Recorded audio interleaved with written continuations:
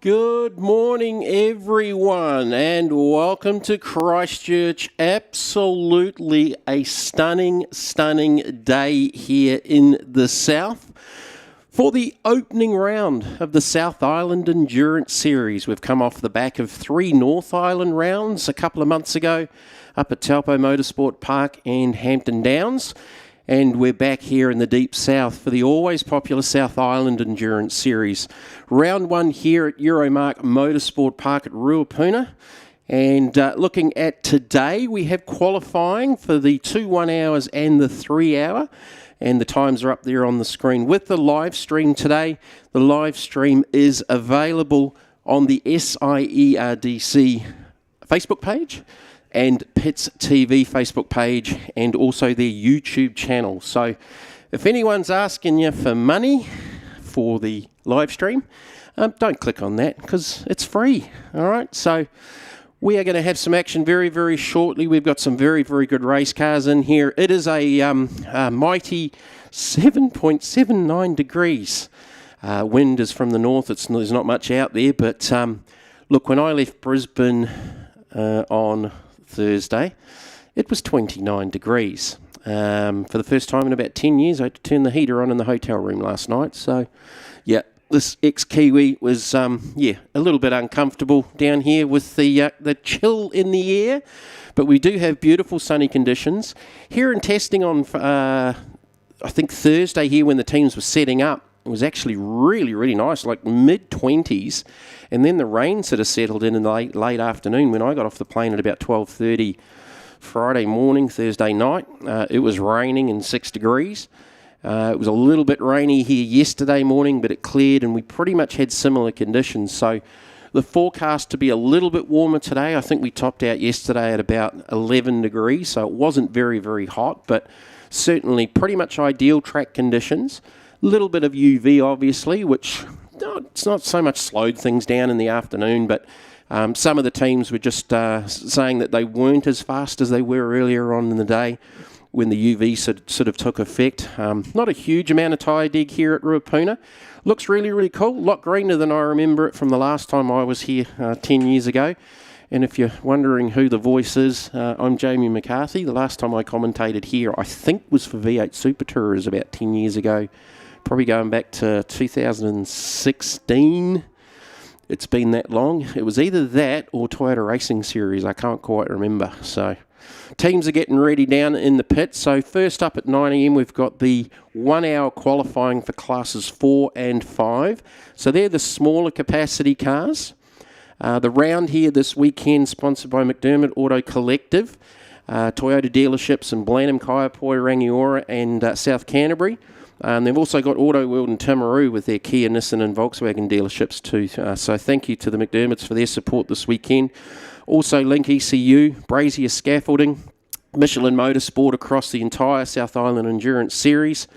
So this is just the first round here at Ruapuna. Second round will be, looking at my dates, 4th of October at Teretonga Park down in Invercargill, one of my favourite racetracks in the world. And if I can get back across, I'm really looking forward to getting down there for that one.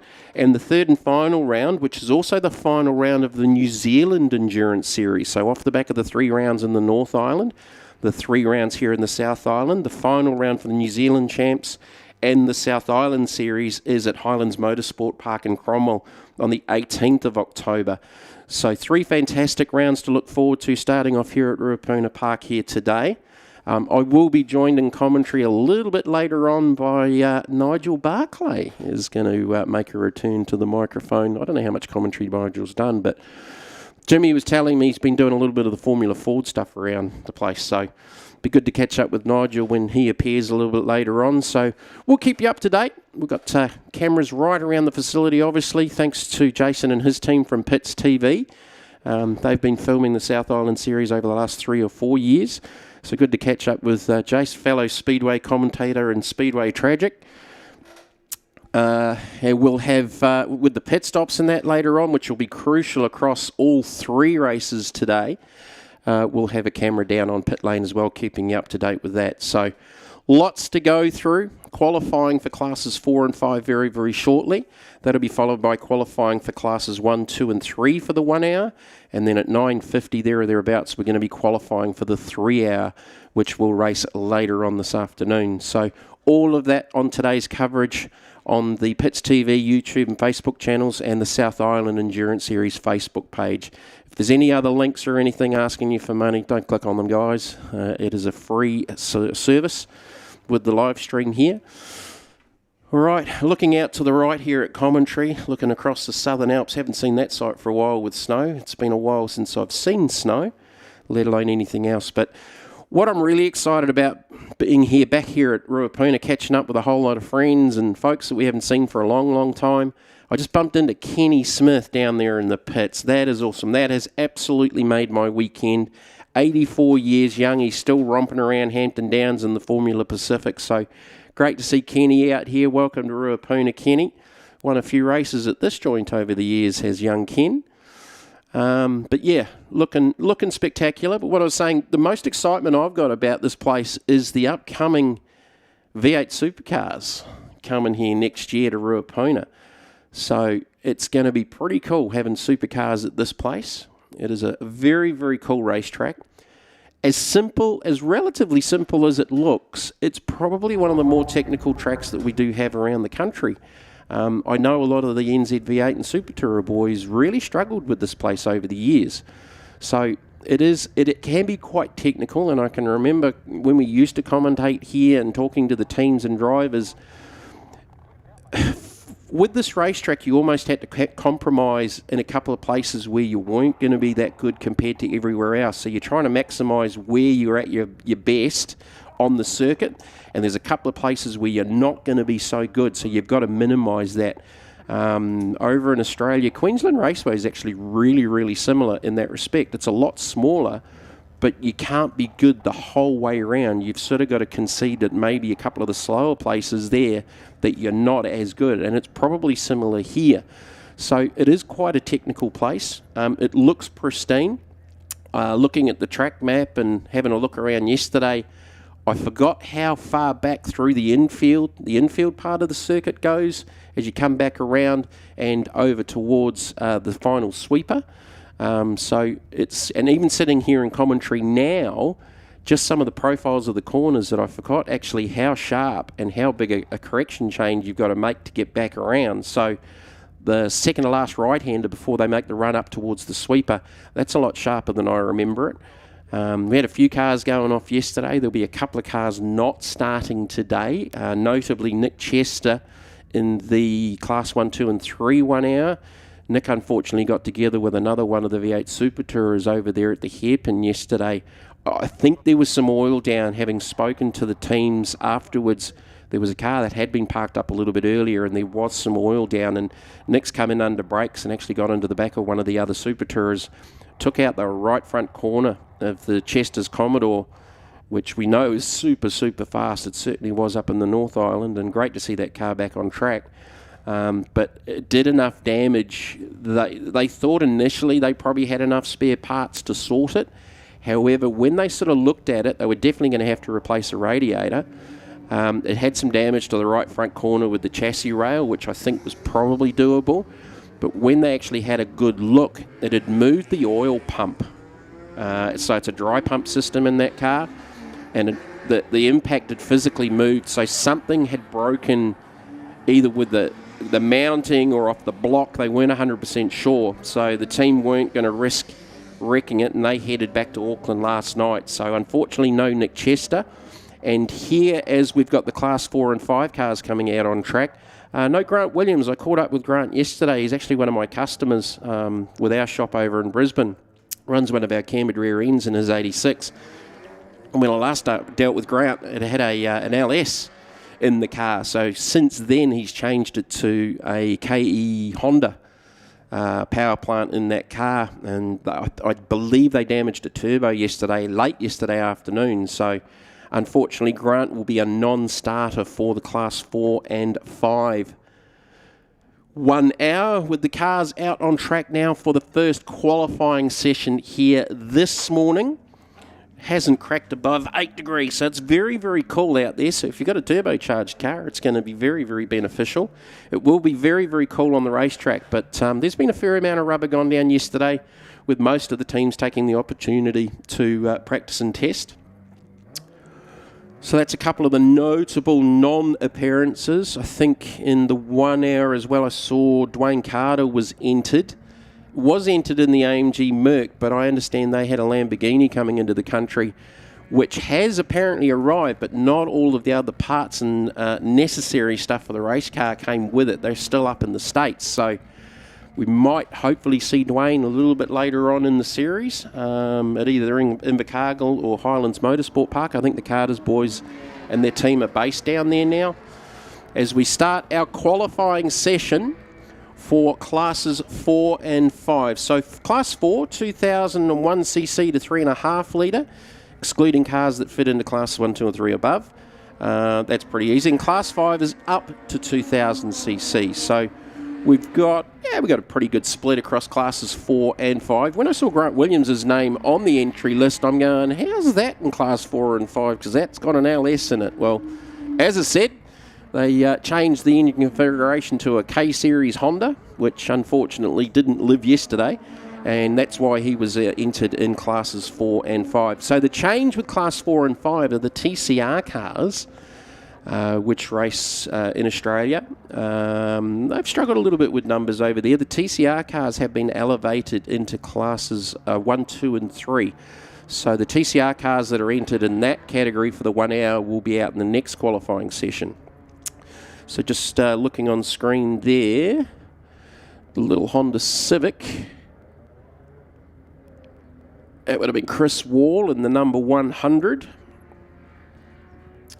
Honda Civic Type R, so that car's also running in the 3 hour.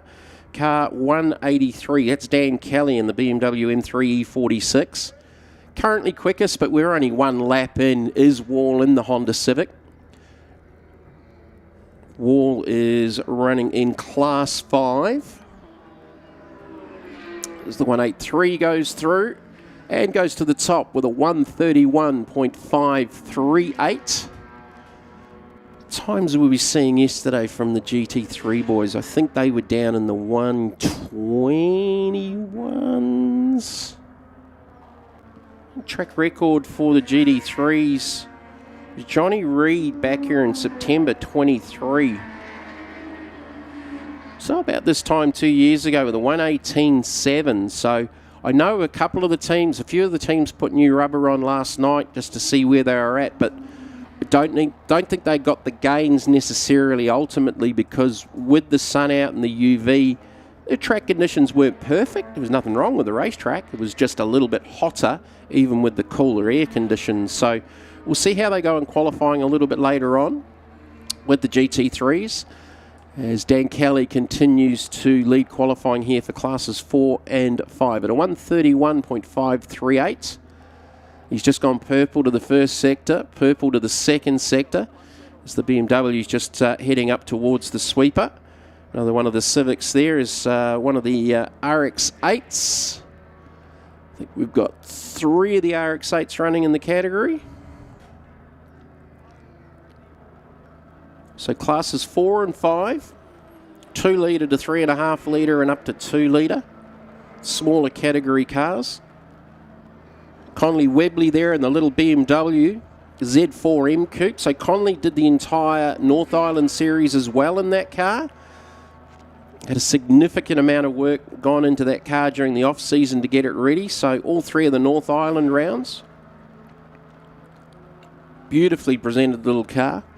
Where's Conley at the moment? Conley is currently 12th at a 150.16, but he's only on his 3rd lap as Dan Kelly goes quicker into the 120s now, 128.070. So Dan Kelly's got a bit of a march on the field right now.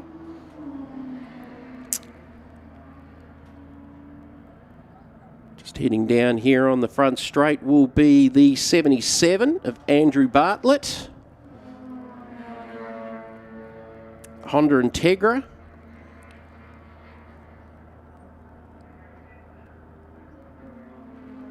'86 of Nathan Grammer. So now that's the latest spec 86 GR Cup car. Nathan raced a couple of rounds from memory up north in one of the previous generation cars, just getting more laps in preparation for the upcoming 86 series, which looks really, really strong with numbers in New Zealand. That's sensational. I'm really excited about the direction of New Zealand motorsport. I know it's sort of has struggled a little bit over the last couple of years with the input of Tony Quinn last year, making some forward progress and going into this season with a very, very strong 86 field, TRS of course. And look, they've been a mainstay in New Zealand motorsport for so many years. 86 started off a little bit quiet with low numbers, but they've really come on strong now to the point that they've just come off a winter series running the previous generation cars. But heading into the new season with the new category, obviously TRS coming online, and a very, very good field of TA2 Transams.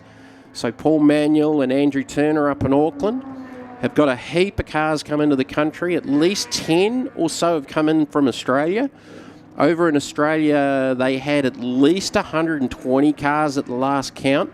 Some of those cars now have come over to New Zealand. There were 5 new cars on the water coming to New Zealand for the season. So they're talking about grids upwards of 20 plus for TA2 Trans Am this season here in New Zealand. So that's really, really exciting. Looking forward to that. I've had a little bit to do with TA2 over in Australia as we watch I think that's the 74 of Tony Almager. One of the smaller category Toyota 86s, currently 12th position in the number 74. I think Toby's out of the Bay of Plenty from memory. But yeah, with TA2 in Australia, I've been doing some commentary over there with the TA2 Muscle Car Series over the last sort of 18 months, 2 years. Caught up with Paul Manuel up there in Darwin 18 months ago when he was running up there. And that was sort of the start of trying to get the New Zealand thing going. So Paul's obviously a big part of that. So yeah, really cool. And look, the business that I work for in Brisbane, we actually make all of the axles in Australasia for TA2 down this part of the world. So we've got quite a bit to do with TA2 in both New Zealand and Australia now. So that's pretty cool. Another one of the BMWs going through. That, I think, was the 353. The 2 Booth boys. Yeah, so they're currently, where are they? They are P6 in the BMW 318 Ti. And they are running in Class 5, so that's an up to 2 litre car. Just slowing down to let some of the quicker guys through, just maybe building up for another lap. We've got, 9 minutes into the session. They should be 15-minute sessions. 9.5 minutes elapsed, 5 minutes 20 to go. So you would think most of them would go out on a fresh set of tyres and try and get that done in probably the first 2 to 3 laps.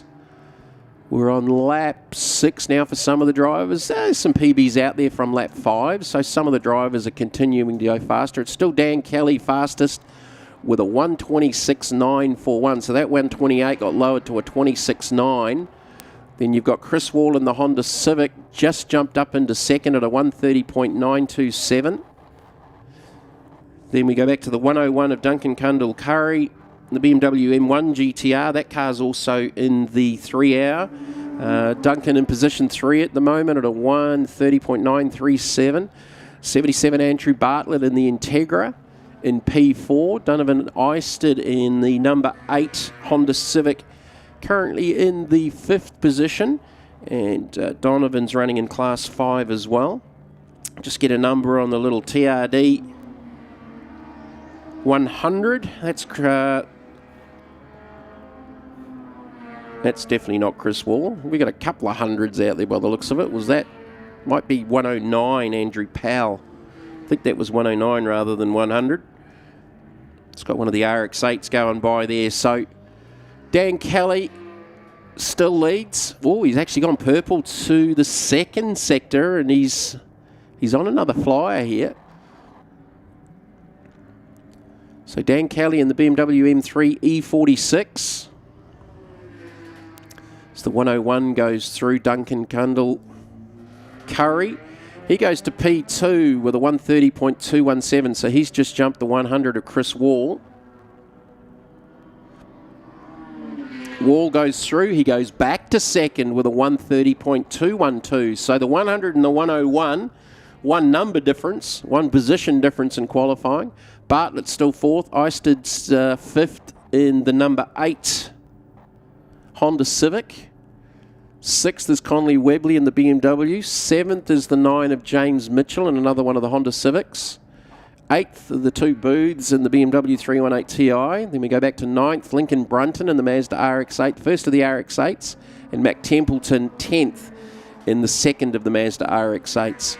So the 92 of Templeton just went past here in commentary as we go back to the 100 of Chris Wall, the Class 5 Honda Civic. So this car's doing double duty. That's also entered in the 3 hour a little bit later on. So that car will be back out in about 50 odd minutes time to qualify for the 3 hour.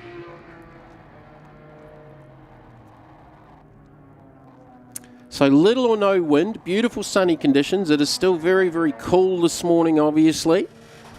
A lot of work going on up and down pit lane and out the back here at Ruapuna where some of the other teams are pitted and based out of. We've got one of the RX-8s slowing down there on the back straight towards the hairpin. I think he might have actually pulled off onto the grass. So whether or not that's going to bring out... Well, it won't be a safety car. It'd be a red potentially. So it's one of the RX-8s.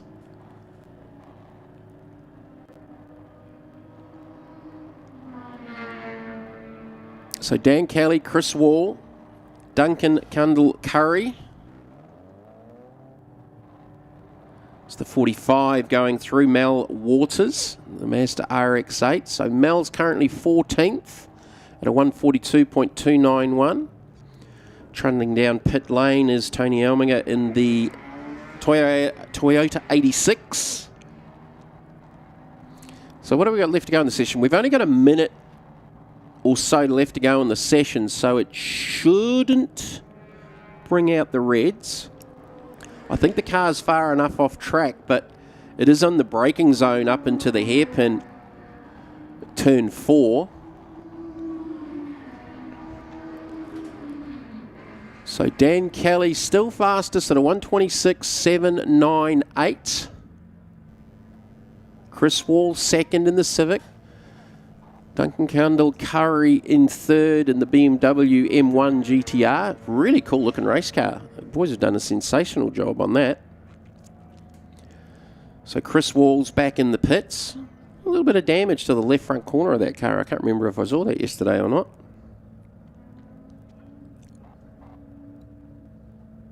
So the other thing I love about Ruapuna is you can see the whole racetrack from anywhere here at Euromarque Motorsport Park.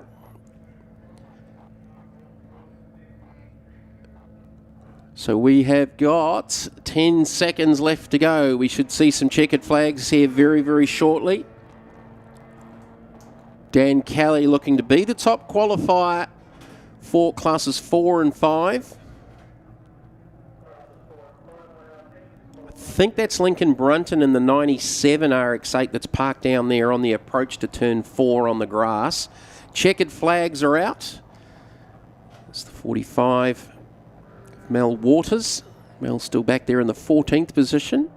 He's actually just come off a PB on that last lap, lap 7 at a 140.338.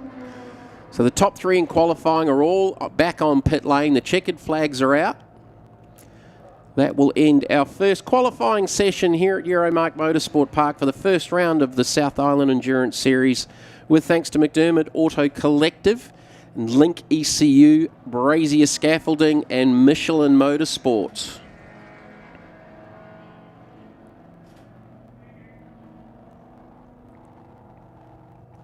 So next up we will have the 1 hour classes 1, 2 and 3 qualifying session. Really looking forward to this because this is a big entry, big entry. Just looking at the qualifiers for classes 4 and 5.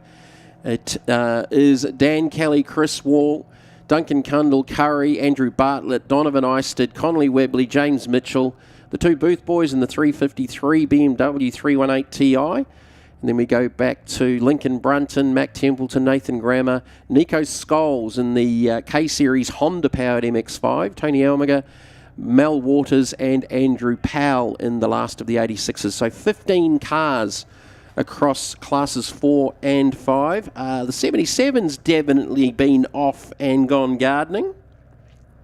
Andrew Bartlett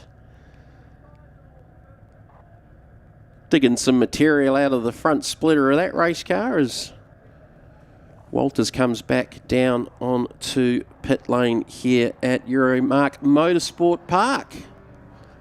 I think the last time I was here it was Mike Perro Motorsport Park from memory. That's going back a bit. And apologies if I do reminisce a little bit today because it's been 10 years. Just looking at some of the replays with thanks to Link ECU, Connolly Webley making a pass there. 86 going down the inside of one of the RX-8 going down the inside of one of the 86s. Ooh, a little bit of an evasive lane change there as the Civic saw the 86 coming and just sort of moved over. So we will have some replays throughout the day. Pretty cool to be here as part of the Pits TV team. I've been watching some of the live streams back over in Australia with the Speedway racing that Jason, his team does around the country. Still love my stock cars and super stocks. Definitely don't have a lot of those in Australia. Although we do actually have a stock car class that runs out of Brisbane. Used to race out of Archerfield Speedway, but that's no longer.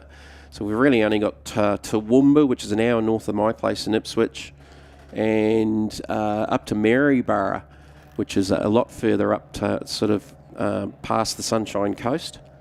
Oh, look at those views. The Southern Alps. Definitely missed that. That is an absolutely stunning view. So we've got pretty much perfect conditions here this morning. Definitely on the cooler side. I think the forecast was looking at sort of a top around the sort of 14, 15 degree mark. Just have a quick look on the weather updates and see where we're up with the latest Christchurch weather as they retrieve. Pretty sure that's the 97 of Lincoln Brunton. Go back into the pits and there's Nathan Grammer in one of the new 86 GR Cup cars. So currently, actually we've broken through the 8 degree barrier, so it's saying it's 12 degrees. I'm going to say it's probably a little bit cooler out here. That'll be based on the city. Looking for a top of 16 later on this afternoon, sort of midway through the day. So little or no wind. I reckon it's definitely cooler than the 12 that I'm seeing on my phone, and looking at the baseline there, it's still saying it's around the 8 degrees. So definitely very, very cool as we're a little bit further out from the city here on one of the main approaches to Christchurch Airport. As we've got classes 1, 2 and 3 starting to form up in pit lane to come out on track. And this is a very, very good lineup with the 1 hour for classes 1 and 2. There'll be, I don't know if it'll be 30, but it'll be definitely up there numbers-wise. See when they come out, because we've had a couple of cars not turn up. Obviously, we've talked about Nick Chester not being able to run. They've headed back to Auckland to go and sort out the Chester's Commodore. Which, if you hadn't seen the Chester's Commodore, it's basically an Uber supercar. It was one of the last dynamic team chassis out of Australia that never raced. And it's the engine's sort of a combination of supercar technology with a sprint car block. So over 400 cubic inches of either Rodec or Donovan aluminium block, dry sumped with the supercar injection system and that on it, bigger wheels and tyres, bigger aero, very, very, very fast car. Unfortunately, they had an off yesterday that damaged the right front corner of the car. Matt Heagney, part of the Heagney team.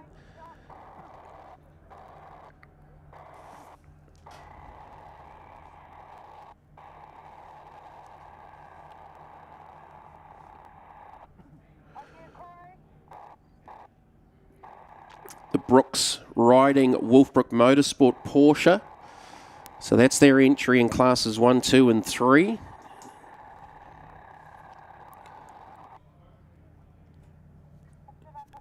the number 88 Porsche 992 Cup car. They've got the Audi R8. There's Brooksy behind the wheel. So Brooksy's going to qualify that car. There's a couple of teams that are doing double driver duties with the 1 hours.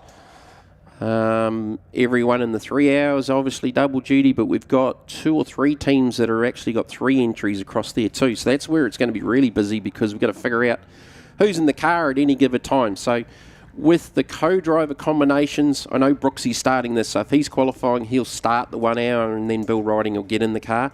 With the 3 hour especially, they do have a driver's light at the base of the windscreen. In some of the cars, they'll be a little bit higher up depending on the GT3s and where they're at. As we have a look at Adam Julian's Class 1 Audi R8. Didn't see Adam race up north. He was entered for Taupo, but actually had a crash on the Friday, I think, in testing at Taupo Motorsport Park, and didn't contest the rest of the North Island round. So Adam, now just looking at the Endurance Series points, Adam's definitely been a factor. So overall, he was actually 4th in the 1 hour overall in the South Island Endurance Series last year. And looking at the where's my national points from last year gone? They're floating around somewhere. But I think Adam was the reigning 1 hour champ up north last year. But yeah, we didn't see him get to run up there because he'd had an off at Taupo. And car ended up heading back south to get repaired. So good to see that back on the grid. Martin and Alan Dippy in the Mitre 10 Trade 992. So that's a current generation 992 GT3 Cup car. Got to know the Dippy boys with Targa around New Zealand for so many, many years. The 30th anniversary of Targa New Zealand coming up very, very shortly. I saw Pete Martin on Facebook last night talking about the upcoming Targa event and the 30th anniversary of that. We did a few of those over the years when I was still living here in New Zealand. So just going through some of the other cars in this lineup. So we've got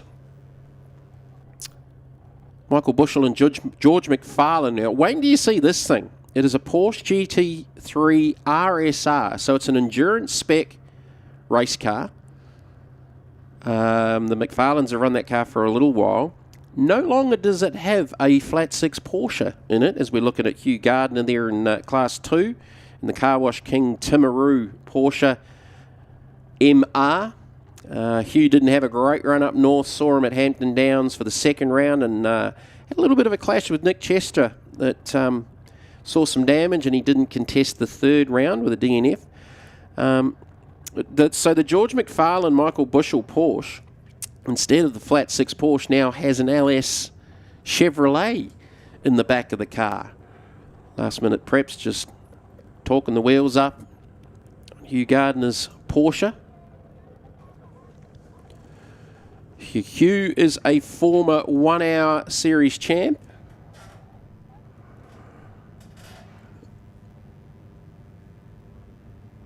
Going back to 2015. For the New Zealand series, Hugh actually won that category. Adam Julian is the reigning 1 hour New Zealand champion. All right, so back in 23 by the looks of it, with the latest updates I've got there. So Julian won the 1 hour series nationally across the North Island, South Island in 23. Marco Giltrap back in 22. John DeVeth in 21 in the McLaren. So no John DeVeth and Glenn Smith this year. Glenn's just taken some time out from racing. They're really, really busy with the business up in New Plymouth. Obviously, Glenn, former New Zealand Speedway champion, raced the Crawfords in GD1. They had a pair of McLarens running around. So John DeVeth has recently purchased the IRC C63. It was raced to a win at the final round of the North Island Series at Hampton Downs a couple of months ago, and traded his original V8 Super Tourer prototype Commodore. So John has picked up that car recently, so look for that car to appear sometime during the summer. And the original number 1 prototype is back up for sale, which was the original VE floor pan car, originally built by Pace Innovations over in the Gold Coast, as the original prototype for the V8 Super Tourers, of which we've got a few out here this afternoon as well. One of the ex-Pedersen International Motorsport cars is out there. I'm just not sure exactly which one it is. A couple of the Super Tourer guys were having some issues around here yesterday. So 1 hour qualifying for classes 1, 2 and 3 out on the racetrack. Class 1 for cars constructed as FIA GT3 specification post 2007. Any car of the future or Gen 3 spec Australian V8 supercar, any Mark GT car, IRC, the Brabham BT62 specifically in there as well, but I know with the Carter Boys, that car's been for sale if it hasn't already sold. Or any other car at the sole discretion of the club. Class 2, any Porsche 991, 992, 997, any Ferrari Challenge 488 spec or earlier, any pre-car of the future Australian V8 supercar, any pre-2007 FIA GT3 cars, any Australian Mark 1 or 2 cars, any eligible space frame car, or any car at the sole discretion of the club. So there's some real hot rods across this category, and going back, didn't get to see a lot of Oscar stuff back in the day. I know with the NZV8s, we got to see them as support categories, usually here, Timaru and maybe Teretonga.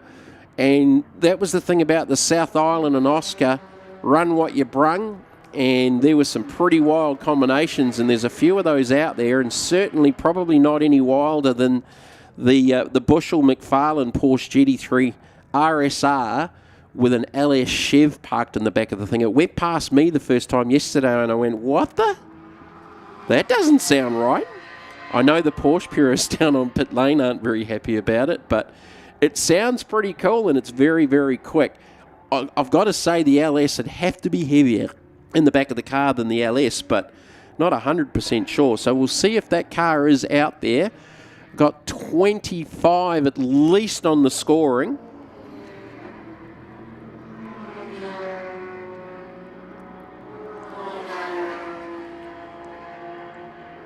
So a very, very big field. This is going to be interesting to try and keep tabs with exactly where everyone is. But you would expect the likes of the Brooks Riding Porsche, the Hugh Gardner Porsche. Who else can we look out for? So you've got some of the GT4 spec cars in there as well. So that's Class 3. Class 3, 3.5 litre, or any car constructed as an FIA GT4 car, excluding cars that fit into Classes 1 and 2. So that's the third of the categories there, is the Brooks Riding Wolfbrook Porsche, just going past one of the older generation Porsche Cup cars. So Brooksy's definitely at the wheel. They were very, very strong in the 1 hour category up north in the recent North Island series, going wheel to wheel with Nick Chester for most of it. Nick didn't have the greatest run up north. They actually got DQ'd. They had an oil light come on at Taupo that really cost them the win. Then at Hampton 2, they pitted on the safety car for their compulsory pit stop. So with the 1 hours, they have a compulsory stop, which is timed. Pit window opening at 20 minutes, closing with 20 minutes to go. As Adam Julian comes down pit lane and heads back out onto track. The number 84 R8 GT3 Audi. Man, it's busy out there. We've got, I think it's 25 cars. Grant Sylvester there in the screaming 666 Mustang.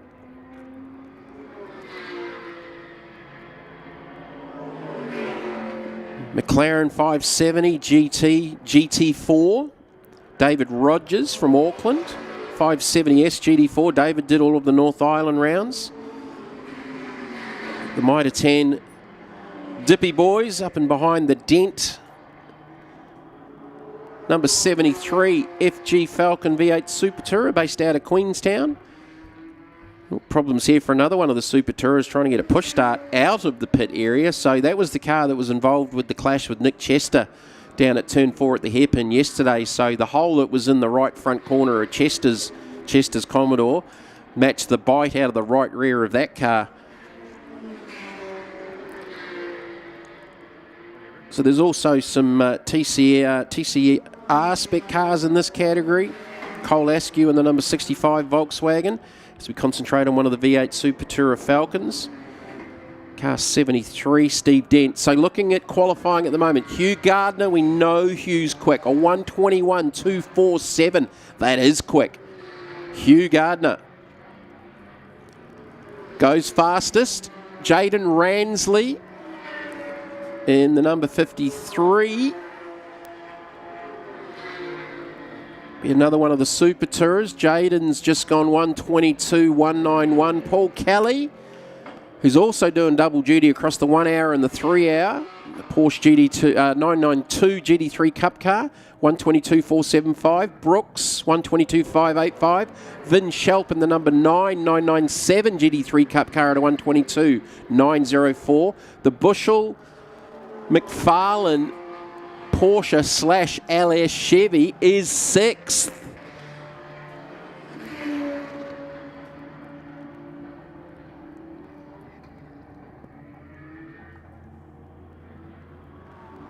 So I think that's Gary Derrick there in the 148, the white, black and Dayglow red 991 GT3.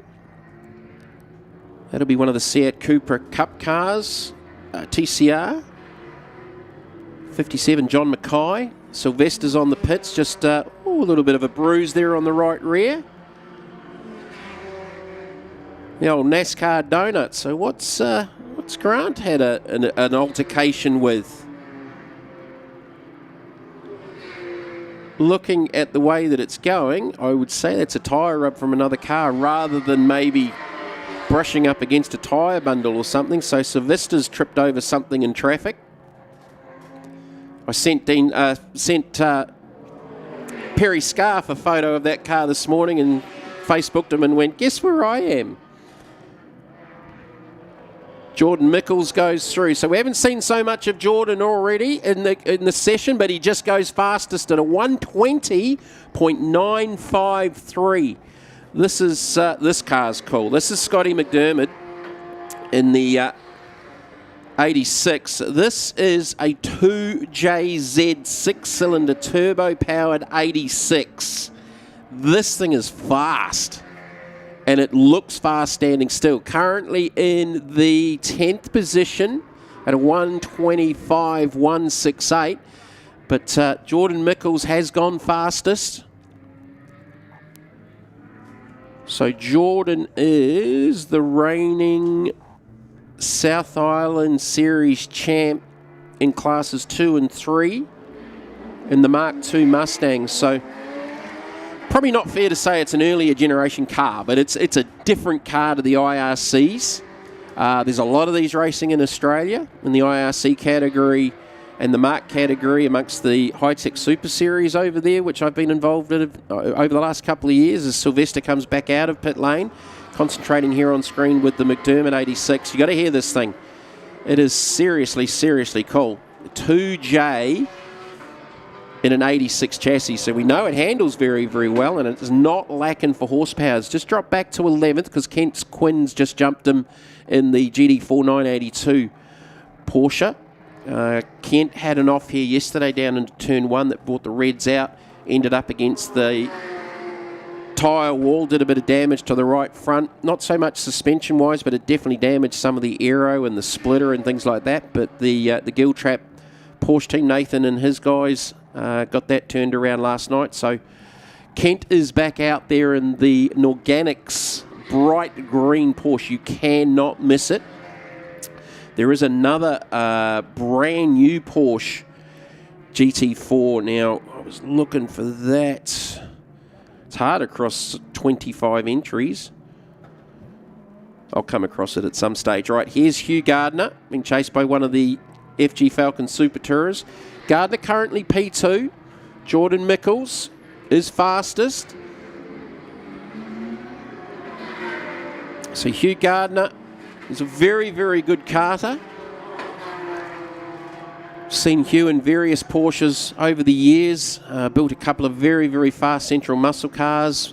His first Camaro, which has ended up down this part of the world, And his Firebird, which was an amazing car. We had a little bit to do with getting that car together with one of our cambered rear ends in it. That car's now heading towards Australia with some of the Touring Car Masters New Zealand category cars to go race at Bathurst. Tony Quinn bought the car. He has raced it here a few times before it headed back to Australia. Some action down on pit lane. One of the McLarens caught up with Matt Houston from Gill Traps yesterday. He's looking after all of the McLaren customers down here this weekend. Back to Hugh Gardner in the Car Wash King Timaru Porsche. So that's a 991.2 GT3 endurance spec. So that's an MR spec, Manthe Racing edition. So it's got a little bit more aero, wide body configuration, as we had a brief look there at Adam Julian in the number 84 Audi R8 LMS Ultra GT3 out of Christchurch. Now he's been chased by the 33 Nigel Cromie. Now Cromie's in the current spec 992 GT3 Cup car. That car came out of Australia, had a couple of New Zealand owners. Nigel did the North Island round in one of the McLarens, and has recently sold that car and picked up the 992 GT3 Cup car. Nigel's dad, Mark, of course, multiple New Zealand and world riverboat marathon champion. I was talking to Mark yesterday, and he's building up another 23-foot boat, river marathon boat with a jet turbine in it. And you guys down here that race those river marathon boats are, you're just a little bit special down this part of the world. It's one of the only things I got out of going for a ride in as the McFarlane Bushel Porsche comes out of pit lane with an LS3 throb out of the back of it. It's just not right, but it is way, way cool. All right, one of the TCRs down on pit lane. That is one of the Hyundais, the Paddon Racing Group. I caught up with Hayden yesterday, and Hayden's busy this weekend because obviously they've got the Rally Sprint on this weekend as well. So Jaden Ransley's just headed out of pit lane in the Professionals number 53 Super Tourer. This is Jordan Mickles. So Jordan currently quickest with a 120.953. The Mark II Mustang. So space frame car, built out of the Gold Coast over in Australia by Paul Seprenick and Pace Innovations. The Mark II's sort of morphed into the IRC brand, which Danny Stuttard owns. There's a few of those cars here in New Zealand now. James Parker ran his Camaro, which was Danny's car from last year, up at Hamptons for one of the North Island rounds. James ran down here last year. Grant Sylvester going through. I think Alan and Martin Dippy just doing a... Well, they're doing a driver change in the middle of qualifying. That's interesting. Certainly someone's got out of the car. So Martin I got to know very, very well through Targa, as we've got one of the Super Tourers. It's the United Video. So this is the original Craig Baird. Gary Pedersen run Super Tourer from back in the days, probably not fair. It wasn't that long ago, sort of 13, 14. But that car is parked up. So that's Braden Phillips in the 43. That will more than likely, I think, with... Oh, it's pretty much the end of the session. So only a few seconds left to go. So the checkered flags are actually coming out. So it won't bring out the red, but it will conclude the session because we've got checkered flags about to come out onto the racetrack. With Jordan Mickles top qualifier. Adam Julian threw one in late, topped the second sector at a 121.098 and was only, it's just on a 10th. Hugh Gardner third, 121.2. Steve Brooks at a 122.1. Jaden Ransley in the first of the Super Tours at a 122.19. Nigel Cromie, first time in the 992 Cup car. He's the second of the 992 Cup cars behind Brooks. In P6, Paul Kelly, Vinchelt, Gary Derrick in the number 148, 991.2 GT3 Cup car. And then the Dippy Boys in the 992 in 10th. So that concludes our 1 hour qualifying session. The big boys are up next. The 3 hour, dominated by the GT3 spec cars as the checkered flags come out. So Jordan Mickles, your top qualifier for the first of the 1 hours for classes 1, 2 and 3 here at Euromarque Motorsport Park at Ruapuna Park. Adam Julian, Hugh Gardner, Steve Brooks, Jaden Jansley, Nigel Cromie, Paul Kelly, Vince Shelp, Gary Derrick, the Dippy Boys, and we go back 11th, the Bushell, McFarlane, Porsche, LS3 Chev, Scotty McDermid in the 86, Kent Quinn, Steve Scholes in the Ginetta G56. So I hadn't seen that car up until I was up north a couple of months ago, and hadn't seen any of the LS3 G56s. I've seen the G55s, which are the V6 Ford-based power plants. But Steve Scholes went past me in the G56, and I went, that sounds different. And with the LS power plant in it. So there's a few of those Ginettas around the country now. I know Kerry Jones has got a couple of them up north. Just some replays from earlier on. Grant Sylvester there. That was with Jaden Ransley. As the Dippy Porsche was going up the inside of one of the other Super Tourer boys. That'll be the 73 of Steve Dent. So the hairpin, definitely one of the big passing opportunities there. There's the Seat Cupra Cup car. That's the 57 TCR car of John Mackay out of Alexandra. Hugh Gardner. You can see the brake distance differences between the GT spec cars and some of the other categories. Adam Julian with a lot of traffic to contend with, working his way in. So he did his best lap a little bit later on, and this was Adam Julian in the, not Adam Julian, that was Braden Phillips in the Falcon. Oh, Dave Rogers had a little off in the 570 McLaren GT4. So they'll retrieve the 43 of Braden Phillips. That concludes our 1, 2 and 3 class 1 hour qualifying session. Up next will be the 3 hour. Now, probably not so much an emphasis on qualifying with the 3 hour. However, having spent a little bit of time in the pits down there yesterday, the inter-team and even in the same team rivalry about fastest lap times probably comes more into the equation than who starts on pole.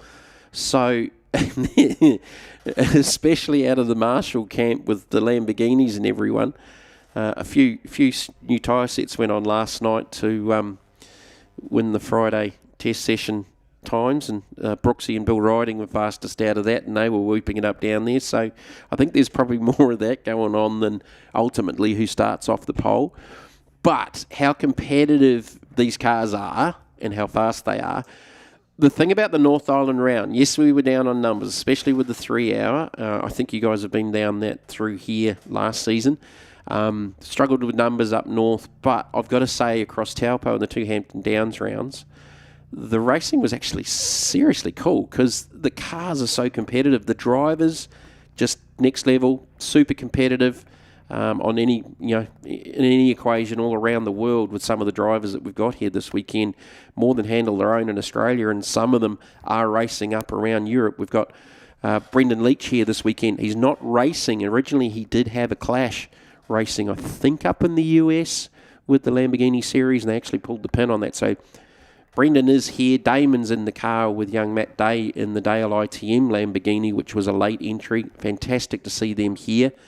So yeah, you got Damon that's been racing all around Europe, America, Asia with the Lamborghinis and GT3s, had been racing over in Australia, obviously with the Australian GT3 series, was paired up with the now late Timmy Miles, which is, just it was devastating, absolutely devastating. And I know down this part of the world and around Timaru, over the other side of the ditch, obviously with the likes of Andy McElroy and so many of the guys that had so much to do with Timmy Miles, to Tim and his Tim's family, all our love. It was just, such a sad deal. And you'll see Tim Miles' name actually on the ITM, Dale ITM Lamborghini down there in the pit. So still in everyone's memories. Really cool dude.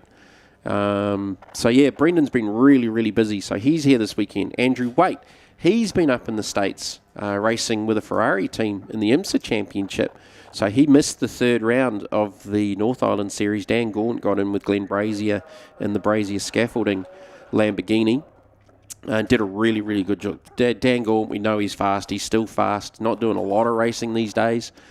The main one that's missing here this weekend in the 3 hour is the Sam Fillmore, Johnny Reid, JFC, a Porter Group, Audi R8. Sam's actually over in Europe, so couldn't make this weekend. Talking to Nick and the IMS team, I believe they will be back for Invercargill and Cromwell. So they are missing this weekend, which takes definitely one of the, arguably the most competitive, because I'm pretty sure they did the clean sweep up north. And Johnny Reid still as fast as he ever was. We had Ryan Wood join us and race with Steve Brooks in the Wolfbrook Audi at the second Hampton round. And Ryan was super, super fast. And he was chasing down Johnny for the win in the 3 hour there. And Ryan would make a bit of ground back, and then Johnny would just sort of settle, and then he'd get that time back. So he was pretty comfortable out in front with that. So they are missing this weekend. But we do have a very, very competitive field, I think, of 13. 1, 2, 3, 4, 5, 6, 7, 8, 9, 10, 11, 12. Yeah, 13 in the 3 hour. So just a reminder for those folks here at the track, if you've got people around or down in the pits and you want to see the live footage coming out of the track here today, Pits TV YouTube channel, Pits TV Facebook page, and the SIERDC, the South Island Endurance Series Facebook page are the 3 official channels you can get the live coverage and the live stream here today from Euromarque Motorsport Park. And the opening round of the 2025 South Island Endurance Series, brought to you by McDermid Auto Collective, Link ECU, Brazier Scaffolding, and Michelin Motorsport. So just looking at the entries for the 3 hour, we've got the number 22 Porsche 992 Cup car, Andy Child, Tom Alexander. 31 is Graham Rhodes and Paul Rickaby, another one of the Mark II Mustangs. We've got the 34 Lamborghini Huracan, Glenn Brazier and Andrew Waite, and they are the reigning New Zealand endurance champions from a year ago. Sam Fillmore and Johnny Reid won it the previous 2 years. Johnny Reid won it in 2021 with Neil Foster. I caught up with Neil up at Hampton Downs. Good to catch up with Neil. He was looking to try and get back into something. 63, Matt Day and Damon Leach in the Dale ITM Lamborghini Huracan. So they were a late entry. Matt Day, 16 years of age. Last time I saw Matt, he was in a pram. That's how long ago it was since I've seen young Matt. So Matt's done BMW Series up north, and recently he's just come off the 86 Winter Series. So hasn't done an awful lot of laps. And he's only 16 years of age. He's done an outstanding job. So I'm really looking forward to see how Matt goes. They're running out of the Marshall Motorsport camp. 79, Barry Moore and Andy Giles in the Volkswagen TCR. 89, Kane Lawson, Ronan Murphy, Hayden Knighton in the Lamborghini Huracan. A year ago, Ronan was doing commentary for this event. I offered him $1,000 yesterday if he'd step out of the seat and forego racing in the 3 hour if he'd come up and commentate with me today. Funnily enough, being a Murphy, he said no. So thanks, Ronan, for nothing. He's one of the up-and-coming stars, I reckon, in commentary. He did such an outstanding job. And Andrew Waite, likewise. Andrew, right now for me, is one of the best motorsport commentators in New Zealand. I taught him well. You got the 90 of Paul Kelly, Caleb Natoa, so that car's just come back off track from the 1 hour. 100, Chris Wall, Leighton Hammond, David Thompson in the class, I think that's class 5 Civic. Duncan Cundall Curry and Blake Knowles in the BMW M1, car number 101. 222, Luke Manson and James Penrose in the Mara Marua.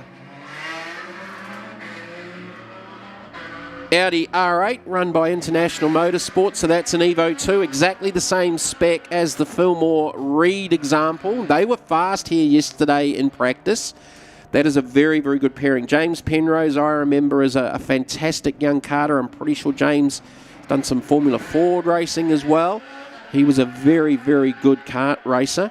The 888 of Steve Brooks, Bill riding, another one of the Audi R8 Evo 2s. 912 Sam Cottrell and Max Vidot in the 992 GT3 Cup car out of International Motorsport. Max Vidot, I don't know if Max has raced here at Ruapuna or not. So Max, I didn't know that Max had been engineering with IMS over the last couple of years. I got to know Max with TA2 and some of the other racing in Australia over the last 18 months. Very good sprint car racer. He's been doing Porsche Cup over in Australia as well. The Dunlop Development Series with supercars as well. So Max did an awesome job up north in the 3-round North Island Series. And rounding out the lineup, we got the 992 of Martin Dippy and Alan Dippy, and another one of the current spec 992 GT3 Cup cars. So 13 entries for the 3-hour. Very high quality, with some drivers that are as competitive as anyone all around the world with their experience. So with these Michelin tyres, endurance spec tyres, and the cooler conditions, I would expect ultimately to probably start seeing those lap times be really relevant about lap 3, maybe lap 4.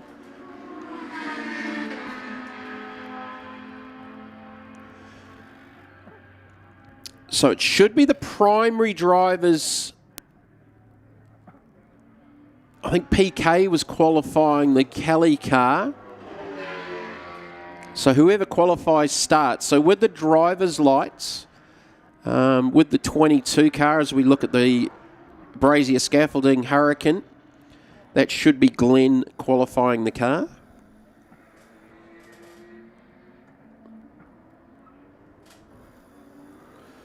So if the driver's light's off, it'll definitely be Glenn in the car. With the Hurricanes, they're a little bit hard to see the driver's lights on. I really struggled with it at Taupo.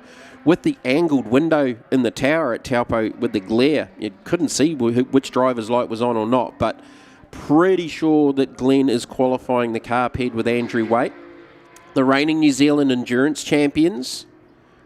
They had a solid campaign up north. The third round at Hampton Downs on the international circuit, featuring the fantastically named double bastard corner, which only Tony Quidden could do. Daniel Gaunt was actually in that car with Glenn. They had a gearbox issue in practice on the Friday. They weren't overly happy with it. So the Mag and Turbo Lamborghini just up ahead of them. So that's Hayden Knighton. He's definitely qualifying. He will start that car. They had a couple of little niggly issues yesterday, so they actually replaced a couple of throttle bodies. They weren't getting full throttle for a period of time, and with that car they have an adjustable pedal box, so Hayden's a little bit shorter than both Kane and Ronan, so they make that adjustment, and they thought initially it was something in amongst that was causing the issue, but they replaced a couple of throttle bodies as not a preventative, just to try and isolate the issue and correct it. But they replaced the steering wheel as well. So they had a little glitch with the steering wheel, and a lot of the electronics run through the wheels of these things. So they replaced that, and it came back and right, because they weren't getting full throttle. It was certainly creating some issues. But Ronan especially was very, very quick later on the afternoon. He's got one of the boys out from Australia that's been engineering with Andy McElray with the Porsches. It's the Cottrell Vidot Porsches on pit lane. So they might have just done a scrub run and putting a new tyre set on for a crack. So the Brooks riding Audi currently quickest at a 120.872. That's on their third lap. So maybe expect that to go quicker as we look at them on screen now. Oh, little wiggle under brakes up to the hairpin at turn 4. Now, I always used to struggle with that shot trying to pick up 4 and the run up to 11, because the shots were so very, very similar on the TV coverage. But now, and I don't know if they had it before, there's a little joiner link there coming off the exit of 4 that I can sort of distinguish and figure out that it's definitely turn number 4. So that's one of the big passing opportunities here. So this is Steve Brooks, the Wolfbrook Audi. 120.872. Paul Kelly's second quickest at a 121.123. Glenn Brazier at a 121.302. Luke Manson, James Penrose at a 122.041. That should be, I would say that's Luke in the car. So the Wolfbrook Audi coming down across the line. Went purple to the first sector and purple to the second. 120.355. 120.355. So did go a little bit quicker. I'm wondering if it's the PK car, whether that's Caleb in the car. I'll have a look if I can see it come by the tower. If the driver's light's on, it's PK in the car, but if it's not, Caleb's qualifying. So the 222's on pit lane. Maramarua Beef Audi. That is a spectacular looking race car. This is the number 22 of Andy Child and Tom Alexander. Alexander was on engineering duties up at the North Island rounds. Andy debuted at Hampton Downs in this brand new race car. Hasn't got a whole lot of motor racing experience, expat Scotsman. He's probably being a little bit too hard on himself around here yesterday, saying he needed to find time and he was a bit disappointed in that. But even I said to him, man, from my memories going back when we were commentating here and talking to all the NZB8 boys and even the Super Tour guys, this place could do your head in, and it was certainly a bogey track for a couple of drivers across the categories. So Andy's doing a really good job. I'm assuming that's Andy qualifying. Can't see who's down there on pit wall or not. So they are currently in the 8th position. So Brooks's last lap was a 120.6, so maybe a little bit of drop off now. So as I said, I would have thought that lap 4 would have been the optimum probably lap to bomb a big time on these brand new tyres if they've indeed gone out on new rubber. I think a couple of teams went out on older sets, just got some temp in, came in, put a new set of rubber on. I don't know. I don't know if you're going to get any gain here with going out on a set of scrubs rather than a fresh set. I'd say most of them are on fresh. So Brooks, Brazier, Kelly, Day and Leach. So Matt Day qualifying that car. He is P4 with a 120.866. This kid's just 16 years of age. The Penrose Manson Audi on screen now, out of turn number 4, heading back towards the infield. 5, 6, 7, 8's the tight right-hander, which that should be on the approach now. That should be turn 8. Out of there to 9, across to 10. Got the Mark II Mustang just up ahead that's just cruising around, moves over and lets it by. So that car had just come out of pit lane, so they might have done a little tyre bleed just to settle the pressures. Beautiful, cool conditions. Beautiful, sunny conditions. So Glenn Brazier's only 100th off Brooks's best. A 123.55 versus a 123.68 as the Rhodes Rickaby Mark II Mustang, Mark M-A-R-C, not M-A-R-K, Mark, which was set up in Australia by Ryan McLeod.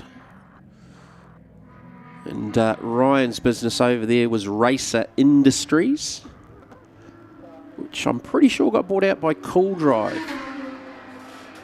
So they're an aftermarket parts supplier over there. Race seats, I think they do all the OMP. I think I bought my OMP kart seat off them. As we look at the Matt Day Dale ITM, I can just see in front of me the 22 has spun off the exit of turn 9 onto the grass, onto the infield, just rejoining now, just ahead of this group of cars coming through. So the 22's had a spin in quali. Matt Day's doing an outstanding job. And like Damon Leach, like Andrew Waite, has probably done more laps around racetracks with his driver training and taken people for rides down at Highlands over the years. He's still based down there. And Brendan helping with data. I sat down with Brendan and Matt last night and they were looking through the data and on boards with Matt. So Brendan's at the top of his game and a very, very good help to have in the pits down there. So the Child 22's just come onto pit lane. It's the 79 Volkswagen TCR comes out of pit lane. Concentrating here on the Matt Day Dale ITM Lamborghini Huracan Evo. Just cleared the 992 GT3 Cup car. Alan and Martin Dippy. Here's Glenn Brazier. Oh, just slipped down the inside of the Mag and Turbo Huracan. Hayden Knighton at the wheel there. Brazier's on a bit of a charge. Hayden Knighton now. Where is Hayden? Now, for some, where is... Oh, P6 for Hayden Knighton. It's the third of the Hurricanes. So that's a good effort for Hayden. A very, very good effort.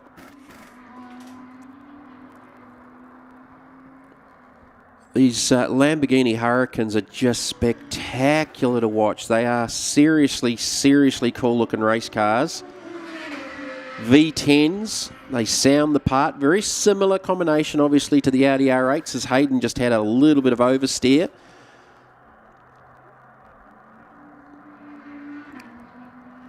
So that was Tom Alexander that was in the 22. So he qualified, so he'll start. So it was Tom in the car. But, I don't know, just a little bit of, I don't know if that was body language, but the door got a little bit of a slam there. I don't know if they're overly happy with things. But so I didn't see the spin, but coming off of 9, the right-hander, he's obviously either lost grip or rotated, but he was definitely on the grass on the inside of the exit of 9 on the approach to 10. There's no one really on anything special. The Manson Penrose Audi's just PB'd at a 129.98. So you've got the top 5 covered by 6/10 at the moment. So there's really nothing in it, and there shouldn't be either. With the GT3 cars, the balance of performance things come into play here in New Zealand, which I don't think they sort of had to sort of help with some of the older cars be more competitive with the newer cars. We saw that with the Steve Sullivan Lamborghini Gallardo up north, where they were really, really quick with the older spec car. But most of these current GT3 spec cars should be on a par. They should be very, very similar. It's about how you manage your tyres over a run. The crucial thing here with the 3-hour, and we saw it up north with the North Island Series a couple of months ago, is the pit stops. The pit stops are crucial when you take them. You would think with a smaller field, the safety cars wouldn't come into the equation. They definitely did up north. They definitely did up north. There were a couple of issues with pit stops. There was some teams going for slightly different strategies with taking an earlier stop and putting them off sequence with the other teams to open up that window if they did get a safety car, which we definitely did see. Definitely saw it at Taupo from memory. Hampton 1, I can't remember about Hampton 3. We were around on the big full circuit. So no one's really lighting up any boxes at the moment. Steve Brooks, Glenn Brazier, the Kelly Natoa Porsche. As the Dippy Mitre 10 Porsche comes back out of pit lane. So the 222. So we go back to Brazier and the Brazier scaffolding Lamborghini Huracan. I can remember Gary going back a long, long time in pre-65 out of Invercargill. And then his Trans Am days. Some very, very serious hardware and Trans Ams. I see up north that the Trans Am class are going to make an appearance again this season. They weren't seen much last year, but some of the old famous Trans Ams around New Zealand will be coming back out to play as the qualifying session is over. We've got checkered flags down here on the front straight. No one's really on a last gasp flyer. no real surprises, although I tell you what, the Kalinato 992 Cup car to be P3 is a fantastic effort. Matt Day on debut. He's only done a handful of laps, tested here yesterday, obviously, practiced. Has had a handful of laps. I don't know if it was down here in testing or back up north, but so hasn't done a whole heap of work in that car, but he's got the very experienced Damon Leach and Brendan Leach alongside this weekend. So Steve Brooks will start off the pole for the 3 hour, or the 120.355. Did 11 laps. I'm pretty sure he set that lap on lap 4, which is about where I thought they'd be able to do it. Glenn Brazier second at a 120.368. Only 100th in it across those two cars. Paul Kelly, Caleb Natoa, 120.496. So they were only a tenth off, just over a tenth off the pole in a 992 Cup car. So that's a fantastic effort. I'll wait and see if I can see them just down on pit lane. I can't see who's got out of the car. I think Caleb might have qualified that. I might quickly duck out of commentary here and just go down and check, because I need to make sure who we've got starting. So Brooks, Brazier, Kelly Natoa, Matt Day, the Manson Penrose Audi P5, the Lawson Murphy Knighton Lamborghini 6th, the Rhodes and Rickaby Mustang in 7th, Child Alexander 8th, Dippy 992 in 9th, Cottrell Vidot 10th. I think Sam qualified that. The Moore Giles Volkswagen TCR in 11th. The Cundall Curry Blake Knowles BMW in 12th, and the Wall Hammond Thompson Civic in 13th. So we've got all of the categories actually covered, 1, 2, 3, 4 and 5 across the 3 hour with 13 starters. So I'm going to take a quick break and duck downstairs and just go and grab a little bit of information. We will be back with our first race at about 10:20, so just over 10 minutes time. So I think the live stream will stay on. I'm just going to quickly run downstairs. I might even take the roving mic down with me, actually. That might be cool. So we'll leave that on as the teams, and I'll just make sure exactly who's going to start the 3 hour. The first race in about 12 minutes, class 4 and 5, 1 hour. I will be back shortly. I might take the roving mic with me downstairs.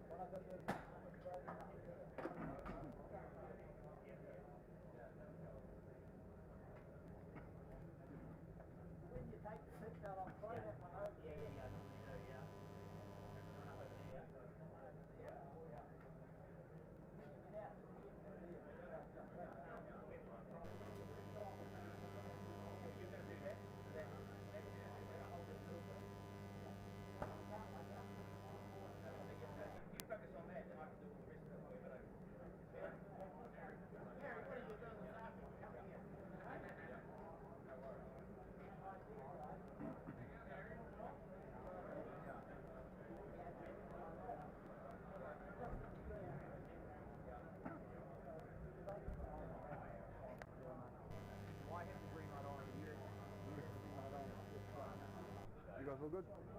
Frank Amateur.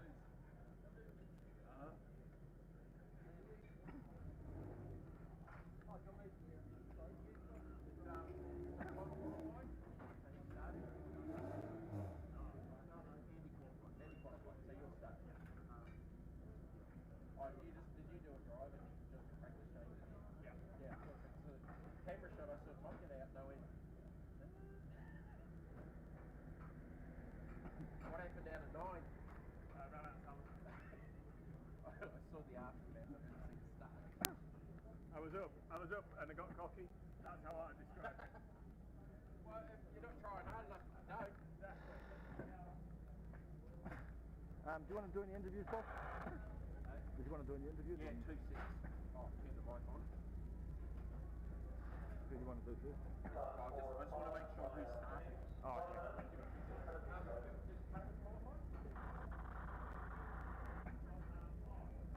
You there, Jay?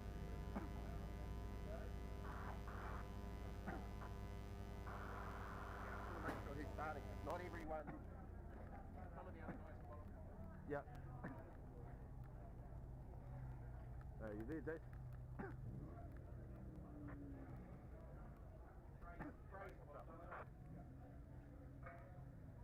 Yeah, the commentator's just getting the stuff organised and we're going to do some interviews. That's fine, but I've got an audio operator.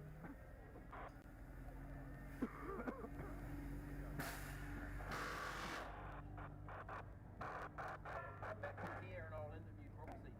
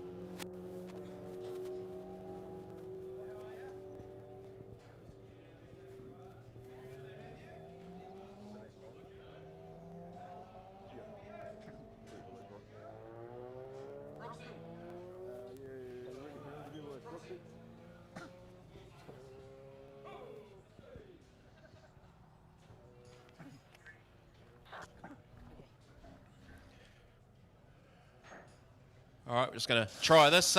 Steve Brooks, top qualifier in the 3 hour. So I picked lap 4 to be the lap, and guess what it was? Oh, was it? I don't know. I was hoping it was going to be the last lap. I kept pushing, but I was pretty happy with the result today. Perfect conditions out here this morning. It's still very, very cool, but how'd you find the track? Has it changed since yesterday, evolved at all? We made a wee change to the Audi and to try and stop some understeering, got a bit of chatter in the front. It seemed to make it worse. I don't know if it's the track or the car. I'm going to blame the guys in the workshop. So you'll be starting, Billy, getting into it. It's still very, very competitive. We've got a few more cars here than we had up at the North Island rounds, but who are you looking at as the threats? Oh, look, there's a couple of bulls in my stables in here with the Lamborghini boys. So I'd say either the Dow ITM ones or the Brazier scaffolding machine. So qualifying, how important is it to start on pole for the 3 hour, or is it more about bragging rights? Oh, it's more just about bragging rights, I tell you. With a 3 hour race, it's almost the tortoise sometimes comes through and beats the hare. Right on, mate. Good luck for the 3. Lovely. Thanks very much. Cheers. All right, I'm going to head back upstairs.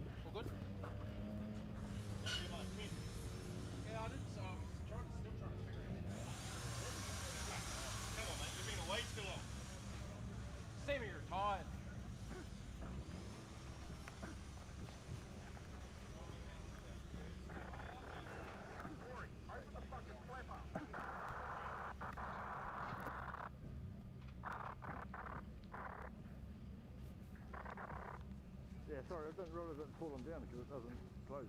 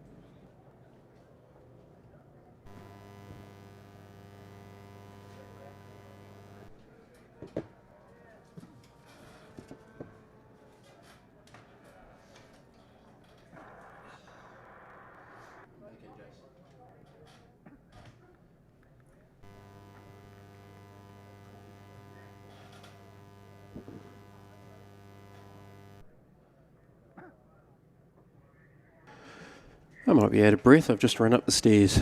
All right. Welcome back, everyone. First of our races here this morning. Beautiful sunny conditions.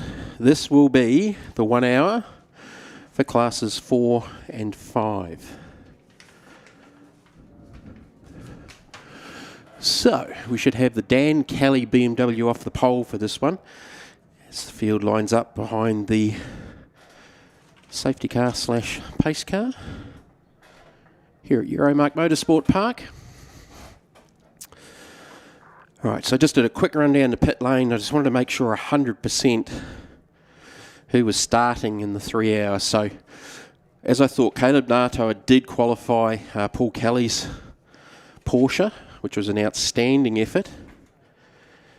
And there were a couple more I wasn't 100% sure of. It was Adam Child that qualified the number 22 Porsche. We saw Tom Alexander get out of the car at the end, but they were just practicing a driver change when the car came back in off the back of quali. Asked Andy what happened out of turn number 9. He just simply said he ran out of talent, so at least he was honest. All right, safety car lights are out. We are going to go green here for the first of our races here at Euromarque Motorsport Park for the opening round of the 2025 South Island Endurance Series. Brought to you by McDermid Auto Collective, Link ECU, Brazier Scaffolding and Michelin Motorsport. We've got 15 cars out there for the first of the races. Led away off the race start by Dan Kelly. So Chris Wall, he's back out there in the Civic. That poor little Civic is going to get absolutely hammered today because 2 qualifying sessions and 2 races, a 1 hour and a 3 hour. So that car's going to get a lot of laps here today. In the 3 hour session, that car was qualified by Leighton Hammond. So I just ran down there to see who was starting the 3 hour, and they said Chris, and he's just gone out on track. No, the 3 hour. Oh, no, that one. Yeah, Leighton. So Leighton qualified. He's starting. Chris definitely qualified in this one because he's the only one in the car. Slots back into the 3rd position, the BMW M1. Just got the little initial jump on, just a little wiggle from the BMW through 6. Just got a little bit of exit oversteer, and that sucked the Civic back onto the back bumper of the M1 as the rest of the field go their way through the infield. So with the 1 hours, compulsory pit stop. 1 pit window should open at 20 minutes, and the pit window closes with 20 minutes left to go. So classes 4 and 5, 2 litre to 3.5 litre for Class 4, and up to 2,000cc, 2 litres for Class 5. So Chris Wall running in Class 5 in the little Civic. The 2 BMWs up in front of him. Duncan Cundall-Curry in the number 4, 101. And Dan Kelly also running in Class 4 in the number 183 BMW M3 E46. That's a beautiful looking car. So the wide expanses of Ruapuna looking spectacular with the Southern Alps in the background. So into the 4th position. So this is the battle group for 4th, 5th and 6th. You've got Conley Webley, Donovan Eisted in the little Honda Civic. So that's Donovan in the black and yellow Civic. Conley in the BMW Z4, leading that bunch, chasing down the top 3. Then that'll be the 77 of Andrew Bartlett into the 3rd position. Andrew must have had a little off at the end of qualifying because the front splitter of that Honda Integra was full of grass. Definitely went lawn mowing. Then it's the BMW 318. The 2 Booth boys, 353. And Kate, if you're listening, can you message me the 2 first names for the 2 Booths? That's the only one I think I've missed from our little chat this morning. So 4th, 5th, 6th and 7th. We're only on the 2nd lap as Kelly goes through to complete lap number 2. Eisted in the Civic, trying to get an inside run on the BMW Z4. 2 very, very different race cars. The BMW versus the Honda Civic. Well, we thought about maybe going 3 wide into turn number 1 with Bartlett looking down the inside. 1 and 2, very, very tricky. You've got that initial approach down into 1, and it's a lot tighter at 2. So talking to Brendan Leach last night, looking at their data in the Hurricane, they go from 200, I think it was 224 or 240, down to 90 at 2. You sort of don't realise how tight that last part of that sequence is off the front straight here. So, and that speed was closing from 230, let's go in the middle of it, down to 90 in the space of 160 metres. So braking at about the 100-metre mark in a GT3 car would be very, very different with these cars, as the Civic and the BMW are still at it side by side.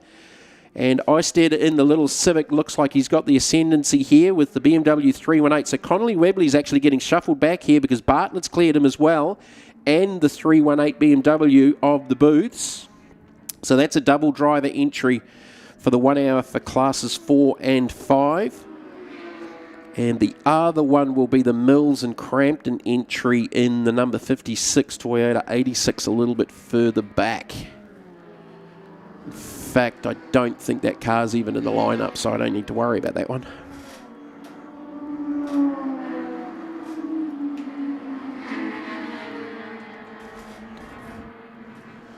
So, things just starting to settle down a little bit now. That sort of battle group for 4th, 5th and 6th with a little bit of spread. Conley Webley's back down the inside of the 318, the battle of the BMWs. And on the back of them now is James Mitchell in the number 9 Honda Civic. So James is in that black example. James running in Class 5, under 2 litre. Black and grey. So some very, very different race cars across the categories here in classes 4 and 5. So we've got 15 entries out there.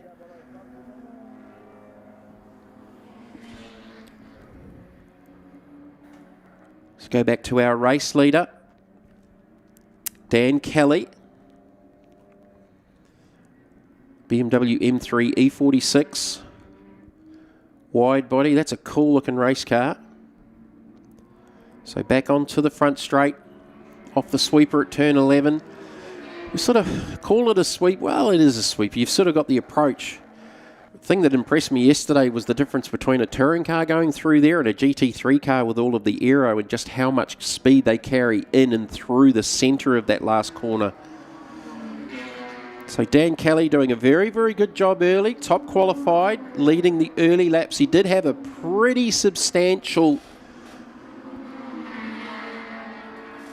gap in qualifying by a good couple of seconds. So it is a very, very well-built, good handling race car. Very solid package. So running in Class 4 up to 3.5 litre. So he'll be tough to beat in this. So as I said, the pit window will open up at 20 minutes. We are just approaching 7 minutes into this first race, the 1 hour for classes 4 and 5. Again, this weekend brought to you by McDermid Auto Collective, Toyota dealerships in Blenheim, Kaiapoi, Rangiora and South Canterbury, and Auto World Timaru, the Kia, Nissan and Volkswagen dealership down there. So things just settling down now as drivers just settling into a groove, just trying to get their momentum going. Cundall Curry in the second position. Walls not too far behind him. There's the gap there for second to third. And probably the big mover is Eistead just in behind these two in the yellow and black Honda Civic, who's starting to make some progress and doing pretty much identical lap times to the two in front. Then you go back to the 77 Bartlett in fifth, Connolly Webley in sixth after a strong start, but he's just got shuffled back in the opening lap exchanges. Here's Webley there, battling with the 9 of James Mitchell and the 353, the two Booth boys. So Connolly Webley coming off all 3 rounds up north. The North Island Endurance Series.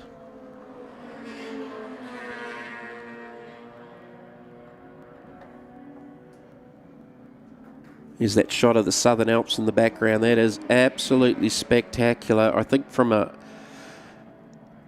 background point of view, it's pretty tough to beat this one when you're looking towards turn number 1 in the Southern Alps. The Highlands Motorsport Park is definitely up there with backdrops and how spectacular that place is. That'll be the venue for the third and final round of the South Island Endurance Series and the New Zealand Endurance Final at Highlands Motorsport Park in Cromwell. So fastest lap of the race, Dan Kelly with a 1:27.826. So he's got a good, 3 seconds a lap on anybody else at the moment in outright lap times, as we're approaching the 10-minute mark. So we're just over that to opening the pit window. So do you take it when you can get it? Do you hope for a safety car, which numbers-wise will be limited with a slightly smaller field of just 13?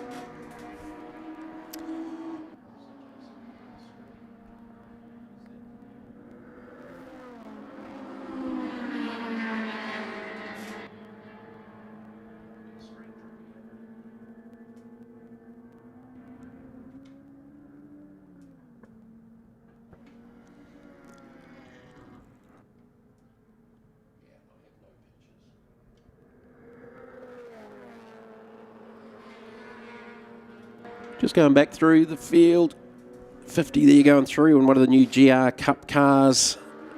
Nathan Grammer. Nathan was another driver that contested most, I think, 2 of the 3 rounds up north with the recent North Island Endurance Series. So Dan Kelly, still your race leader, 1:27.82 for fastest lap of the race. Just over the 10-minute mark now.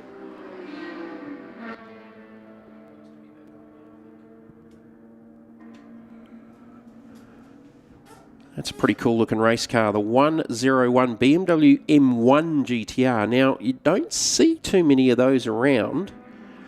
I think I've seen one recently over in Australia running as part of the Queensland Production Car Championship, so it's probably the second one I've seen. This is an entertaining battle here. Connolly Webley, James Mitchell, and the 2 Booths in the BPS BMW 318 Ti. So there's probably not another a car that's a little bit unfamiliar looking because it's got the short boot on it.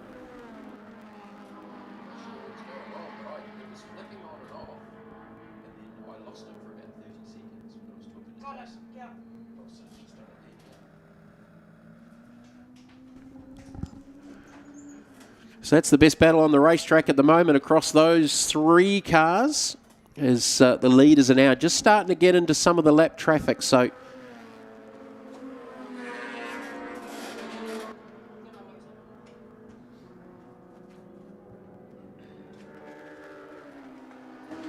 Dan Kelly leads, Chris Wall second, Duncan Cundall-Curry in third, Donovan Eisted in fourth, Andrew Bartlett in fifth, Connolly Webley sixth, James Mitchell seventh, the 353 Booth BMW in eighth, Mac Templeton in ninth in the first of the Mazda RX-8s. Definitely down this part of the world, the Mazda RX-8's a very, very strong category. Nathan Grammer in 10th. The first of the 86s, that's the current spec GR 86. Nico Scholes 11th, the K-Series Honda-powered Mazda MX-5. Tony Almiga, Toyota 86, Mel Waters, Mazda RX-8. Go back to Andrew Powell, the Toyota 86. And we've lost one by the looks of it. Lincoln Brunton in the Mazda RX-8's disappeared off the timing.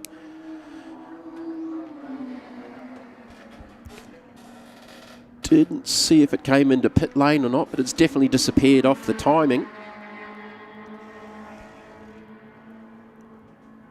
So Connolly Webley's now got a little bit of separation between the Booth boys and James Mitchell. That black and grey number 9 Honda Civic. 13 minutes in, so the pit window, as I said, opens up at 20 minutes. So you take the opportunity as soon as that pit window opens to get it done. I think with the 1 hour you probably do. The likelihood of a safety car, the percentage definitely lessens with how many cars are out there on the racetrack. And the nature of Ruapuna, it's hard to explain, it just tends to spread everyone out too. I don't know what it is about Ruapuna. It's one of those racetracks in New Zealand that has a habit of doing that. Connolly Webley, still in that 6th position.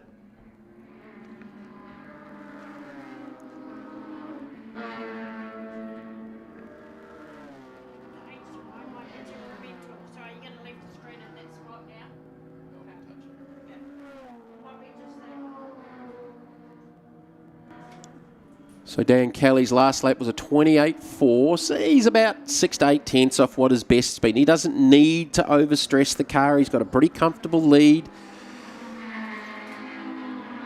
He's currently, well, he's over 30 seconds up the road from 2nd, 3rd and 4th, so doing a good job. Doesn't need to overstress the race car, but at the same time doesn't want to be too conservative. You've heard so many of the motor racing drivers say, oh, you know, you get told to sort of back off, but it's actually probably harder to do that than just keep going and getting consistent laps pretty much as fast as you can. But at the same time, you also don't want to risk overstressing the race car. So Dan Kelly out in front by over 30 seconds, doing it pretty comfortably in the early stages of the first of our 1 hour races here at Euromarque Motorsport Park in Christchurch. Just clearing some of the lap traffic, slips down the inside. Nathan Grammer's 86 GR Cup car. So Nathan ran the earlier generation car in Energy Course colours up north for 2 of the rounds. I think the McKenzie team are running that car this weekend. I saw John McIntyre down in pit lane and said, where's your race car? He said, well, we've sold the Porsche after the North Island series and they've got a newer example coming for next year. So he's excited. Good to catch up with former NZV8 champ Johnny Mack. So Dan Kelly doing it pretty comfortably. Extends that leap out to over 37 seconds now. So he's got a good 2.5 to 3 seconds a lap advantage over those chasing him down as he clears more lap traffic. That'll be the 92 of Mac Templeton. So Templeton is running in the 9th position. So Kelly's lapped everyone to 9th so far. 16 minutes into this first 1 hour, so we're about 4 minutes away from the pit window opening. Just a time stop. I don't think any of these teams will necessarily have to top up on fuel. We've got a camera down on pit lane, so we'll watch these pit stops as they happen. There'll be one driver change with the 2 booths in the 353 BMW.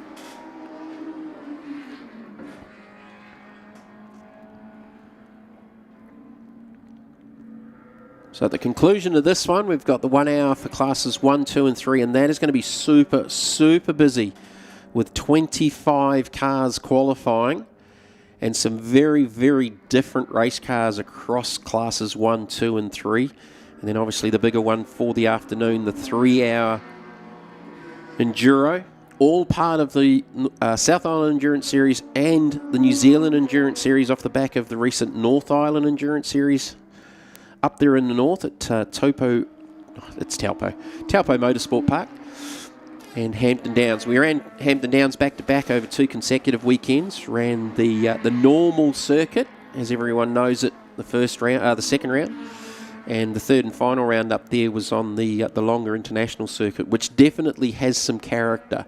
The thing I struggled with commentating up there was not being able to see the whole racetrack like you can here at Ruapuna. We've got multiple monitors up in the commentary booth, but you can't see most of it, so it's a really, really tough place to commentate from. Here, super, super easy, because you can see the whole racetrack. Good to see some folks coming in and checking out the racing. Certainly with the GT3s, the most spectacular race cars to watch outside of the old Trans Am days and things like that. They're super, super fast and they sound the part. So the 2 BMWs still going at it for 6th and 7th. The Booth 318 chasing Connolly Webley. Was that a little touch? Little touch maybe coming off 8. They got very, very close if it wasn't. So they're having a really good battle for 6th and 7th. Across the classes, so you got Kelly obviously leading Class 4. Wall will be leading Class 5 up into 2nd. So the Wall Civic actually had cleared the Cundall Curry BMW a few laps ago. So you could sort of see Wall was sort of building up speed and got to the back of him, but he has cleared him now. Eisted in the number 8 Honda Civic, yellow and black example. He's in the 4th position. So Kelly leading Class 4, and it'll be Wall leading Class 5 in the Honda Civic 2nd on track. We're within the minute of the pit window opening. Now, I'm not sure how the teams get that. I think up north it was a horn on pit lane that sort of signalled that, but pit window should open at 20 minutes. So we'll wait and see who appears onto pit lane first with this 1 hour for classes 4 and 5.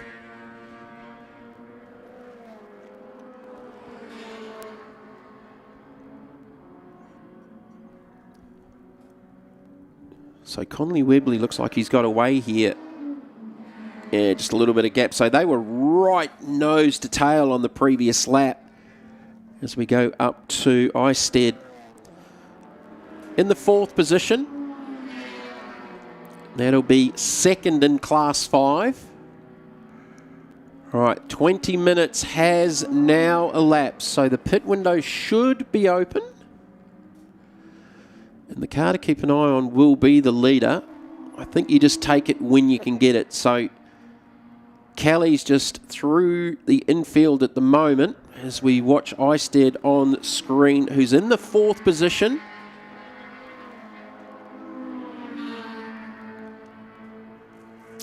Just coming off Pothole, one of the most famous named corners in New Zealand. Kelly will continue on for another lap. So pretty sure that pit lane's open, so we'll wait for the first of those to start appearing onto pit lane, which is a fairly long run off that last corner down onto pit lane. It'll take forever at 40 kilometres an hour, so they will not want to exceed the pit lane speed limits for a start because you'll cop a penalty, absolutely. That'll be crucial. There are timed stops, so you don't want to get out before time. So the first of the pitters looks like the number 50 of Nathan Grammer has just appeared onto pit lane now. So pit lane window is open for the compulsory pit stop as we go back to the leader here. Dan Kelly, BMW M3 E46, with the Wall Civic also on pit lane. So Eisted goes through, he'll continue on. So the first of our stoppers, that'll be Grammar. So they are throwing some fuel at it. Old school styles. So the GR Cup cars are sprint style cars. They're not obviously designed for endurance racing with the upcoming summer series. So she's the old school churn straight into the original fuel cap. Or we might have a safety car here. Safety cars just appeared on pit lane in the Skulls 524. So that's a K-Series Honda-powered MX-5. Now, where is that? I just spotted the safety car here on pit lane. So this will be interesting because Dan Kelly's just come onto pit lane. And I think he's timed that to perfection. That's luck more than anything because with the 1 hour stuff, you cannot take a compulsory pit stop on the call of the safety car. So the Skulls MX-5's definitely parked out there on the track, and it's down here actually right in front of race control. There's a little joiner link just off the front straight, just past the start-finish line. So these drivers that have decided to pit now, well, decided to pit then, have actually done the right thing, and they'll get a gain out of this, and Kelly's one of them, so it won't hurt the race leader. But a couple of those further back in the field are definitely going to make some gains here.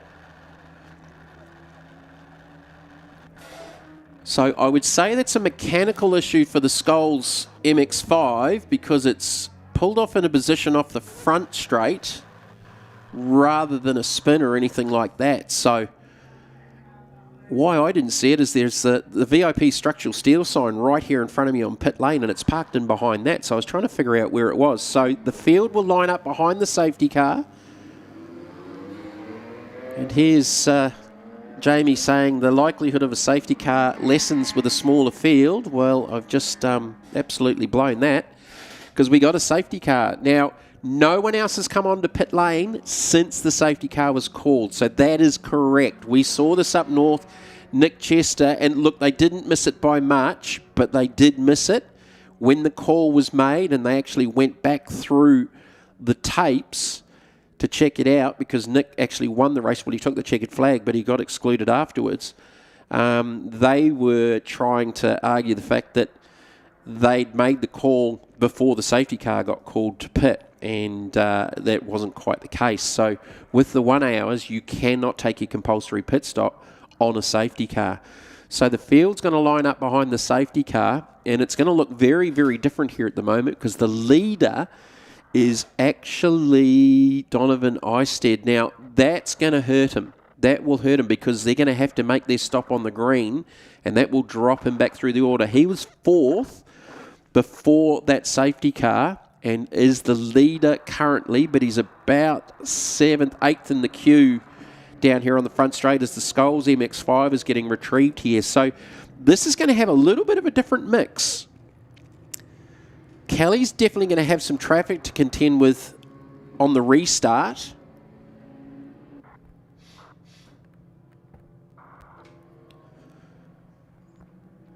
So the Motorsport rescue vehicle just retrieving the Skulls MX-5. It'll park it on the infield, and I'd say that day, their day is done. Another unique combination with a K-Series Honda power plant in the Mazda MX-5.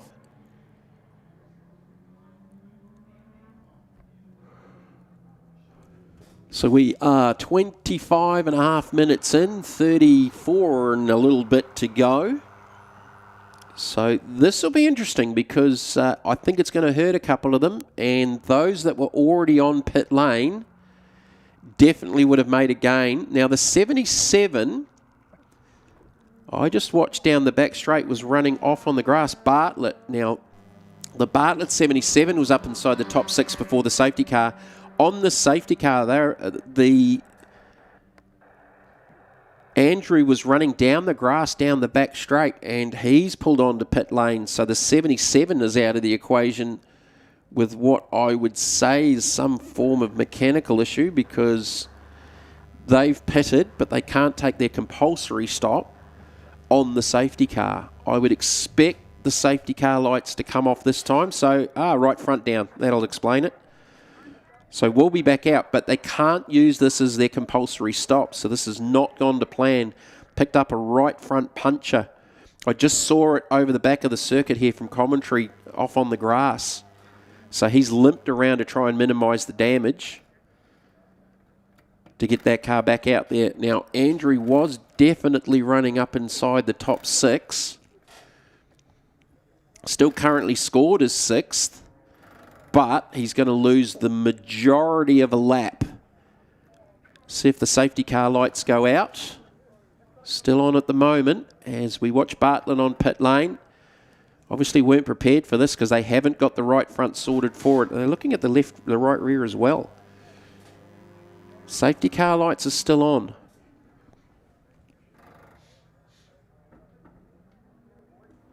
So this might help. Well, he's going to go down a lap anyway. So was up inside the top 6, still currently scored in 6th, but I think that's about to go down a lap. There's a few of them actually down a lap now or more, obviously because the race leader had gone by. So they're going to clear some of the lap traffic and pick up the leader, which should be the 8 of Eisted. Safety car will pick up the Bottle Civic. So they've cleared the lapped cars. They'll fire around and try and get back on the queue, but you expect the safety car lights to come back off this time as they clear the front splitter of the Integra as well. Not for the first time today. That car had an off or a similar issue in qualifying, and they were digging out a heap of grass from the same area on the race car. So just redoing the wheels up now. So that'll drop them down the order.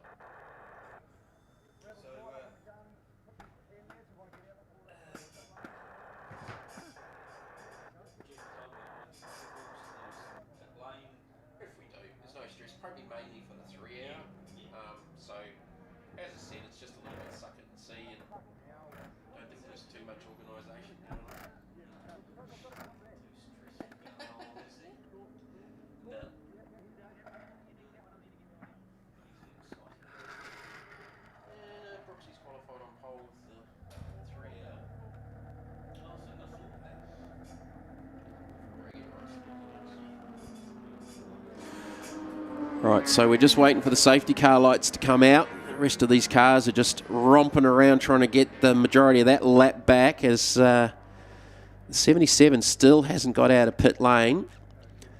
Safety car lights should be out as the 77 now does leave pit lane, but they've gone from 6th to 12th, so lost a couple of laps in that. Not an easy thing to do with those 5 stud nut changes. So it was a right front that was down, but they replaced the right rear as well.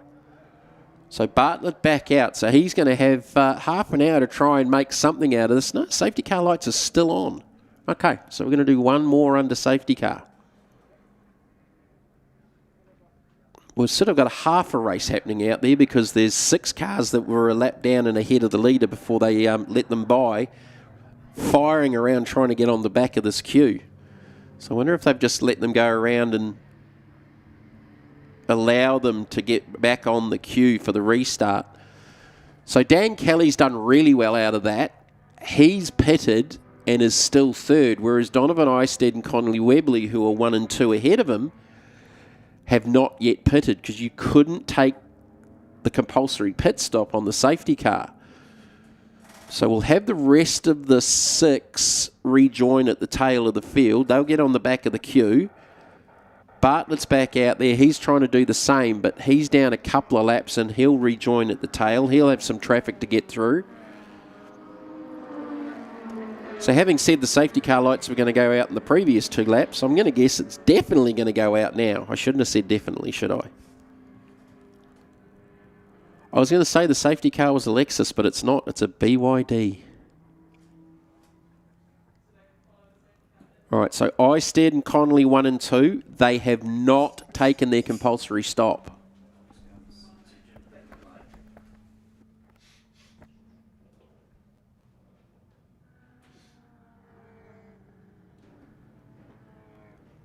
So it's a long way around on a safety car around this place. All right, those cars that were cleared before the race leader are now rejoining the queue.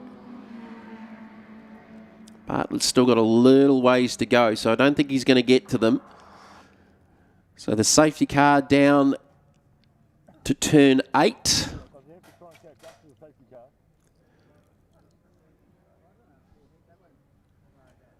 So out of turn number 8, and obviously on the run to 9, which is the right-hander, which heads up to 10. They come back around and over and head up the shortish back straight. You can still call it a back straight. Got to be careful right about there to not turn left with one of the sort of joined parts of the track. All right, safety car lights are out. We're going back racing, 27 minutes to go.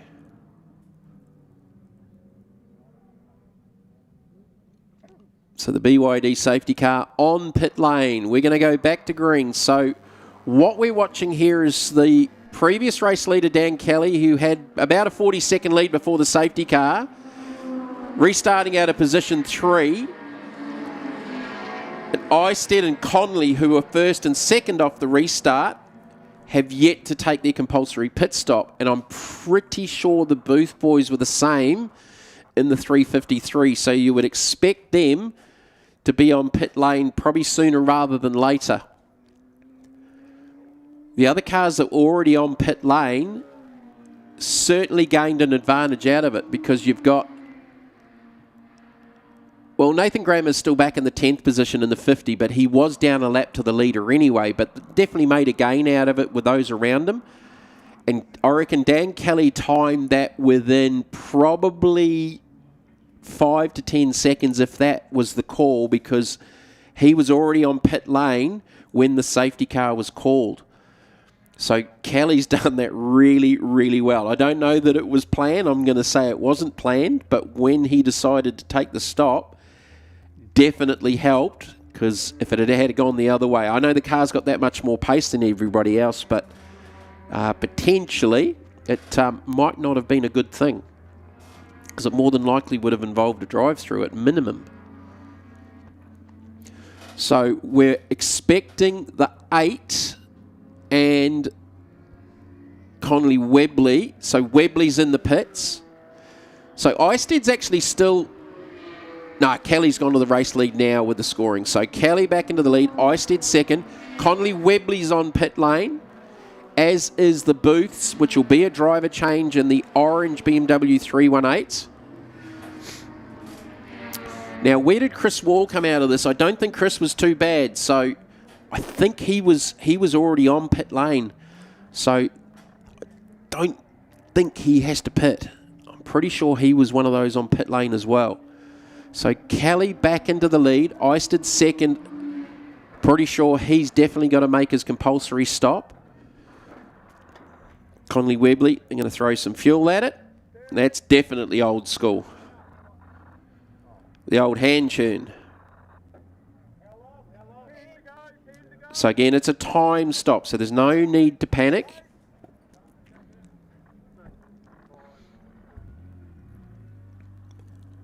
So turn the car off for the refueling. It's back on now. Timer down, and back out of pit lane comes Connolly Webley. So we go back to Dan Kelly on the racetrack with the race lead, fastest lap of the race, 24 minutes left to go. So that pit window is not far away from closing. So if you haven't pitted, you need to get it done now. And I'm pretty sure Eistead needs to, and he does that now. So the black and yellow Civic is on pit lane because that pit window closes in under 4 minutes. So if you haven't made your pit stop before the pit window closes, penalties apply. So we'll see how this washes out. No problems about the leader. Dan Kelly will continue to dominate. It's some of the other positions behind him that will now filter back, and we'll see some other cars up inside the top 6. Eisted you would expect to go back a bit. Webley likewise. Webley was sort of in and about that top 6 before the safety car, but they've just pitted and come back out on track. Eisted's on pit lane with their pit stop. So this will be more about class victories. The 77 of Bartlett's now making his compulsory stop. So when they changed the right front tyre, it wasn't allowed to be the compulsory pit stop. There's the Eisted 8. They are taking some fuel on.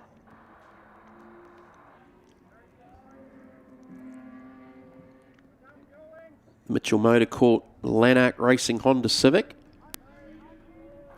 Just doing a tyre bleed as well. So it'll be interesting to see where they turn up and come back out on track. It's an angry sounding little Honda Civic. So 22.5 minutes left to go. So you've got 2.5 minutes. If you haven't taken your stop, you've got to do it in the next 2.5 minutes. There's only one car on pit lane. That'll be the 77 of Andrew Bartlett in the Honda Integra. This is a battle for position, the 101 and the 9. So that was for third. That's a position change for third. So the 101 back up into the third position. James Mitchell back to fourth. Kelly, Wall in the 100 Civic. Kelly leading class 4. Wall leading class 5. Kundal Curry back up into third in the class 4 BMW. James Mitchell back to fourth in the class 5 Civic. Eisted scored as fifth at the moment. Let's just see how this next lap comes about, because he's only just come out of pit lane, so might not be too bad. That's sort of where they were. Connolly Webley up into sixth. So it hasn't probably hurt Webley as much as I thought it might with them not having taken their pit stops. 21 minutes and 10 to go. So you got a minute 10 to get into the pits if you haven't pitted. I think everyone's taken their pit stops. This is the 353. The boost. So they did a driver change in the pits. They're scored as 7th at the moment. They were one of the cars that hadn't pitted before the safety car. So I think with some of the smaller category cars a little bit further back, it probably hasn't hurt those so much with not taking their stop. So the 353 in 7th, chased by Nathan Grammer in the number 5086 GR Cup car. So I reckon Grammer's definitely made a gain. They were the first car to stop. We do have one on pit lane. Actually, Mitchell. Okay, so I don't think Mitchell had stopped. So that should be the last of our stoppers, because there's only 10 seconds left to go with the pit window. So the 9 will drop back through the order. So that position change was also due to the fact that Mitchell had not taken his pit stop. So Mitchell's on pit lane, out of the top 4. Dan Kelly, your race leader. There he is on screen. So Eisted is up into the 5th position off the back of that last lap. So, yep, Mitchell was the last of the pitters. No, there's another 86 on pit lane as well. So there were a couple that kept it pretty tight. They literally had 10 to 15 seconds to get on the pit lane. So they left it very, very late with the call. Where can Mitchell get back out? Pitted out of 4th. A little bit of damage to the left side there as the 9 heads back out onto the racetrack.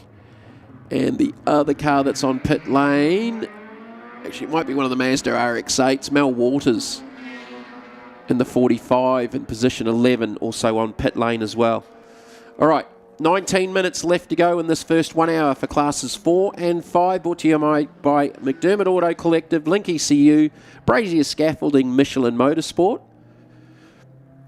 Dan Kelly's just cruising around in the 29.5s now. Does not need to overstress the drivetrain and the engine, as Walters Comes back out on track in the RX-8 down here in front of us.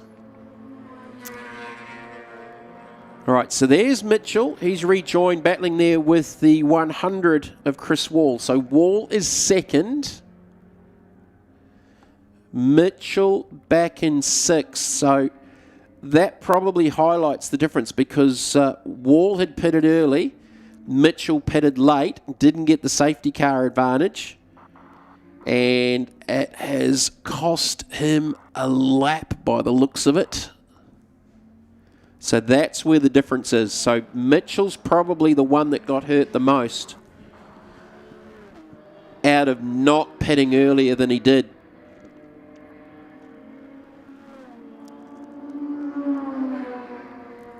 So Kelly, your race leader.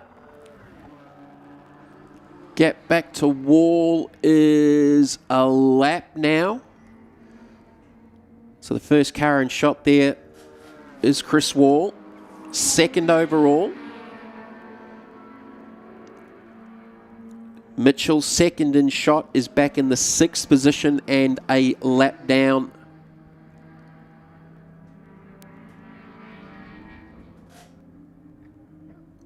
So yeah, that definitely hurt the 9. Definitely hurt the 9. So Kelly, Wall, Cundall Curry, Eisted, Webley, Mitchell, the Booth BMW, Nathan Grammer in 8th, Mac Templeton 9th, Toby Albinger in the 10th position in the Toyota 86.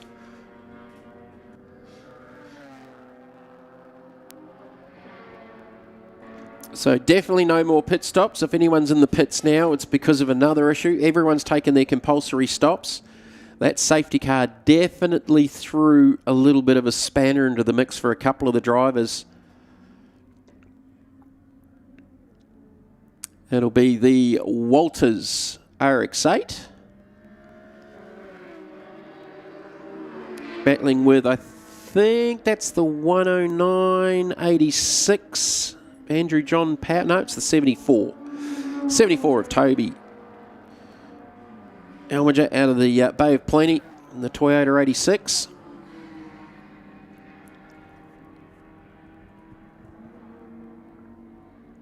So Toby's in 10th and Walters in the 45.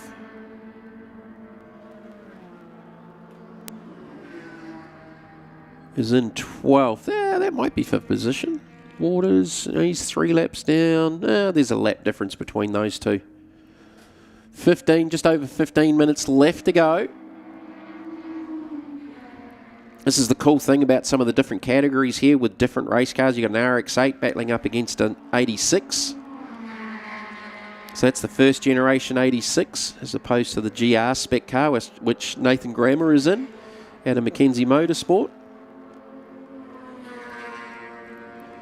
RX-8 racing here in New Zealand, very, very strong. Very good class in Australia. They've actually got a couple of different categories over there. We ran the Formula RX-8s on the High-Tech Series platform in Australia last year, and they actually, over 6 rounds, didn't have a safety car for every race up until the last race at round 6, which is unheard of. And we got another safety car because there is a 86 well and truly in the fence. Wow. There is a lot of damage to the front of that car. Now, that's off the exit of turn 8. So what has happened there? Now, is that the 109? Yes, that is the 109 of Andrew Powell. Andrew John Powell. So it's backwards up against the tyre barrier, but the damage obviously is front on. So has he had exit oversteer and just grabbed it and it's fired to the left and stuck it in the fence? Or was there another car involved? In fact, we've gone red. Red flag. I shouldn't have talked about safety cars, should I?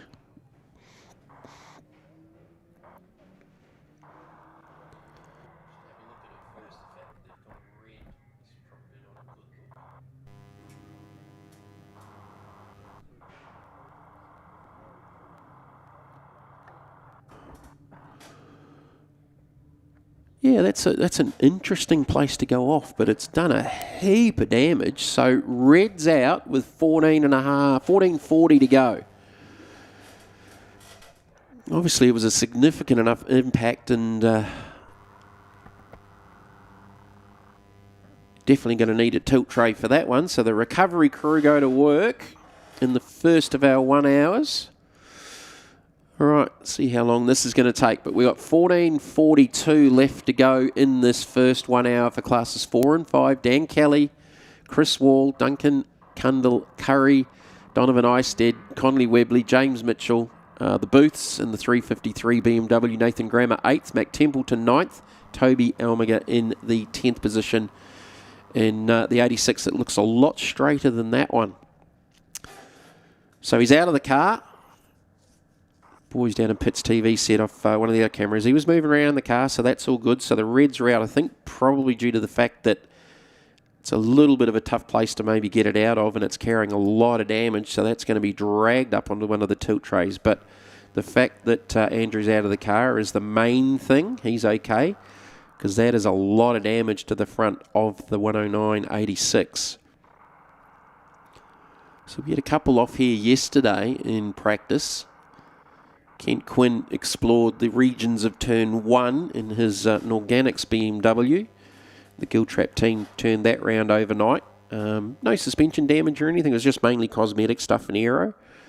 Had a quick chat to Quinny this morning. And the other notable one yesterday was an incident down at turn 4 between Nick Chester and one of the other V8 Super Tourers in the classes 1, 2 and 3 1 hour practice. Saw a lot of damage to the right front corner of Nick Chester's Commodore, and subsequently that got packaged up last night and into the transporter and headed back to Auckland. So we got a little bit of downtime here at the moment with red flags. First and foremost, Andrew was out of the car and he's A-OK. So it was off the exit of turn 8. Now, whether or not it's grabbed a handful of opposite lock and overcorrected potentially and just turned left into the tyre wall off the exit of 8, or if there was another car involved, I have no idea. Can't make that call. So a little bit of a break in the proceedings here while we get this recovered.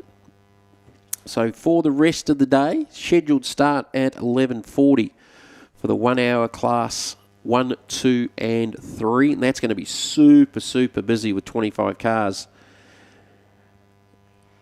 So that's just some of the highlights from earlier on in the day. There was some good racing early, especially the battle here for 4th, 5th and 6th in the early stages, where Conley Webley got a really, really good start, and then he got into some exchanges with some of the other cars around him, and he sort of got shuffled back through the order a little bit. These two BMWs spent probably a good 10 or 15 minutes battling together. James Mitchell was off the back of them in the 9. He managed to clear them and was in the solid top 4 before the safety car. There was the pass. So I missed that. It was Chris Wall getting the pass on the 101 of Duncan Cundall Curry for the second position as Mitchell continued to make progress. In the meantime, they were contending with a little bit of lap traffic with some of the smaller capacity cars as well. The two BMWs here had a little bit of a war going. Now, the Scholes MX-5 parked up off the side of the track on the front straight, brought out the safety car. And going back, the 101 cleared the 9. James Mitchell back for 3rd, but Mitchell hadn't taken his pit stop as Dan Kelly got back to the lead. Chris Wall back up into the 2nd position in the number 100. Toby there in the 74.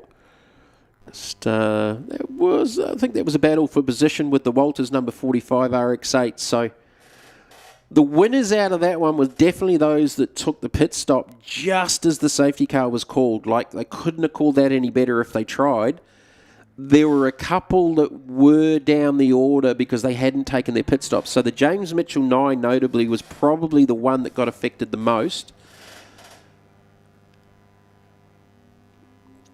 So I'd say the other issue here with the red 2, just looking at it and with how the truck is placed, there's probably some damage to the tyre wall as well that may need to be restructured once the car is retrieved too. So there's a lot of recovery vehicles down there having a good look at it.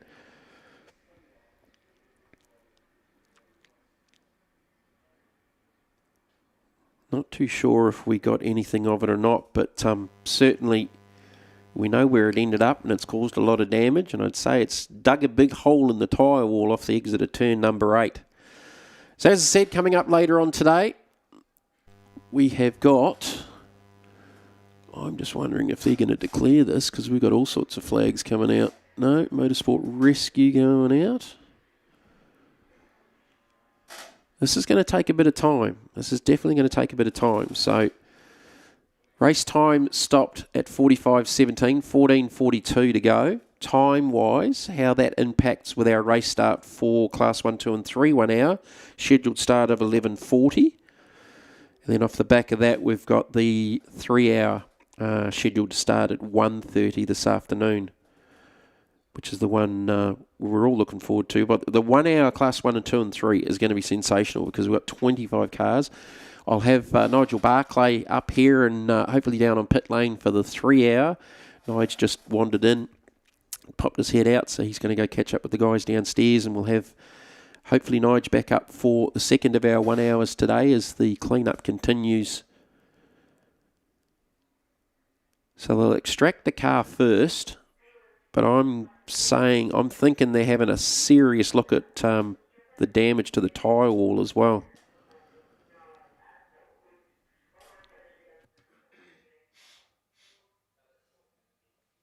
Have you got race radio in your ear, Chase?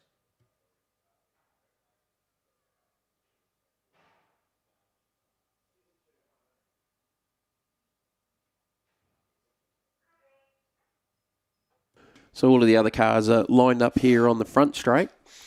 There's some weird flags and that going on down here. I thought they were looking at declaring races and things like that, but no, that was about sending vehicles out on the racetrack. So all of the other cars are lined up here on the front straight, line astern. They just cleared the 101 BMW that was a little bit further up and just got them past one of the link parts of the course, because like a lot of the motor racing circuits now, you can actually break the track down into, I don't know how many different configurations here at Ruapuna, but there's a fair few, and there's a few new ones that I hadn't seen before with some of the links. The one out of turn 4 is definitely a help. Off the exit where you turn right, there's 3 cones over there. It used to be really hard when we were doing the TV coverage here back in the day with a couple of camera positions where it was really hard to distinguish 4 and the last turn at turn 11, because from the camera positions they look very, very similar on approach. Caught me out a few times, that did.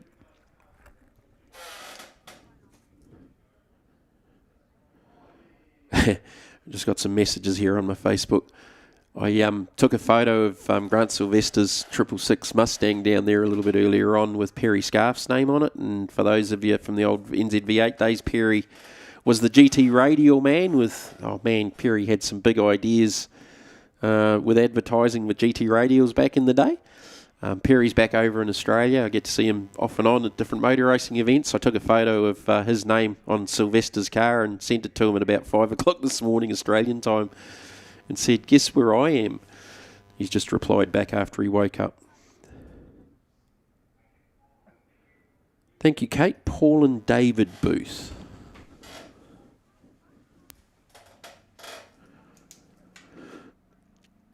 So Paul and David Booth in the 318 Ti. Right,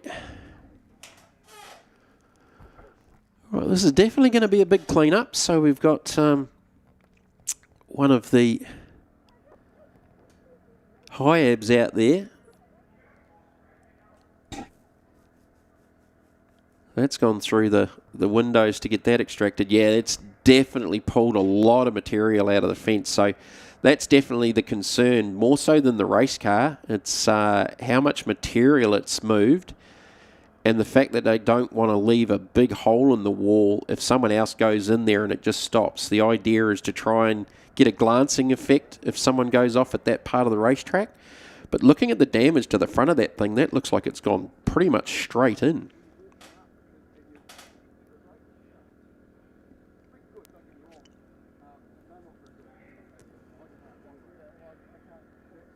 So you can see the straps there. So they actually go underneath the roll cage on both sides. So the side intrusion bars on each side. and through the front, so it's not picking it up from any of the panels or anything. We actually helped out. We were down at Teretonga with the Super Tourer, and we actually offered our car up to do something similar to figure out the best way to extract them and put them on. Because as good as the tilt trays are, if there's too much damage and the cars are so low now, you actually do more damage with them dragging them up onto the tilt trays. So to do it this way, and the Hilton haulage trucks have been a mainstay down here in the South Island for so many years. We used to have when we were doing the drives from Auckland to down here and through to Timaru and Invercargill, we used to play the game Count the Hilton haulage trucks because there was so many of them.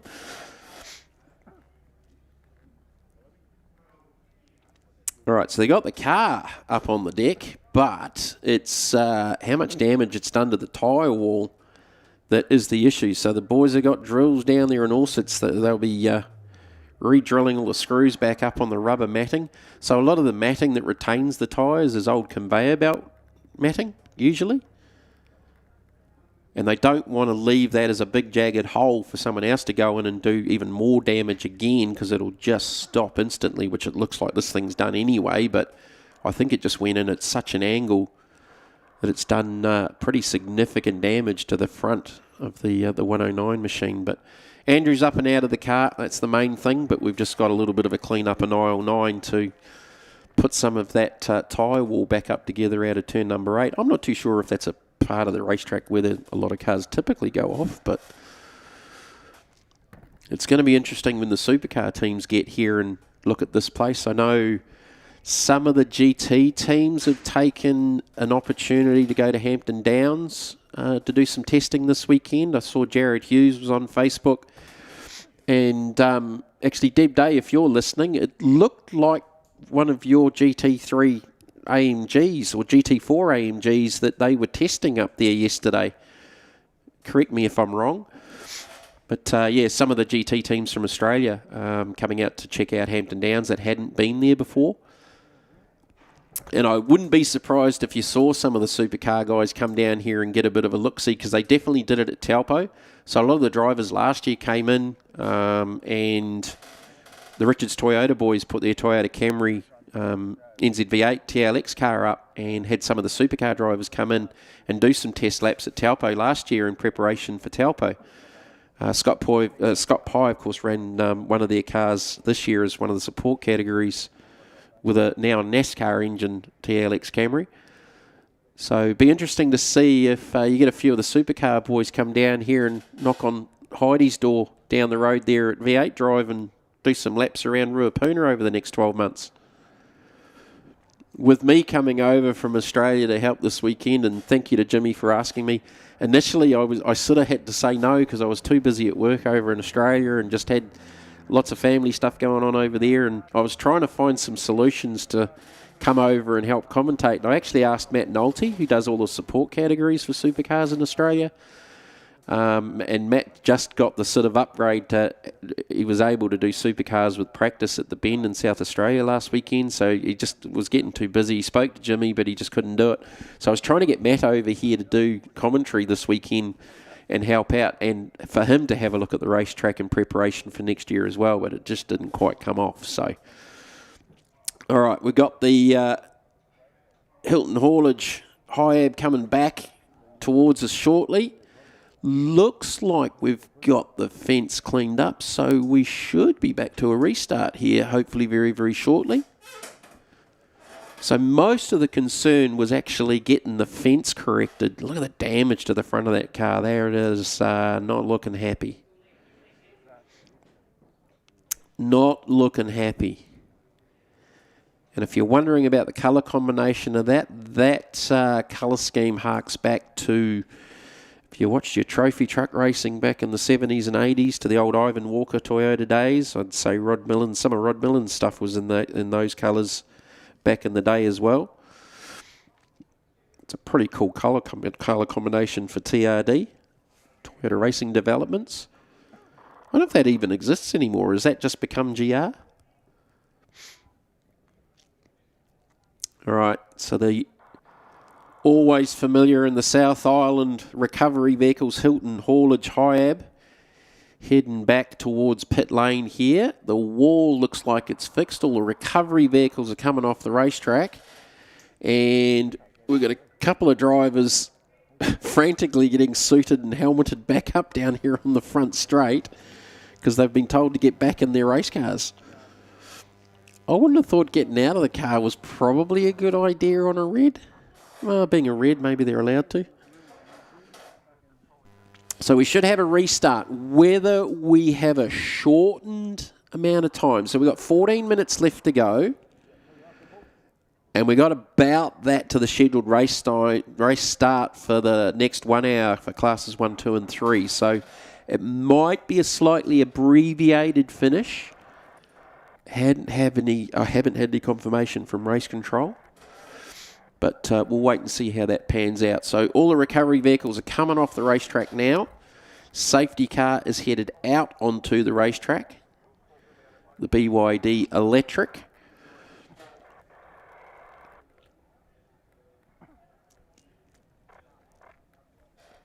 Now, the restart order is going to be interesting here because they're not in any way, shape or form in a restart order. It should be Dan Kelly, Chris Wall. Dan's in the midfield and Wall is third to last in the queue. Then Duncan Kundalcurry, who was the first car to stop here on the front straight, actually looped back around one of the rejoin links and is at the tail of the queue. So how they get the restart order sorted out here will be interesting as well. So red flag situation. There's what's left. The Andrew John Powell 86, it's definitely got a broken nose. All right, looks like they're going to sort out the restart order here on the front straight and behind the safety car. So they've just called up Kelly, so they'll sort it out before they get to the restart.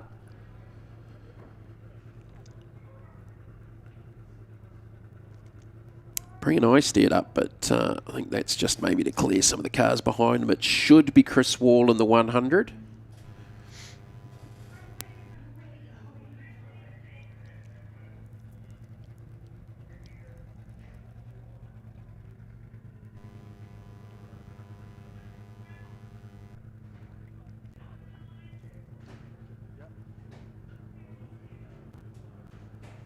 A little bit of organised chaos going down here on the front straight at the moment.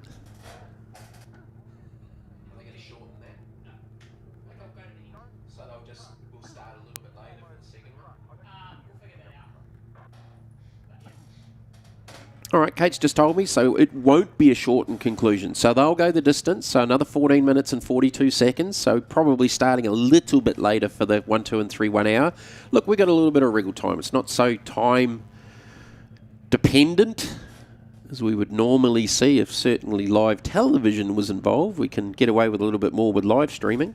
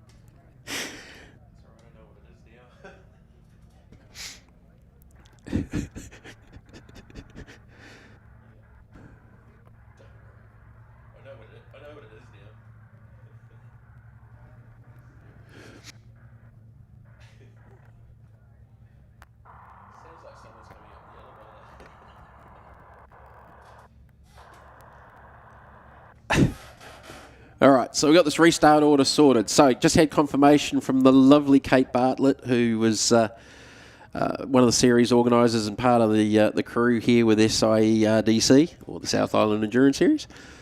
She's been awesome to deal with over the last week or so. Thank you, Kate, for drivers lists and everything else and sponsors and helping out, because it's a little bit hard to coordinate when you're flying a muppet like me in from Aussie to come and help out. But look, I'm so glad to be here. It's been so cool catching up with a lot of people I haven't seen for a long, long time. And when we were up north a couple of months ago, same thing. Coolest thing this morning for me was catching up with the great Kenny Smith. Great to have you here, Kenny. I tell you what, he's 84 years of age and he looks better than the last time I saw him 10 years ago. All right, we got some motion on the front straight. Let's go racing. 14 minutes to go. Now the timer has started obviously with the resumption, so they'll lose a little bit of time behind the safety car.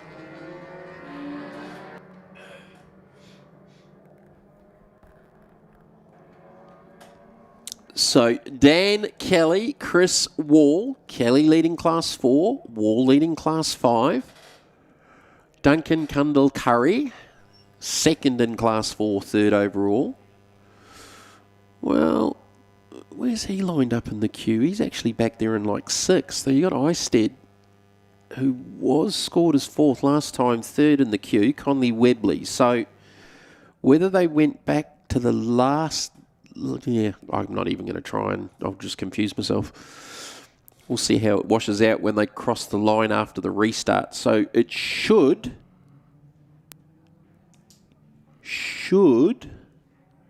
be a restart off this lap. I can see one of the other safety vehicles just down off the exit of the final corner.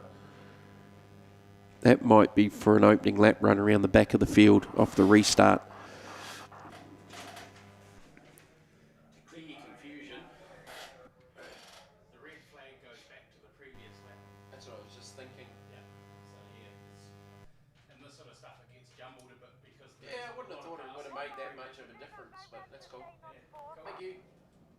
So yeah, just confirmation there with a couple of the positional changes that I was just talking about. So with the red flag, it does go back to the last recorded lap. So there were some changes sort of around that time on the previous lap that sort of has changed the order to what we've got on the lap scoring to what's physically out there on track. So,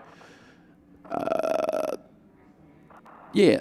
So Conley Webley restarting out of position 3. So safety car lights are out.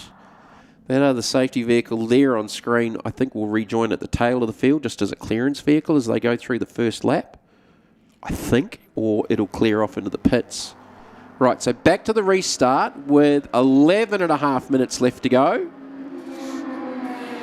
Dan Kelly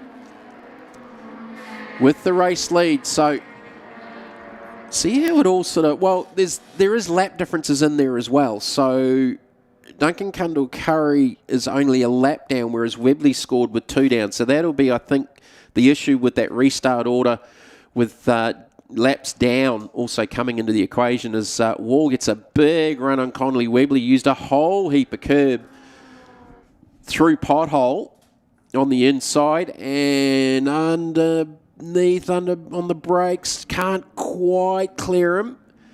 Kelly continues to get away. So Webley second on track, but not necessarily in that order. So Wall clears him with a little bit of a slide job. That was almost a block pass because Eistead picked both of their pockets and actually went by the both of them. So I think Wall sort of sneaked up the inside of Webley into 6, and it just slid up the track in front of him, and Eistead went by the pair of them. So just over 10 minutes left to go, which will near enough take us to about probably 11:42-ish. So we'll be a little bit of a delayed start for the second of our 1 hours this morning, but that's not a big drama. All right, first flyer off the back of the restart. Kelly, see if any of these positions change. Definitely Wall in second. So Eistead's actually made a position up on Webley. So that was for 4th and 5th. Duncan Cundall Curry is still scored in the 3rd position, but he's 5th on track. So there's a lap difference there between him and Webley and Eistead as well. So that's why he's 5th on track. He's actually scored as 3rd. So it is the 101 in 3rd. So status quo from earlier on with Kelly, Wall, and Cundall Curry 1, 2 and 3. So James Mitchell's back up to 6th. Now, he was the one that was definitely hurt the most with the safety car and having to pit afterwards, and pretty much cost him a lap. So he's back through the order, but he's still 6th overall. Just under 9 minutes left to go. Kelly, Wall, the 101 BMW, he's trying to clear Conley Webley, which he should be able to do now up towards turn 11. Webley's going to try and live there around the outside. That's not an easy thing to do here at Euromarque Motorsport Park. Cundall Curry clears him. Not for position, but just gives him track position. Is still 3rd.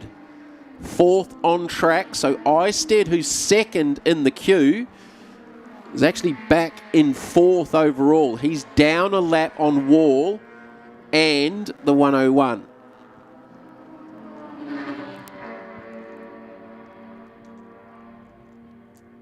So Conley Webley is in the 5th position overall. The car immediately ahead is actually in 3rd. So it's the lap difference that is the issue with that, with how they are on track at the moment. So that's not for position, but it gives Cundall Curry a little bit of breathing space. His best lap's actually been a 10th quicker than Chris Wall. Now, the 77 of Bartlett, who we saw off before and taking a pit stop with a puncher and then had to take the compulsory stop after that. Andrew's back in the 11th position in the Honda Integra, so he was up there inside the top 6 before that. Looked like he got the puncher on or about the safety car time because he actually was off on the grass over on the back straight during the safety car. It's just over 7 minutes left to go. Kelly completes another lap. Fastest lap of the race was a 127.826. That last lap was a 128.7. He had sort of cruised back into the 29s post-safety car, but he's picked up the pace off the restart, doing it pretty comfortably out in front. We've had a couple of issues in this one with the Scholes MX-5 bringing out the first safety car with a mechanical that parked it off the side of the track here on the front straight. And then the red flag for the 109 of Andrew John Powell, the Toyota 86, digging a big hole in the tyre wall, the earth bank actually, off the exit of turn number 8. Walters and Toby Almager in the 74-86, they've pretty much been joined bumper to bumper over the last probably half an hour or so.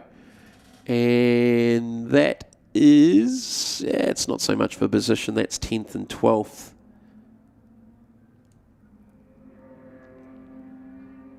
There's James Mitchell there, he's battling there with the 77, so Mitchell's up in the 6th position, Bartlett's back in 11th, lost 3 laps with the puncher, pit stop, and then the compulsory stop on the green, so he lost another lap there. And certainly the story of the race has been Kelly and a few others absolutely getting the call right with pitting when they did, just as the safety car had come out. Timed it to perfection. Then the safety car, obviously, and then the subsequent red flag. So those have been the big stories of this one, with the Class 1, 2 and 3 1 hour not too far away. 5 minutes left to go, just over 5 minutes. Kelly continuing to dominate.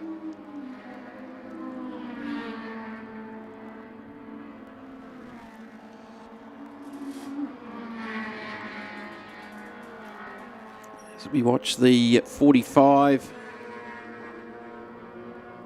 and the 74. Scholes has come back out of pit lane, so the little K-Series Honda-powered MX-5 is actually back out on track. Don't know what the issue was, but it was definitely parked up on the side of the track to bring out the safety car.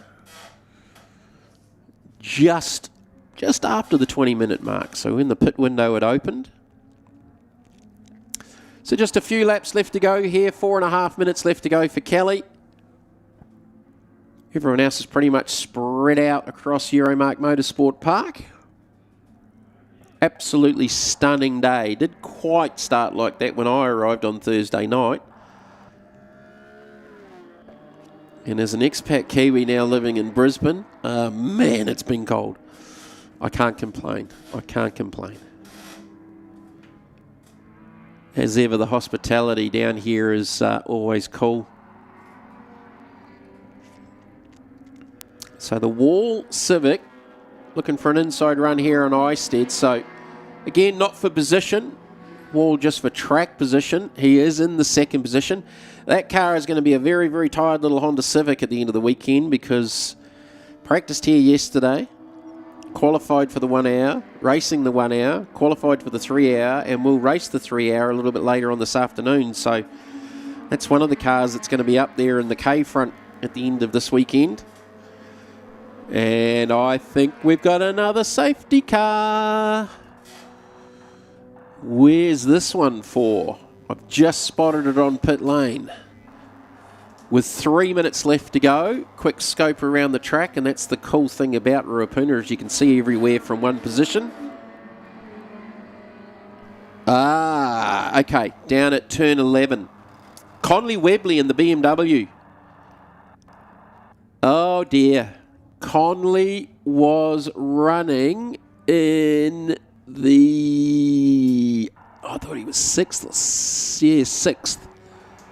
He was battling with the Booths, Paul and David, in the BMW 318 Ti. But Conley Webley has buried the Z4 up at turn 11, the final corner. So this one I'm thinking is going to finish under safety car.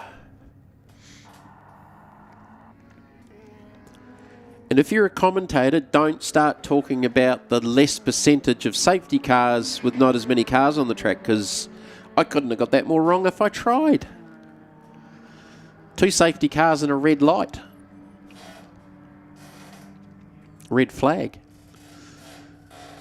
So that'll be an extraction, and I'm thinking the BYD safety car will get the checkered flag with this car, Dan Kelly, in behind it, to take the victory, because that's going to take more than a minute and a half to get that extracted out of there. So safety car conditions again.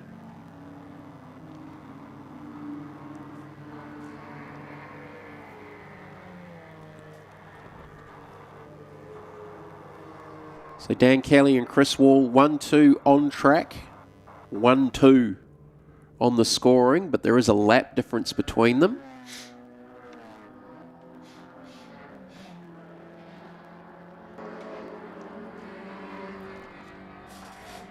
So one of the recovery vehicles is just down with Conley Webley now. And yeah, it's going to be a little bit messy because it's pretty buried.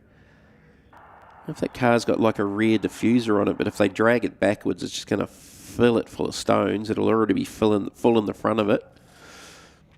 To Conley's boys down in the pits, get the vacuum cleaner ready, boys.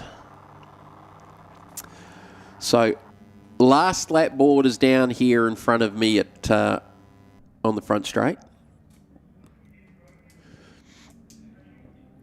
I don't think these boys have ever been so busy for a 1 hour race. So last lap board with the safety car.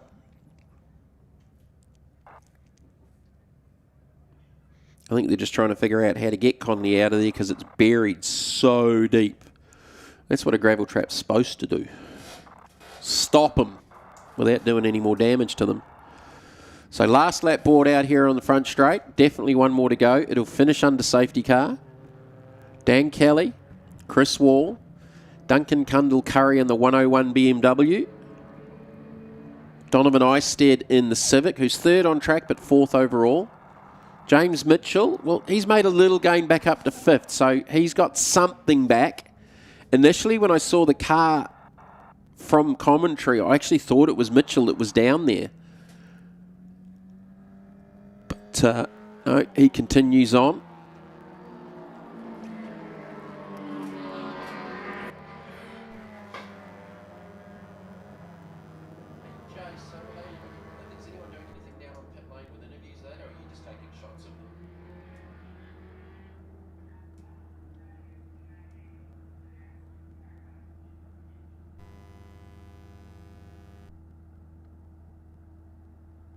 just leave it with that.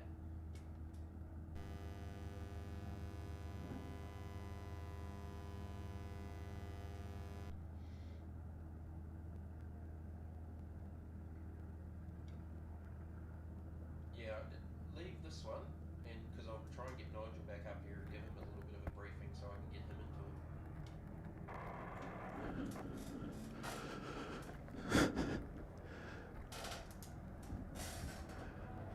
All right, so we've got the safety car just approaching turn 8.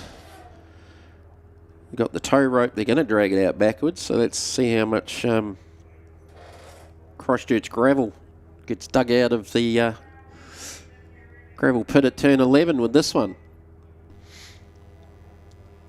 What they don't want to do is just leave a whole lot of stones in that up there, because that car will be full of it. I remember... So Sam Fillmore had an off at Hampton Downs, and it was wet, and it went off and it just kept sliding, and they got the car cleaned up as best they could for the race, but the team reckoned it was still carrying 20 or 30 kilos of stones and mud and stuff through all the floor and everything of the car. They couldn't get that done until they completely took it apart back at International Motorsport. So I think they won up there at the round, and it was still carrying an extra 20 or 30 kilos of material in the thing. So they'll get the Conley Webley BMW pulled out, but in the meantime, the BYD safety car is actually going to win the first 1 hour of the day. Well, it's going to take the checkered flag. But Dan Kelly, congratulations, does the job in the 183 BMW. Has dominated the 1 hour here from the 100 of Chris Wall and the 101 of Duncan Cundall Curry. Donovan Eisted in 4th. James Mitchell recovers back up to 5th. Paul and David Booth in the BMW 318 in 6th. So Kelly, Wall, Cundall, Curry. Kelly taking out Class 4. Wall taking out Class 5. Cundall Curry 2nd in Class 4. Eisted 4th overall, 2nd in Class 5. James Mitchell 3rd in Class 5, 5th overall. Go back to the booths. Nathan Grammer. Templeton in the number 92. RX8, Mac Templeton, Toby Albinger in the number 74, 86, and the 77 of Andrew Bartlett in 10th. And he's got a little bit back with that one after a puncture and having a pit outside of the safety car. Then we go back to Waters. Webley won't be in there. The Powell of 109 of Powell definitely ain't in there, and Scholes rejoined at the end of the race, having brought out the first safety car a little bit earlier on. Well, the first recovery vehicle didn't work, so they brought out a second one. Let's see how much material they drag out this time. Oh, yeah, that's full of it. Yeah, just looking at that shot, that steering angle doesn't look that flash. I wonder... I don't know if that's... Because just the way it dragged out, but... It's got some steering lock on it, like it's broken a steering arm or something to send them in there, but hard to see. We're going to find out and talk to the Webley boys a little bit later on. So we'll joined by my commentator eventually. Welcome, Nigel Barclay. It's been a while since we've caught up, mate. Bring the microphone down to your mouth. Jimmy said you'd know what you'd be doing. Like, what time do you call this? Mate, there's families and things you've got to get involved with and look after children before you come to the car racing, which I found later in life. It's something you've got to do. What a cracker day, eh? Cracker day. Yeah, I was complaining it was a little bit cold, mate, when I left Brisbane on Thursday night. It was 29 degrees, but I have no right to complain because it's a beautiful part of the world. Where are you residing these days, Nige? In the sunny eastern suburbs of Christchurch here in Waimari Beach, a fantastic part of the city. Walk to the beach and look back to the mountains, you can't complain. Well, it's been 10 years since I've been here, and I can't remember if it was TRS or Super Tours, and I drove out of the airport, it was 6 degrees and raining, and the first thing I noticed was the new hotel to the left that's probably been there for 7 or 8 years. Then the new Woolworths down from that on the left, which is huge. And then this lit bridge overpass structure appeared in front of me. I'd never seen that before. So the ongoing changes to Christchurch to continue. As I said, I ain't been here for 10 years. No, it's fantastic what they're getting done in the city. You know, the new stadium's going to be a fabulous addition. They get that sorted this year, and then obviously for us motorsport fans, it's the upgrades and all the things that the Canterbury Car Club have got to put in place here in anticipation of events for April next year. So let's hope that their plans come to fruition, the actual work that needs to be done gets done, and you can make this place look like a picture. Yeah, it's a lot greener than I remember it from 10 years ago. What is it the nor'wester that blows through here that's the howler during summer? Yeah, it dries the place out. You've come at the right time of year. Bit of spring growth, bit of spring rain has always been nice. But let's concentrate on what's going on down there. BMW's to the fore, and young Mr. Kelly would have to be happy. That's fast. That car's fast. He did a very, very good job. I think he'd be sick of the safety cars. I made the mistake of saying the likelihood of safety car in a 1 hour with 13 cars is very unlikely, and we got 2 and a red flag. So, yeah, congratulations to Dan Kelly, Chris Wall and Duncan Cundall-Curry. So Chris Wall's going to come back out for the 3 hour in that little Civic. It's going to do more laps around this place this weekend than anything else.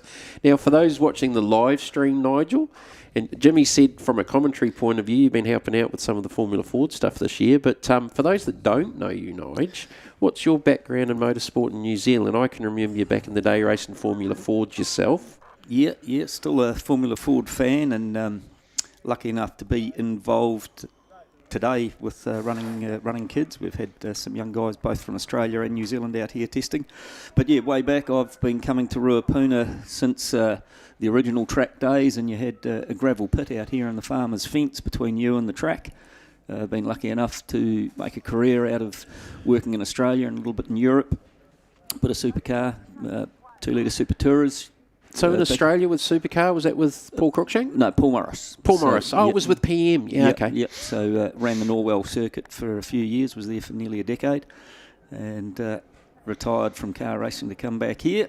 And you can't ever get it out of your system, so been flat out. Been lucky enough the last few years in the Enduros to have been involved with Scott O'Donnell, Martin Dippy, Alan Dippy, and Paul Kelly over the years. All right, let's have a look at some of the highlights of the 1 hour.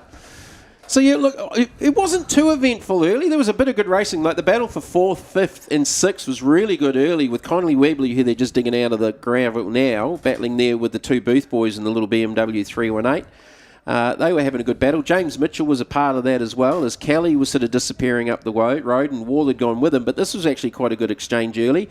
This was for position for 2nd and 3rd. So Duncan Cundall-Curry was running 2nd in the BMW. Wall cleared him. That's a really quick little Civic. Oh, it's a brilliant little car, isn't it? You've got to congratulate the guys showing some ingenuity and building their own stuff here in New Zealand. I reckon it's great. That's what I've missed with the Oscar thing. Down here in the South Island especially, some of the combinations and builds, like this car here, which unfortunately put out the first safety car, Nico Scholes, that's a K-Series Honda-powered MX-5, which, you wouldn't normally see, but those little K-Series Hondas do go very, very well, as we've seen this weekend with the little Civics here. Yep. So the thing with Kelly, he pitted probably, I reckon, about 10 seconds before the safety car got called, so that really, really helped him. Well, that's congratulations to his crew for having their eyes open, seeing what's going on and making the call. I don't know that they made that call. I think they might have lucked into that call, but they timed it absolutely beautifully. Well, you've got to be lucky in this game, so well done to them. And, Dan's a good character. He's spent the last couple of years Formula Fording as well, but he's of a build that may not suit the little cars, and saw him testing here the other day in the BMW, and I thought he did a pretty good, clean, tidy, fast driver, so good to see him have a win. No, he did a very, very good job, right? So we've got the 1 hour for 1, 2 and 3 coming up very, very shortly. That'll be a slightly delayed start from what the intended 11:40 start time was. So off the back of safety cars and red flags, we saw some good racing. They're still extracting the Connolly Webley BMW. So coming back to you, Nige, it's been a while since you and I have sort of caught up, because I've been in Australia for 8 years now. But so talking about running some of the young kids in Formula Fords, that wouldn't be a young Shane Drake. No. We're still got a relationship with Paul Morris and Norwell. So last year we had Diesel Thomas and, okay. and young kid Lincoln Taylor, who's doing Toyota GR86 over there. Lincoln's an exceptionally fast young man. He won a couple of races for us. Got a couple of races taken off due to some slightly over-aggressive Paul Morris-inspired driving, but I did dare so Paul Morris up at Pukekohe when Mark Petch invited him to run in the Sanyong Ute Racing Series. To which Paul then, so the complex of Pukekohe. Sorry, what was that? Yeah, 2 seconds. Just let me finish this off. So I was DSOing Paul Morris, and he spent the whole weekend running everyone long up into the complex at Pukekohe off the back straight. And I said, Paul, can you stop doing that? And he was like, yeah. You could just tell by the look on his face that he wasn't listening to me. But he's he knows all the tricks, and it's actually great to see he's being a fabulous coach to a lot of young guys and girls for that matter, doing a good job. But the concerning thing is still at the moment they're trying to get that BMW out of the last turn there. Still haven't managed to get it either lifted up or put on a truck or anything. So all right, well, let's take an opportunity to maybe throw a little few ads out there, and we'll come back and hopefully get a start for the 1 hour for classes 1, 2 and 3. We will be back with more.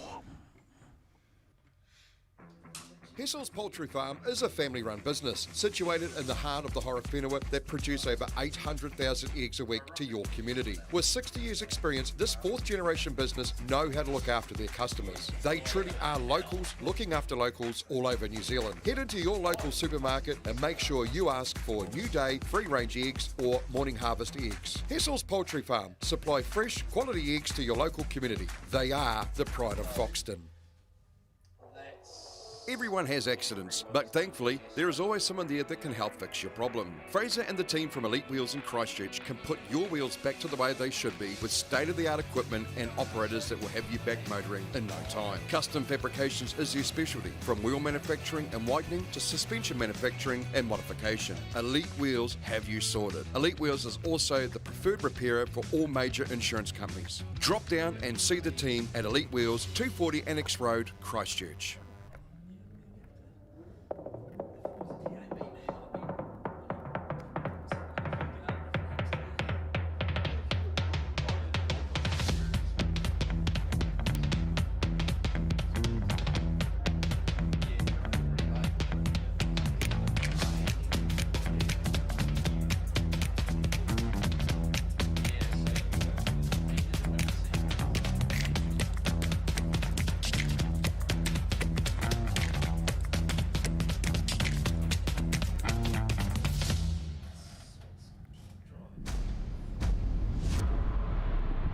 Why do you race? Why do you still need to be on the starting line of every competition? Haven't you had enough stress? Sleepless nights? Scares? Headaches? Fights? Why don't you end this now, as you've already won everything? Will you ever stop? No, we won't. Not in the next 24 hours, or in the next 24 years. It's not just an endurance race. It's a never-ending race in which we all take part together. Because we don't just race for medals. We race to test, to learn, to find answers, to discover innovative ways. We race to take on challenges, to overcome technology limits, to improve the way we all move, to make possible what is not.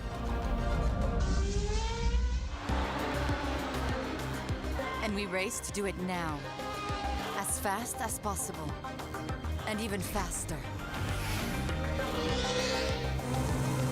No, we do not race just for glory. We race for change.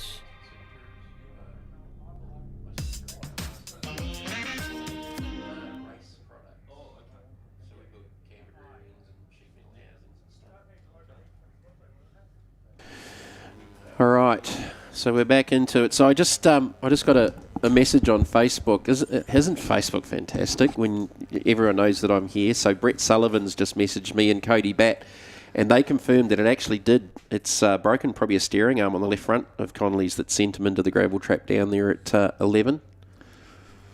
Does that have a... So we always used to call that the sweeper back in the days, Nige. Is that still the case? Does it, like, we know pothole. Does that actually have a name, that corner, or... Well, I've been here that long. It used to be called Rothman's, but you're not allowed to say that anymore. It was like... so Pukekohe onto the back straight was Castrol. Yep. So pothole's now Link, so you can't call it pothole anymore. I asked yesterday, and I got told you could still say pothole, but is that Link officially now? Okay. That's Link. Well, we've talked about Link all weekend. Yeah, and I think we should be supporting them, a fabulous Christchurch company, of very clever people. I think you would call that Euromarque down there. Euromarque, we can do that. Euromarque, what is... I haven't got my glasses on, so I can't see... Sucks getting old, eh? Yeah. I haven't dragged mine out of the bag yet. It's Indian Motorcycles down there, so it's a motorcycle company of some description, but there's an umbrella down there right in the middle of the lettering. And a car. Which, talking of cars, it's good to see a few parked around the banks and a few people enjoying the sunshine. What more can you ask for? So what are you envisaging for supercars in April next year with the facilities and that? Because obviously they're going to have to put some temporary stands and things like that. And have you got any idea of what they've got in the works? No, I haven't been involved in that side of it. It's a cool thing, though. Oh, it's a fabulous event to bring here, and one would hope that everyone gets behind and supports it, both with the upgrades that are required here to make it a good show. But so track-wise, what do you reckon they've got to do there? I believe there's a bit of gravel trap and a bit of tidying up to do around the place from a safety aspect, but it's not a bad circuit to race on. There's a few passing opportunities, etc. So I don't think you'd want to stick a supercar in the earth bank at 8, like we just saw with that 86 earlier on. That's probably one point. But look, I'm excited for Christchurch because it's just cool. It's a cool facility. It's a beautiful part of the world.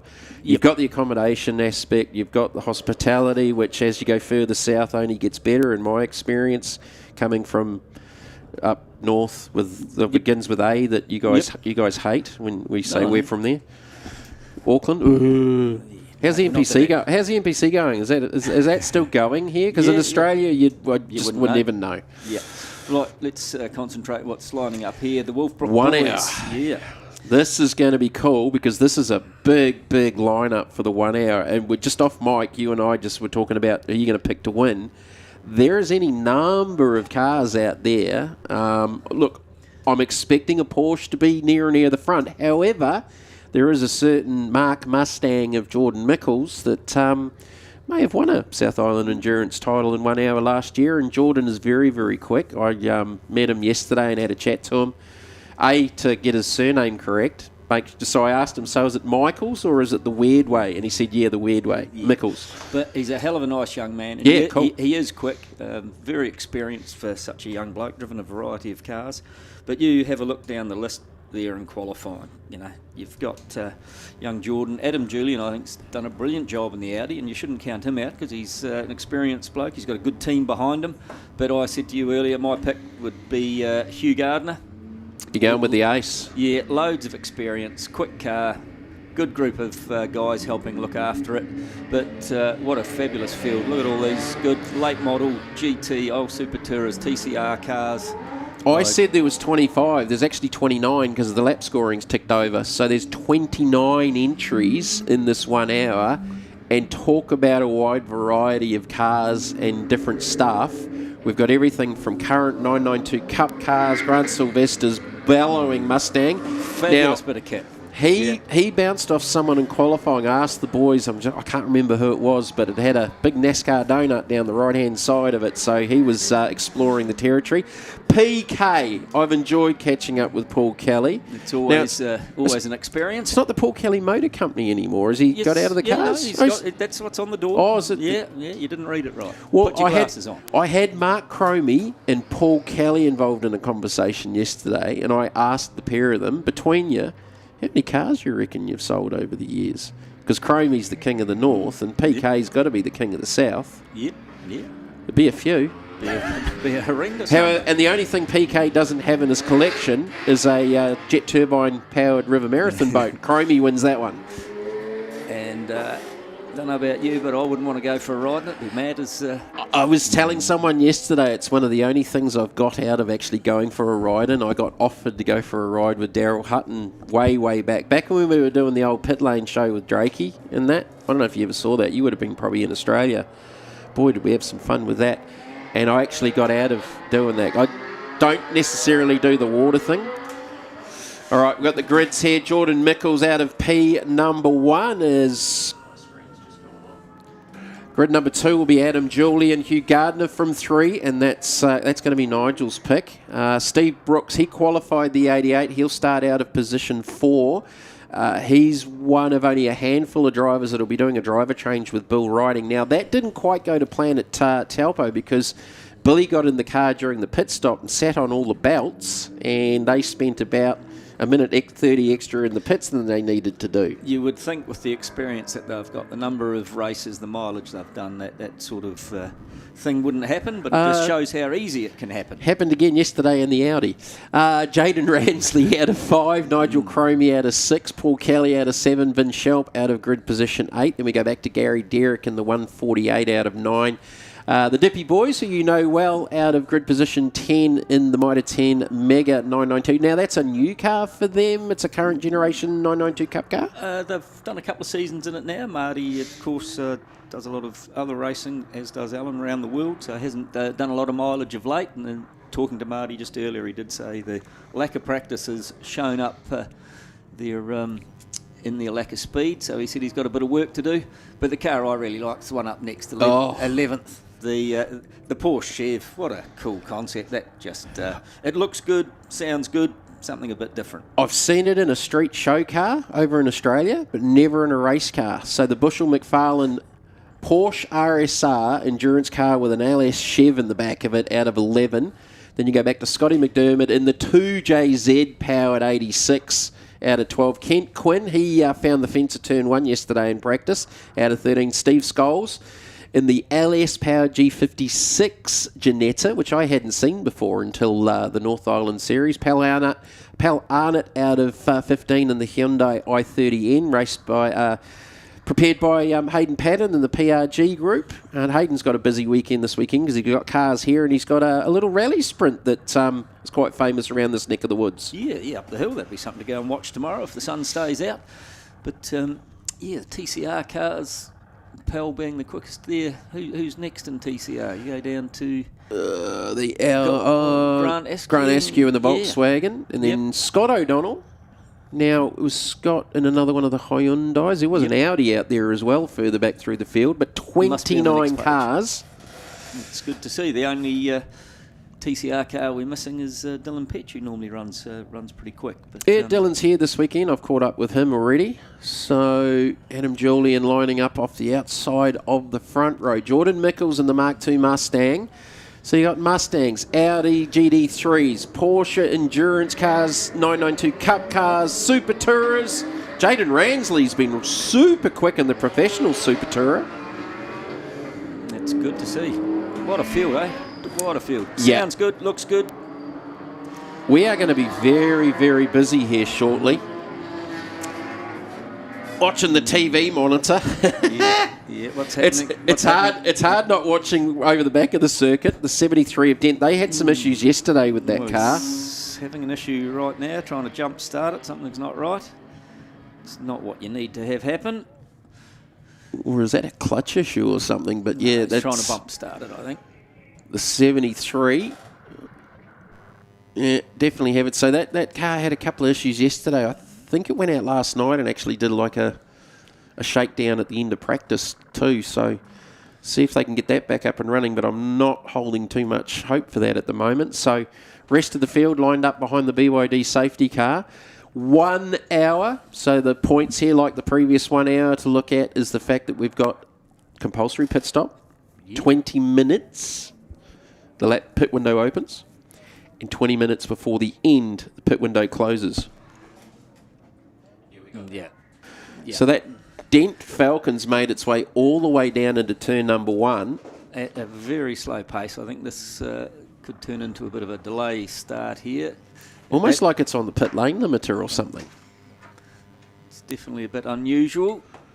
Well, that Could well be the longest lap in endurance history if he manages to get round, but I wouldn't want to be tripping over that at full speed if he's wandering around there as we go to the race start, which we're going to, because safety car lights are out. Gee whiz, if they missed that there, I don't know whether they should be starting that the slow speed that's going. Well, he's just picked up the pace over the back, so it's definitely going quicker than it was. So that might have actually cured whatever the issue was now. So that's good, but we are going to go racing here.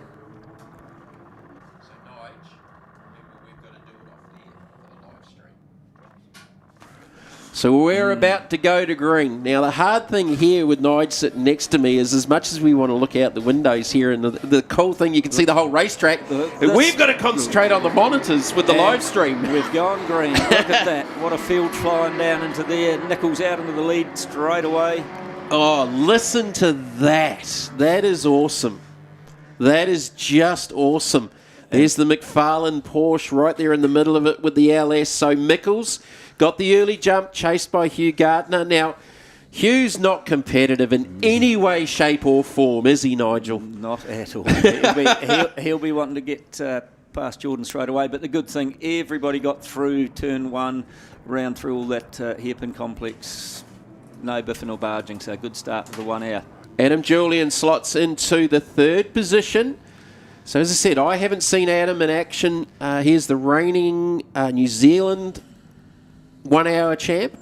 Had an off at Taupo in testing and didn't contest any of the North Island rounds. But have a look back for reasons unknown. The Wolfbrook cars dropped back a couple of spots. Paul Kelly up into P4, charging hard. So bit of passing, bit of action going on. So Nigel Cromie's got a pretty good start too. So Chromes is up into the... In fact, he's actually gone back one. PK's picked up the spot there. Jaden Ransley's got the Falcon Super Tourer up into the 5th position. So Mickles with Gardner parked right on the back bumper. He's looking left and right. He's Jordan doing a nice job of defending without changing his line. He's pinched it a bit there going into turn one, just defending quite tightly, which... I forgot how big a stop and a turn at 2 that it is. I forgot how sharp that is. I was talking to Brendan Leach last night. They were looking at data with Matt Day. So they were going from like 230 Ks, braking at 100, and they're down to 90 Ks within 150 metres. So the turn 2 is down to 90 Ks. Well, hang on.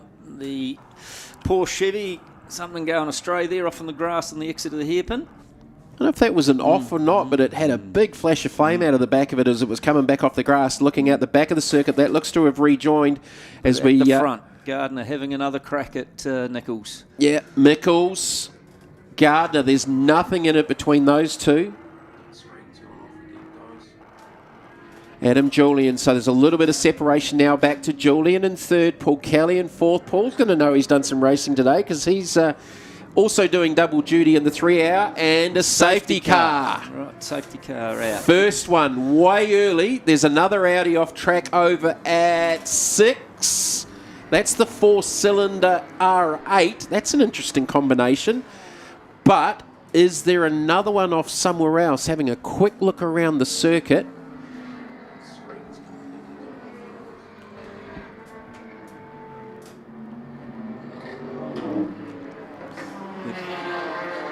Tell him it's saying input not supported on the screen.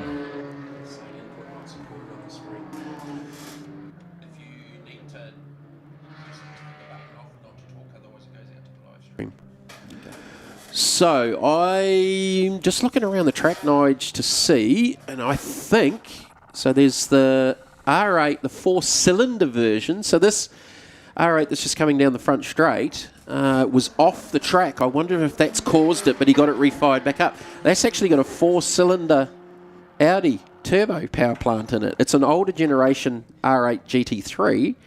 Again, talking about the eclectic Oscar-style South Island, just if it fits, put it in. Good on them. It's good to see. Something a bit different. So I can't see any other recovery vehicles. No, I think they might have called that one early with the Audi having a bit of an off. All right. going back to showing earlier. That was a replay of, the McFarlane Bushel Porsche going off, and there was the Audi parked up there. So it obviously was there for a little while, and I'd say that's the reason why the safety cars got called. Righto, what have we got going on here? Lights are out on the safety car. All right, that was a short one. Well, that's good. Let's get back into the action. Let's get back into the racing. Closes up the gap, so the beneficiaries out of that, of course, of the Audi and Paul Kelly and the Porsche. So Adam Julian will be quite pleased. Close the gap without having to do much work. Everyone's had a chance. Cool the tyres back down. So the Bushel McFarlane Porsche qualified 11th. They're back down to 16th. So that little off's obviously cost them positions. Here So we go. back to She's the green. restart. Hughes Green. got the headlights on. He's going to try and fill the mirrors. Julian got a restart. Boy, did he get a restart. Hugh missed that one by the looks of it as PK slots into 4th with Jaden Ransley filling his mirrors in the Super Tourer Falcon. Julian got a fantastic restart. Here's Hugh coming back at him though. Door closes as they get through to Link / pothole. You can tell, look, this has worked in Jordan Nichols' favour. He's cleared out already. Hughes had a nose down the inside. Ramsey trying to go around the outside of Kelly. The Wolfbrook cars dived back into the equation, and it's had a spin just off camera there. We'll go back to a replay to that, hopefully. He's parked on the inside. Wow, okay. Is that the Wolfbrook Porsche? Yep. It is. It is. He's fired it up again by the looks. But get him back onto the track. It's not what the ideal start. All right, well, you would think now they will need a safety car to get them back into sort of some form of contention because they're near enough to probably being a half a lap down now on the rest of the field. Jaden Ransley is monstering the back bumper and rear wing of Paul Kelly commercial 992 Cup car, and then you've got Nigel Cromie.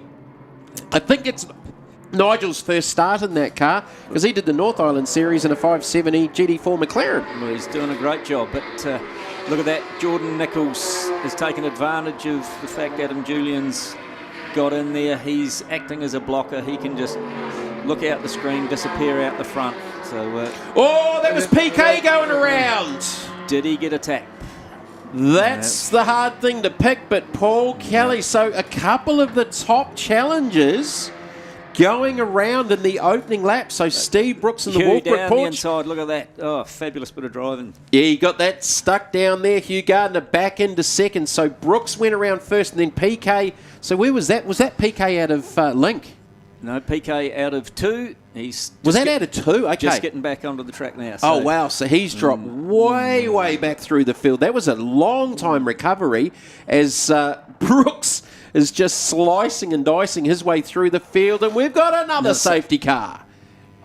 Now, was that maybe for PK? I think with the time that he was taking to get back on track? Because, again, I'm just scoping around the track and I can't see anything else. The question is the grass a bit slippery? Are they concerned that guys are getting on the grass, no traction to get back onto the track? But you can't see anything parked anywhere. We had a bit of late rain here Thursday afternoon because it was raining when I got off the plane, and there was a lot of rain. Like there was a lot of standing water around Christchurch when we were driving back to the hotel. Didn't see so much of it yesterday here in practice with guys going off. If they went off, they made it stick pretty hard. So I'm just guessing that was probably for PK and the time it was taking for him to rejoin. All right, so a couple of the hitters with issues in the early laps. Well, you said a moment ago when the Wolfbrook car had its little off that they needed a safety car. He'd already carved a few up, so he gains a wee bit of track back, but he's going to have a battle to get past some of these other guys, I think. There'll be a few teams on the radios right now saying to some of those midfield guys, you've got some traffic coming. No, PK, I think he's just done that by himself. Out of turn number 2, I just couldn't quite see. I just saw the aftermath and thought it was maybe Link. Yeah, no, just completely and utterly did it by himself. Wow. Ransley wasn't like within 2 car lengths of him. And as you said, Nigel, it must be a little bit wetter down there on the inside of the infield. I know where the boys have got the pits TV vans parked over here in the pits. It is wet, man. You know it's wet when you've got to put the tarpaulin down to walk on it. Indeed. Right, we're going to be lights out this time, surely. Look at that. 9 minutes in, 2 safety cars already. I was just about to say the same thing.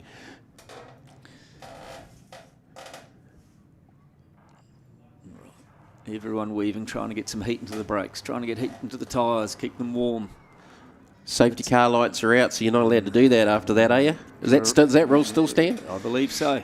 That's caught a few out in the past. Get their focus back. Hugh Gardner's got to actually get his start right this time. Got jumped earlier by the Audi. What's happened to the Audi has cocked that up something fierce. So the MR, will that be a paddle shift? So has Hugh maybe missed a shift or something? Because it looked like initially he actually got a pretty good run at it, but Julian just motored on by him, which also brings out we're green, we're going racing, and look, Julian's having another run down the outside. So what I was about to say from the previous restart, so where's the officiating line for overlap? I'm just going to put that out there. Yeah. Well, because I thought it was close on the previous restart with Julian going by Hugh. And he's done the same. He's managed to get him. I can't remember the last time I saw a Super Tourer hanging with Porsches and Mark II Mustangs. So we've got a black and white flag out there. 4-car 84, which is Adam Julian. So I'm going to put it out there. That was possibly from the previous one, because I thought there was overlap. If that's the... What line do we call that? Well, it's the start-finish line. But, yeah, is it the control line? Control line back... yeah. Not sure, but there's definitely... But exactly the same as the last restart. Jordan, head down, gets a wee bit of a break with the Audi acting as a blocker. See if I get any texts or messages to say what that was for, but I'm guessing like you. I think that might be. Who have we got in the pits here? We're under the bonnet of something. I didn't quite see what it was. I'm impressed with Ransley and the old Super Tourer. You know, they're going really well. Hope the tyres can hang into the thing, but he's doing a great job. I know a lot of them have been upgraded and they've got traction control, and some of them are running sequentials now, and they've improved the power plants. Not improved them, but unlimited them. You know, the old girls were 550 horse. They were all the same, but some of them have been opened up and they're in the 650 horsepower range. And Jaden's fast. I can remember Jaden Ransley and his karting stuff, and the kid is super, super fast. Here's Hugh again. Just the same as what we saw off the last restart, and he goes down the inside of the hairpin. This old Chromie got into Ransley. Curse of the commentator. Sorry. You get that one. Sorry get about that one. Jaden. We did you bad there. So what's this wee pale face? That was you. I had nothing to do with that one. Hang on, let's not rush. He's still parked there. Is he just being nice, waiting for traffic, or is he? He hasn't set it on the curbs, has he? No, there's no curb there. No, but let's see what happens again. So much so early. We're only 12 and a half minutes into this 1 hour. We said it was going to be busy with 29 cars. Jaden's just got the car out of there now. So, right, no safety car. That's good. 3 of the cars out of the top 6 or 7 have already gone by the wayside in these early stages of the 1 hour. So here it is here. Chromie, you would have thought he was probably a lot far enough in. It wasn't a dive. But hard one to call. Yeah, hard one to call. Other cars. So there's Wolfbrook making a comeback. But you have a look. Martin Dippy up to P6, just taking advantage of others falling off the track, keeping his nose clean. And Grant Sylvester, who was back probably 15th, 16th, he's up into 8th. He would have done a few laps around this place. You would think so. Grunter. But going on here now, PK and the Wolfbrook car starting to carve their way through traffic, taking advantage of the fact there was a safety car there for Wolfbrook. Who is they coming up on now? That's Grant Aiken in the GT4 spec Audi R8. He loves driving that thing, and Grant's got out of a GT4 Porsche. Absolutely loves that car. That's good to hear. Enjoying himself. He's probably, there's not too many that have done more laps around racetracks or anything around New Zealand. He's probably done more laps around Highlands than Andrew Waite and Damon Leach. So good on them. PK working hard. He is on the back of the Wolfbrook car, so he's got to hunt him down. So that's probably the longest run we've had since the race start, because Mickles has just banged in a 22.8 for the fastest lap of the race, and has about a 2.5 second advantage over Hugh Gardner, who answers back with a 122.617 and goes fastest again off the back of Mickles, who went 122.7. So they're starting to go faster now as they're getting some tyre temp in, which off the race start, you probably wouldn't have had much opportunity to really get some tyre temp in there. So battle on screen. So that's Aiken in the GD4 Audi. That's Steve Scholes in the LS powered Ginetta. It went past me the first time up north and I went, that's not a Ford V6. And there we've got Pauana in the first of the TCR. That was on the grass. Well, that's just showing you how. So the 997, who was that? That's Nicholas. He's straight back on, so that's good. I haven't got that on my entry list here. He was having a battle earlier, trying to get past Great Aiken and ran it Boulder wide somewhere. So Chris Nicholas, yeah, okay. Right, battle of the TCR. We've got them going through screen. Here comes Ramsey trying to make up lost ground. Well, we've had a few off in these early stages. What are we, 15 and a half minutes a lap. So we're 4.5 minutes from the pit window opening. Do you take it as quick as you can? Because the safety car percentage has gone through the roof already with this one. Get it clear and get it done, I reckon, is the way to go now. And that window's going to open up in about 4 minutes. 4 minutes to go for the pit window opening. Mickles and Gardner trading fastest laps. Julian in third. And there's some TCR battle going on with Scott O'Donnell. So that'll be 18th and 19th with the 65 Volkswagen of Cole Askew. So Steve Scholes and Grant Aiken, they raced quite a lot together in the GD4 sort of class up in the 1 hour in Auckland recently. So on screen, still the TCR battle. O'Donnell trying to hold off Askew. Be interesting to see how that transpires. But look at Jordan, just cruising. They're a cool-looking car, aren't they? Fabulous. And he's doing a good job of driving. See how smooth he is. Not running it too hard up the curbs. Just let's see what his lap times are. Both he and Hugh running 3/4 of a second quicker than anyone else out the front. So the two of them can just head down. 3 minutes for the pit window to open. Jordan Mickles going through, and the Mark II, so it's MARC, not MARK. So it was Mark race cars built by Paul Sapranick and the boys at Pace Innovations over on the Gold Coast. So that was the second generation of the car. The first generation of the Mark cars were Mazda 3s and Ford Focuses. Yeah, Yep. And there's still a lot of those racing around Australia. Which is good now. The Wolfbrook car, Steve Brooks hunting down Bushnell, trying to get himself 10th, back up to 10th. So both of those guys recovering. The Bushell McFarlane car. So that's George McFarlane. So I remember Angus back in that. Is that Angus's son? I believe so, yes. Yep. So you've got your 3 early offs of Grant. That was for position. So Grant Sylvester was running up in 8th, and that looked like it was slowing, didn't it? It did, but all 3 of the Porsches... it's definitely slowing. No, she's not looking good there. So Sylvester was up into the 8th position, and that was, we just saw Bushell and Brooks go by. So will that bring out another safety car? Where's he? Just within a minute and a half of the pit window opening. Yeah, unfortunately, it's probably not parked in a good place. Pity it couldn't get round to the marshal's post and hide behind that. Nothing happening out front. Oh, the brake lights are on the BYD safety car down in front of us, but we are within 3, 2, 1 minute of the pit window opening. This called out Nick Chester up in the North Island, where they pitted just before a safety car, just pitted after the safety car call, and they disputed it, but he got DQ'd at the end of the race. So No sign of a safety car at the moment. On screen, we've got Chromie battling with who's that? Mitchell. Porsche versus Porsche. A couple of different variations of the same thing. Oh, I think that's Vin Shelp, I think.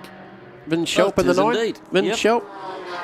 997 GT3 Cup car. Oh, he's doing a hell of a good job. Here we go. Safety car with 15 seconds left to go for the pit window opening. So nobody is going to be taking the compulsory stop on this lap.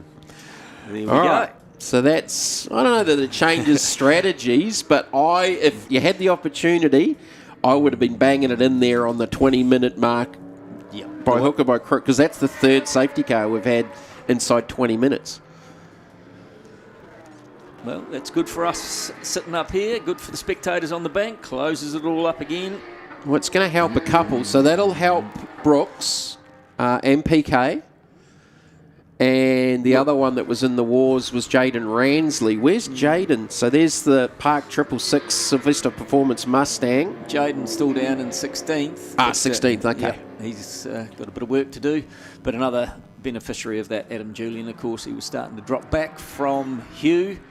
The gap was starting to blow out, so he can get right back on the tail. And we've seen at the other safety car restarts that he can out-drag him down the front straight and see what happens. So not good for Grant to stop this early. Well, we got one of the TCR Hyundais just carrying a little bit of... No, is that the Seat? It's one of the Hyundais of the Seat. They both look the same, but it definitely had some smoke trailing out of it. Here it is here, the benchmark 57. Yeah, I think it's the Seat Cupra. You would hope for the car that just passed him that he is coming to pit lane. Yeah, it had a big puff of smoke off of 10. Yep. The John Mackay Seat Cupra TCR out of Alexandra. So that is a mechanical issue because as we've said, so it caught out Nick Chester up in Auckland. With the 1 hours, you cannot take your compulsory pit stop on the safety cars. With the 3 hour, it's open. Anything goes. Timed stops with the 1 hour. 3 hour, it's open. So that becomes crucial when you're doing your driver changes that you don't mess up. Then we saw a little bit of it up north. But look, these guys don't tend to do the driver changer thing a lot, apart from the South Island and North Island Endurance Series stuff. Yeah, it's an important part of the game to practice, and it's fairly difficult, I've found in the past, with some of these wonderful gentlemen to get them enthused about doing their driver change. But here they've made this easy. They've just towed Grant behind the flag marshal point there and parked him safely out of the way. So we're not going to lose too much more time dragging him around to pit lane. Sad for the Sylvester team to stop so early. Strategy-wise, on the safety car, do you come bombing into pit lane straight off the restart and try and deal with 25 other cars trying to do the same thing at the same time? Yeah. As the Seat had a wee rub somewhere and caught some bodywork, and they're just being cautious. So hopefully nothing too detrimental. It's funny that because when it come onto pit lane and we had the rearward shot off that last camera, it sort of looked like the rear wheel was almost askew, but it was probably the bodywork highlighting that. So so that's what the issue was with that car. It's going backwards and looks like it's heading out to the back of the garages. So maybe it is a bit more than bodywork. You might be right with Might have got a little bit of a touch up and just hurt the right rear on it, but I don't know if it's an alignment issue or it's just pushed the right rear bumper onto the wheel or not. But there's no panic going on. But coming back to our previous conversation, do you come bombing in and have everyone pitting at the same time, which would just be carnage, or you try and pick your time as to when to make your stop? Because we've already seen a multitude of safety cars here, and we are now in the compulsory pit stop window, and they have got 16 minutes left to get it done in. Yeah, so the conservative in you would go, you'll follow the leader, and then the adventurous would go, no, I'd hang out there and exactly that, wait for an opportunity that you can anticipate what's going on and try and gain some on-track advantage. So The old adage, restarts breed restarts. let's hope not. No, because we've seen a few already. All right, Jordan Mickles, Hugh Gardner, Adam Julian, Lights are out. Nigel Cromie, Vin Shelp. Nothing about the Cromie-Ransley incident. And just look, you and I both looked at it, Nigel. I thought he was far enough down there. It was one of those ones where he's far enough down, but then at the last minute he pulled himself back a bit, which ended up with a bit of a mess. But here we go. Restart. What's going to happen? Well, Mickles straight in. Hugh didn't follow him, and just looking at the rest behind him, they're all going around. And so, Hugh got the jump this time. Adam Julian couldn't run with him. You reckon Adam might have laid up a little bit on that one? Yeah. We haven't had confirmation of a penalty, but he definitely got the naughty boy flag. So Jordan and I think the 997 Porsche, the only two that chose to pit now for their compulsory stop. So it's a timed stop. So the race leader in, the rest of the field continue on. Hugh Gardner now your race leader. The busiest car wash in Timaru, he tells me. Is it the only car wash in Timaru? That's a bit harsh. There's probably more than one. It's a big city, It's been a while since I've been to Timaru. How is Brent Collins? He's bloody good. The Fast mayor? as ever. The mayor? Fast as ever. Doesn't seem to matter what he hops in. But right out the front, Cromie, Shelp battling away. We're in here. Tyre pressures. They're obviously getting as much done as they can. Very tidy old 997. Look at that. Hugh is coming round through turn 10. Jordan is still sitting here, but as I say that, he's just coming past the window. So pitted. Lights it up. So he's gone, and Hugh is into the pit lane now. All right, there's a few more. As I said, you won't want to do it if everyone does it at the same time, because as big as Ruapuna is, it gets really congested down there if they're all trying to do the same thing. So you've sort of got to go pick and choose. Hugh sort of ran the gauntlet and went first off the back of Mickles. So they should be identical pit stop. You wouldn't think that the Porsches had to take on any fuel. My first thought would be, did you need to cross the start-finish control line at the restart before you're allowed to pit? Just an anomaly. I haven't got the rule book in front of me. But I went through this at Hampton Downs, trying to go through all the different sort of clarifications and should they, shouldn't have they. So that's going to be an interesting one as well. I'm just seeing Paul Kelly slowing out of turn 4. He's back up to speed now, but something obviously happened down there. Off shot there is Kent Quinn's on pit lane in an Organics Porsche GT4. Just a quick shot there of PK who's getting back up to speed. So the Wolfbrook Porsche's on pit lane. We've got Quinn in pit lane.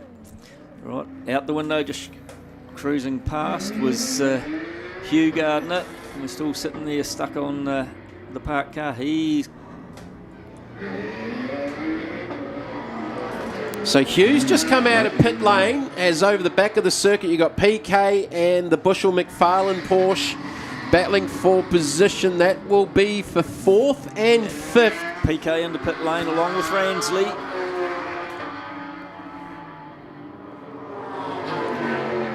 The Bushnell Porsche carrying on. It's back up to 3rd, which it all gets a bit messy. And the race leader, the Mitre 10 Mega Porsche, is your race leader with Martin Dippy.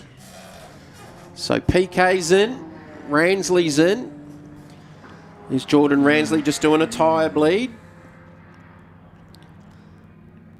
I think that's one of the Ant Pedersen IMS cars.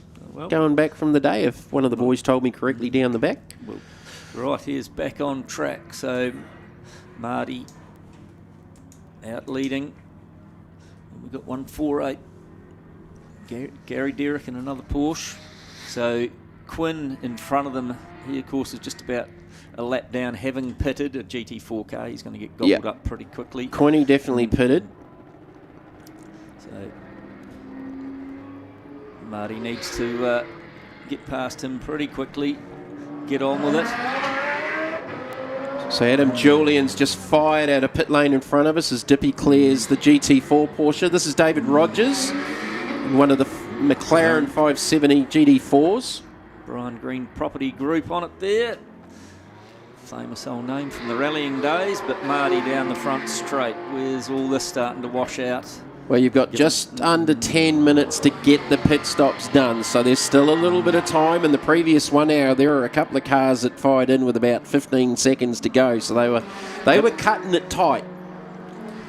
So Martin Dippy on screen. I got to know Marty through Targa New Zealand, and David Rogers with that 570 GT4 we just saw in the pits. David's his main claim is Targa New Zealand as well, and a very, very quick Mitsubishi Evo 10.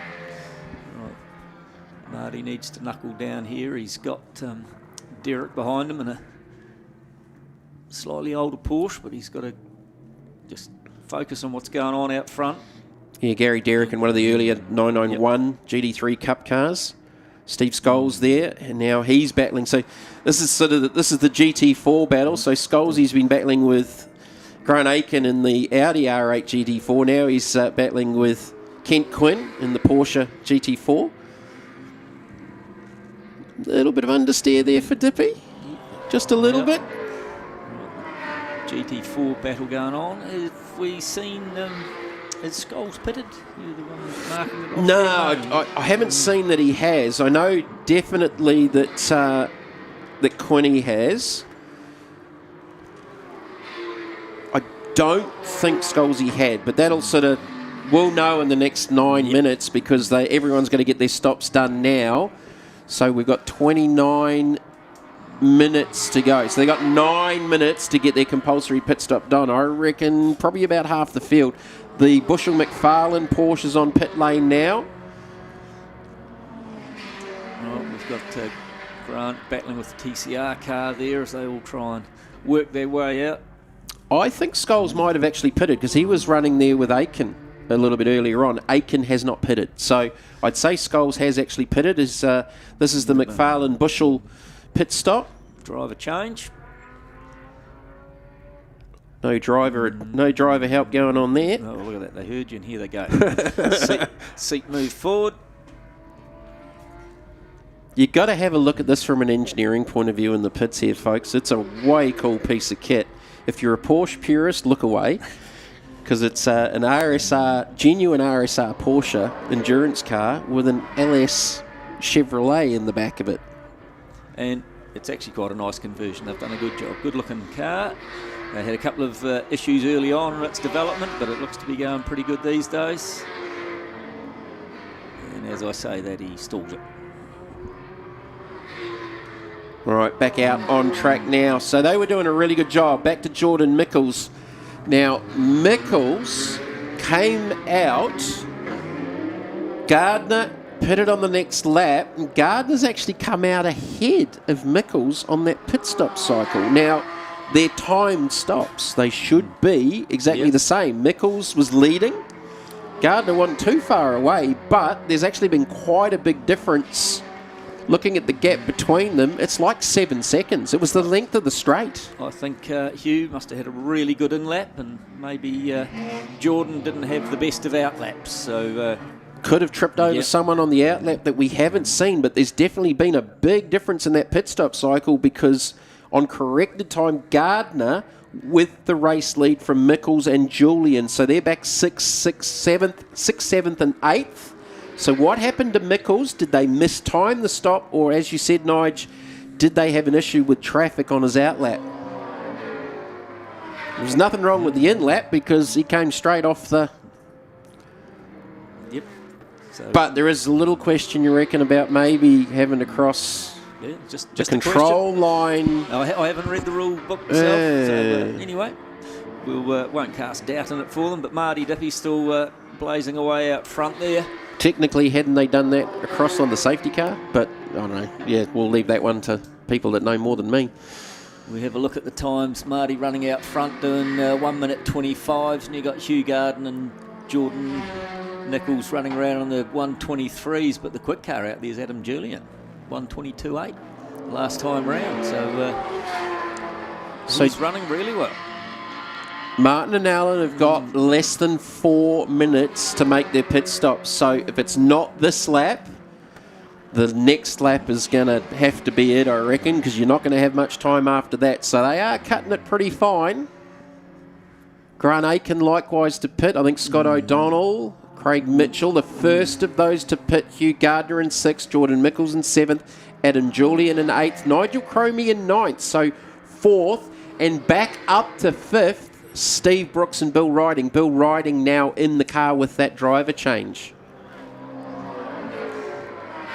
And this is the Wolf Brick Porsche. This will be for position. This should be for position with Cromie and Brooks nose to tail for 9th and 10th. So that will come to fruition very, very shortly. But that is definitely for position. Nigel Cromie's doing a really good job for his first time in a 992 Cup car. Yeah, and when you look at the number of laps that the Wolfbrook drivers have done around here testing, both in the Porsche and the Audi, I pat in the back for Nigel Cromie.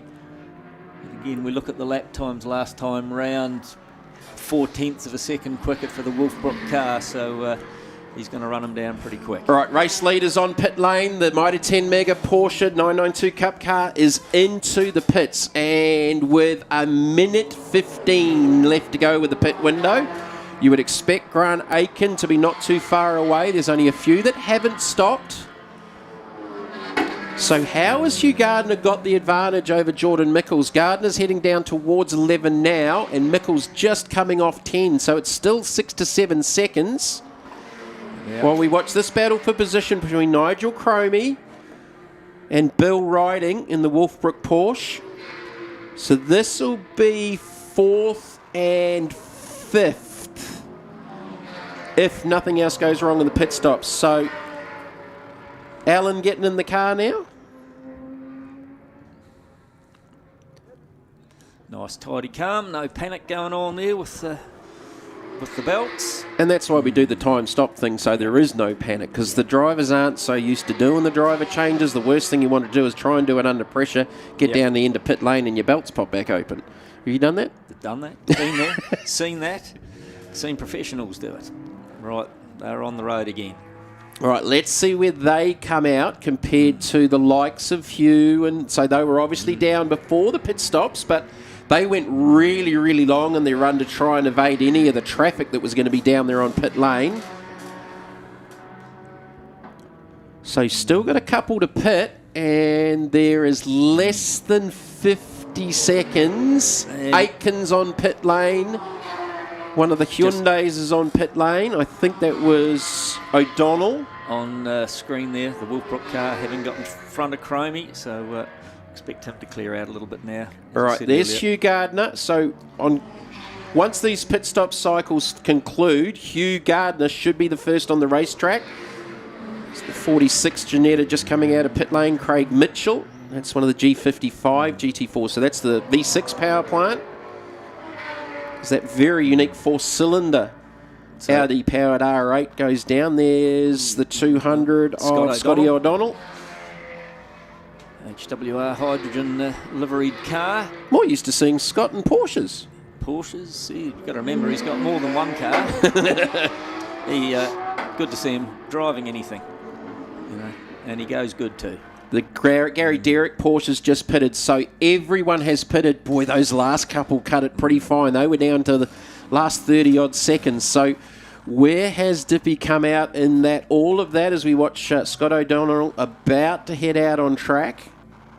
HWR hydrogen. There's a lot of hydrogen stuff going on around Christchurch. I saw an interview with Phil Major about the hydrogen stuff going on here. It's quite world-beating. Yeah, there's a lot of stuff going on. I know the HWR group have been running trucks and all sorts of things down south. But back on screen, everyone's done their stops. All right, so there's Dippy. Now, they're scored at 11th currently, so, okay. I thought they would have got a little bit more of a gain out of that, but... No, but running down the list, Gardner, Mickles, Jordan, then Bill Riding, Cromie, Derrick, Paul Kelly back up to 7th. So there's your early spinners in 4th, 7th, and Ransley back up to 9th. So good job by him. Safety cars definitely helped him, didn't they? Yes, indeed. So what's our gap at the front? Blown out to 10 seconds now. Hugh Gardner's actually pulling out a gap on him. Well, look at lap 24 for Jordan Mickles. He lost 2 seconds. So I think Jordan's copped a little bit more traffic in worse places than maybe Hugh has. So there is Jordan Mickles just over at turn 4 as Hughes just made the turn to 6. So that gap is, it's actually 10 seconds. So Hughes extended. It was 7 about 4 or 5 laps ago. So Jordan's lost a little bit of time in the last couple of laps. I think someone doing a fabulous job is the Julian Audi. He's only 1.4 seconds behind the Nichols Mark car and running with him. So that's good to see.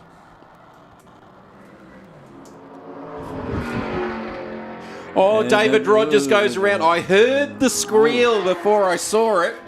As David Rogers goes around in the McLaren 570, that's out of turn number 9. And that would have got Jordan's attention because he went round in front of him. Saw Jordan had to drop a wheel off onto the dirt on the outside there between 9 and 10.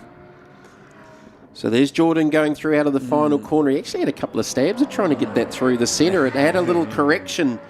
He might be carrying a little bit of understeer through to the centre because that didn't look real comfortable. And he's got Julian right on his back bumper too. So Julian's made big gains here.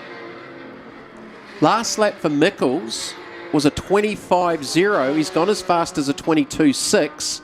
And again, Hugh was 2 seconds faster on that last lap. And Julian was 0.8 quicker. I think that was all involved with the Rogers spin, taking up the attention of Jordan there, getting him off track. There's a couple of things definitely going on. So Mickles has lost time out of the pit stop cycles because Hugh definitely jumped him in the pit stops. And then he's had a couple of other little issues in lap traffic that's cost him a few seconds here and there because Julian's right on top of him. How far back is the Wolfbrook Porsche now? So Brooks and Riding, they're about 11 seconds back. And they're battling coming into turn 8, looking on track. So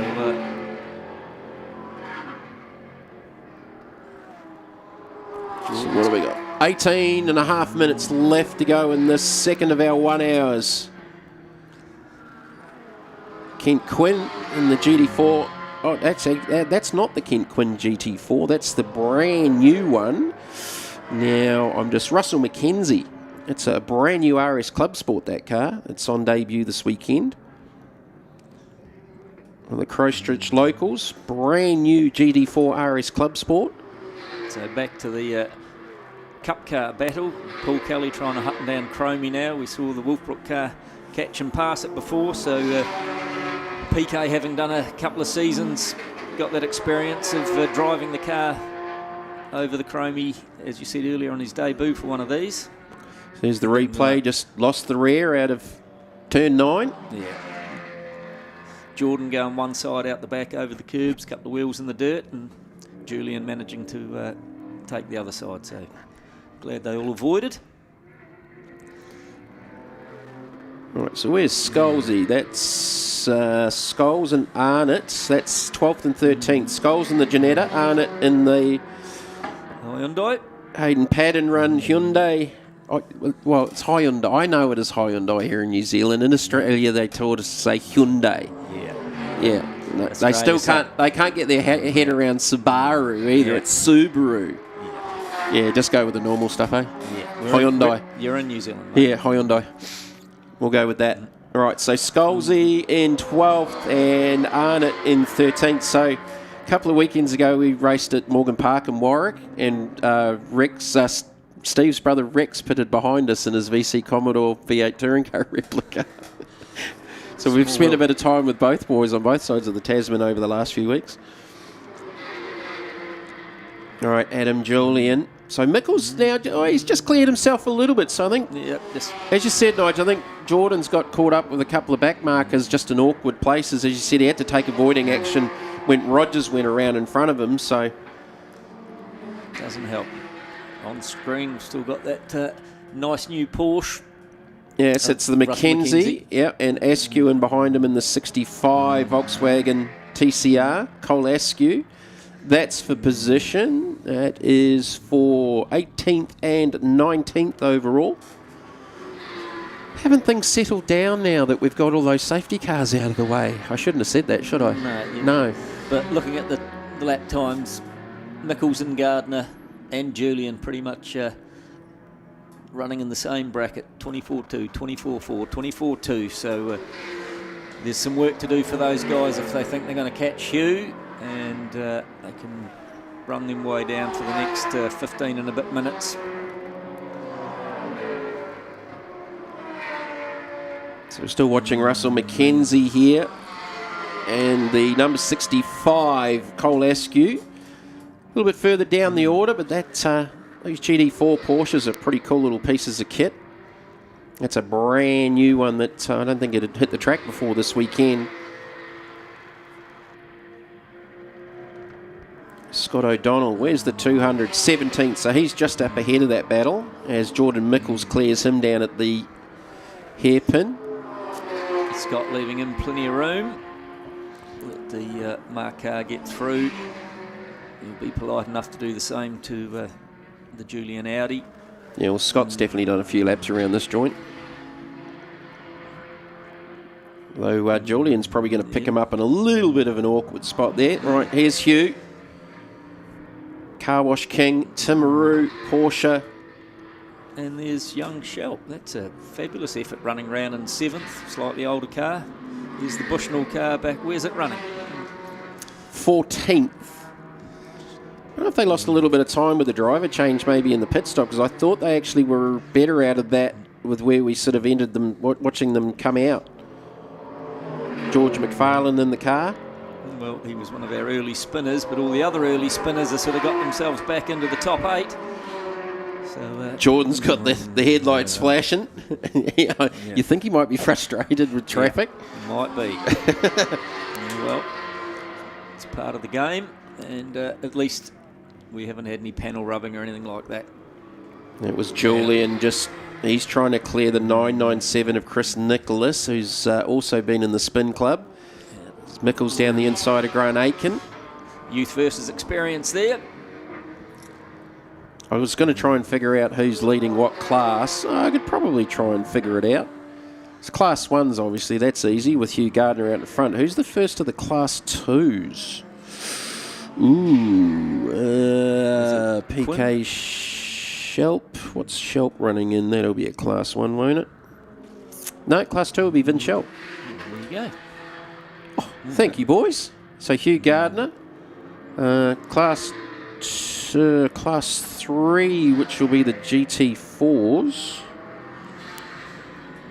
Yeah, more than likely looks like Kent Quinn at the moment. So, all right, how long we got left to go? 13 minutes left to go here. Hugh Gardner, he's got the headlights on. A somewhat impatient Hugh Gardner. And not on screen, but out on track, the riding Wolfbrook car, having just had a wee spin. Oh, was that off 10?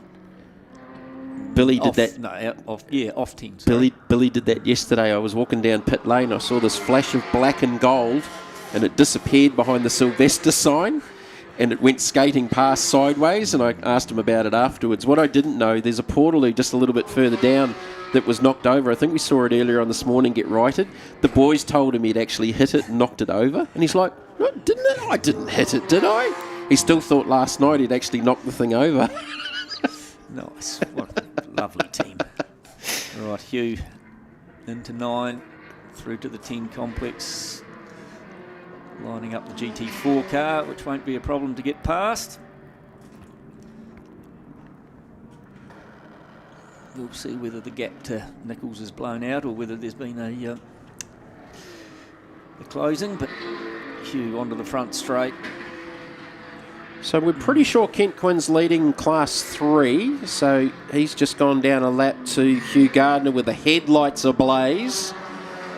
Shelp leading Class 2 with Jaden Ransley not too far behind him. He's recovered to 8th after that assisted spin down at 4 with contact with Chromie, but I think that's one that'll probably maybe looked at post-race if there was anything in it.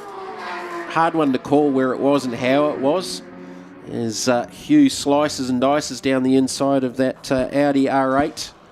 Which did a nice job of just making sure he wasn't holding him up in any way, shape or form.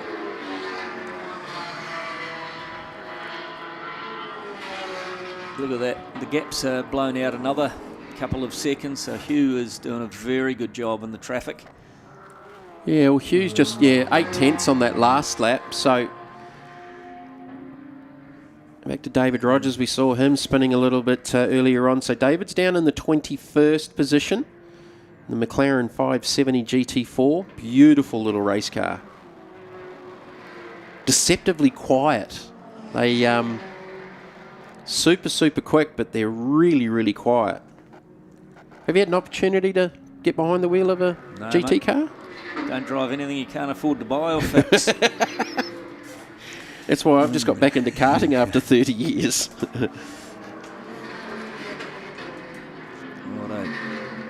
Look at that last lap.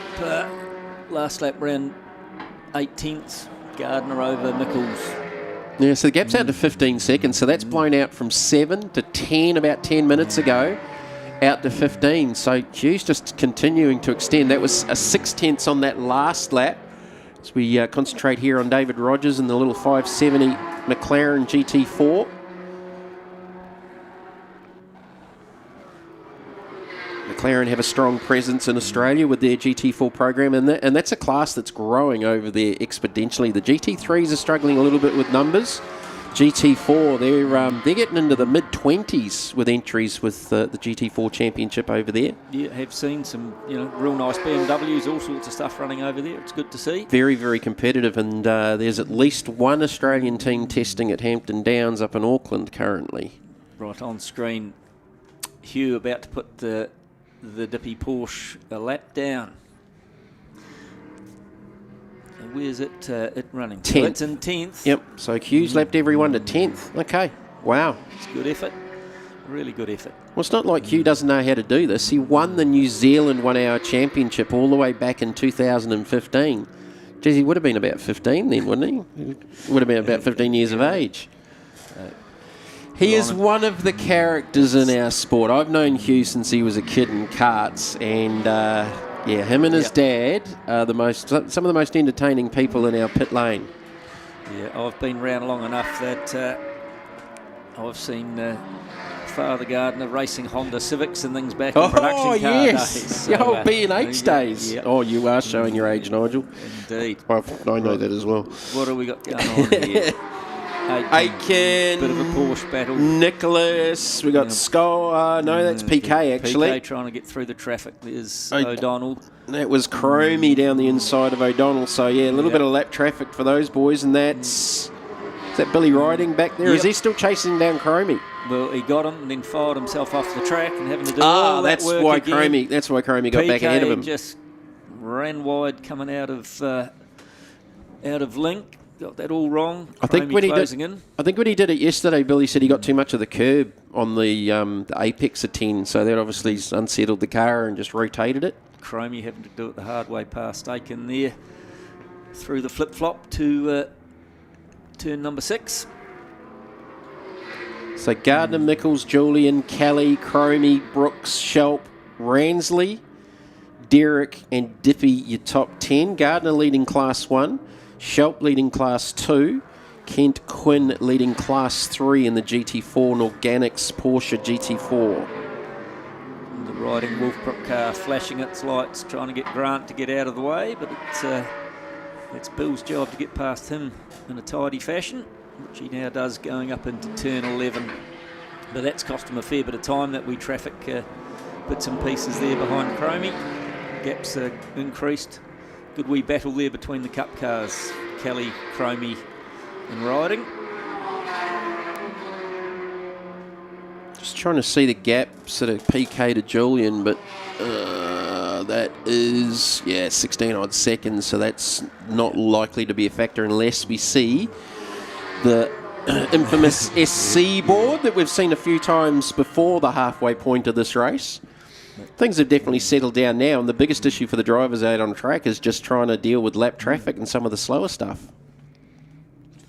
So the Cup car battle, Chromie's doing a fantastic job of hanging on to Kelly now. Tyres are obviously past their best, and as you say, getting through the traffic, etc., proving to be difficult. I wonder if that's where Jordan's maybe struggling too, because he lost another second. In fact, that last lap was near on 2 seconds to Hugh Gardner up front, whether the Mark II Mustang just maybe starting to get on top of the tyre and using a lot more of the tyre than, say, Hugh is. Because it's definitely backing up. Like, that gap's out to 19 seconds. Yeah, no, that's got to be a traffic thing. He's we know he's quicker than that.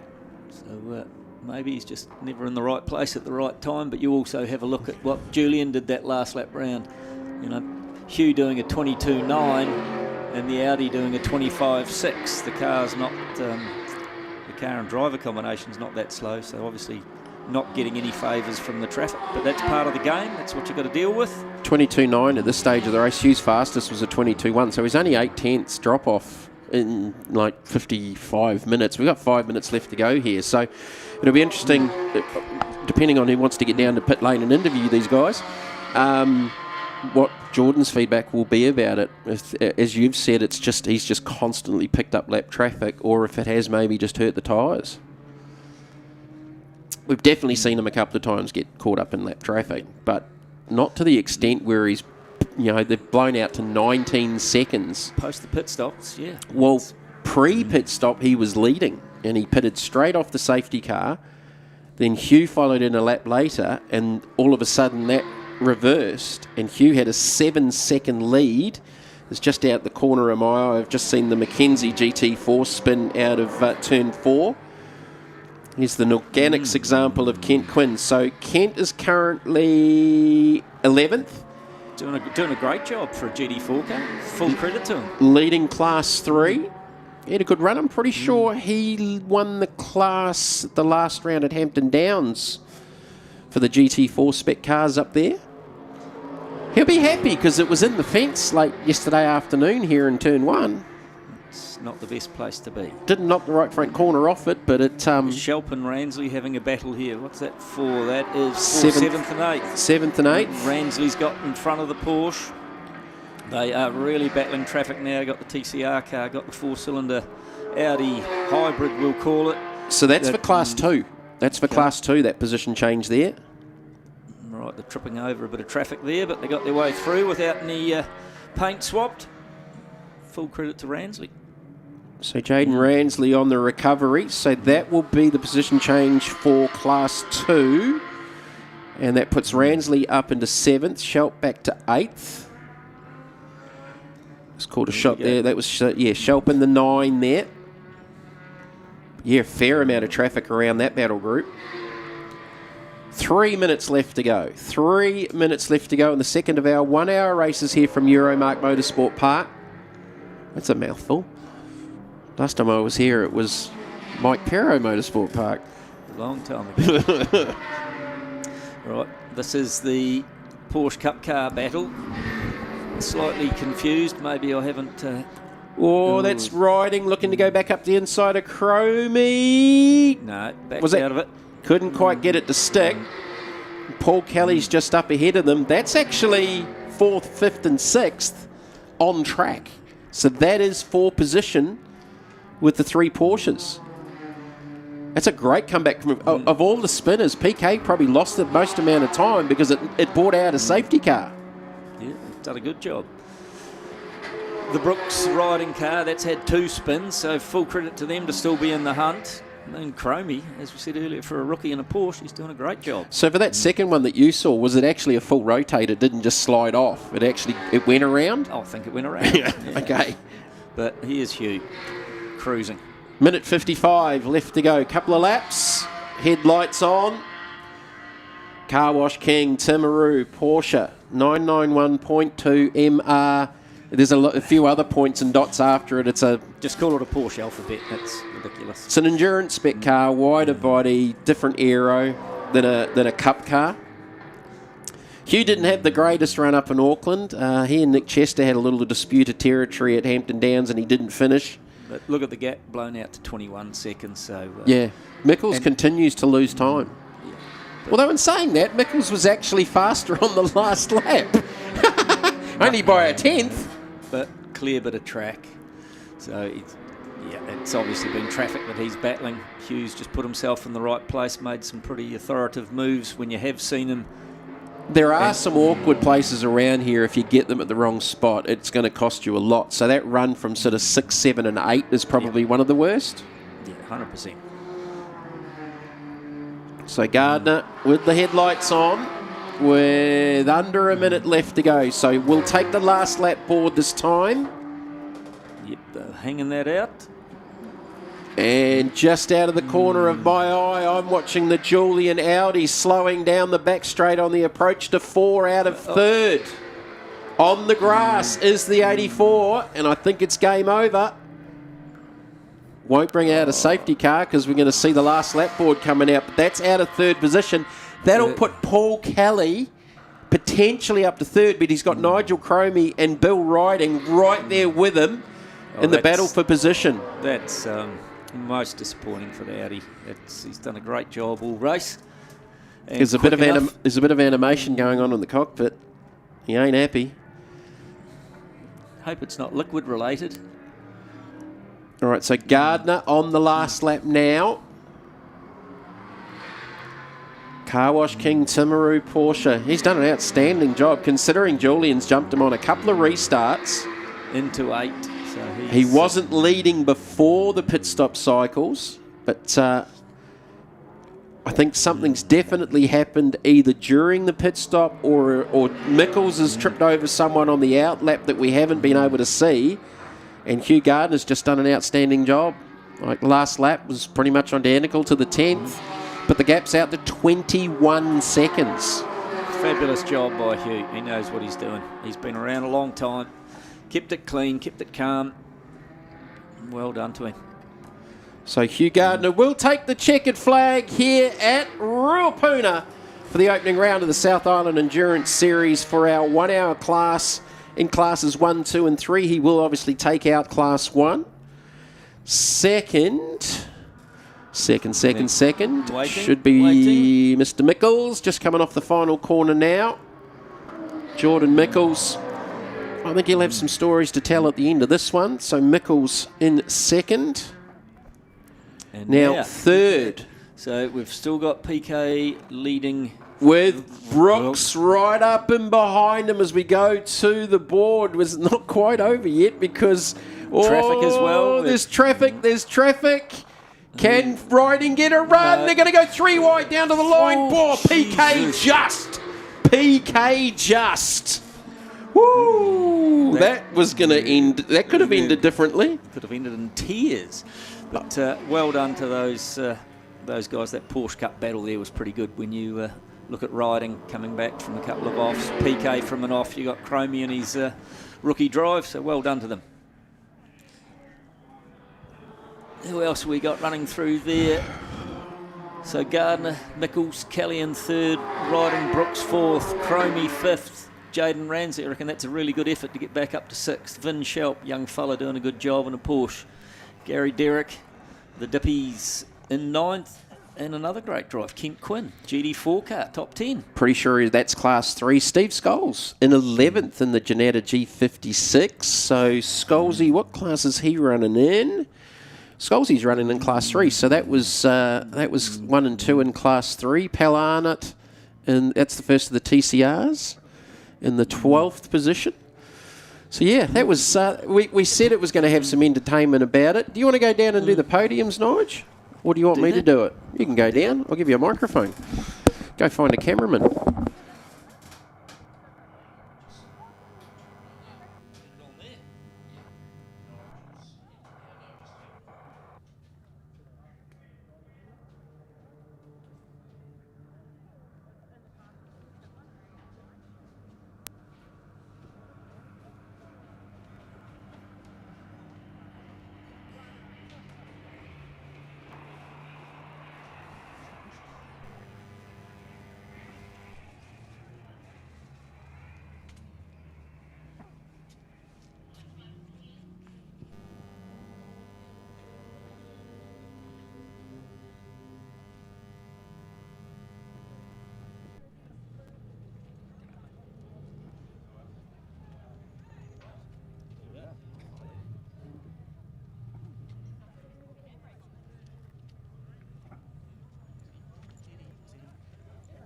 G'day, mate.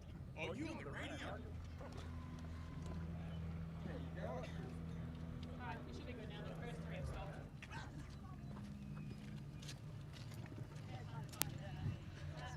thumbs up. You got me, Jamie? Yep. Everyone loves a winner. Hugh Gardner, step this way, young man. Everyone loves a winner. Winner chicken dinner. Well done, mate. Good race, buddy. So, look, the pit stop time, you called that right. You got a good lead coming out there. Yep.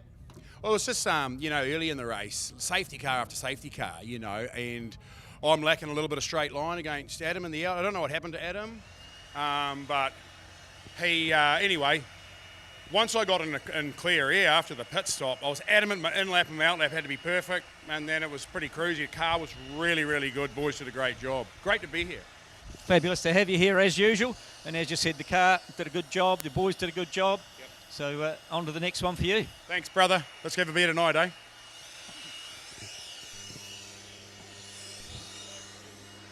Not quite there. Jordan Nichols got off to a good start.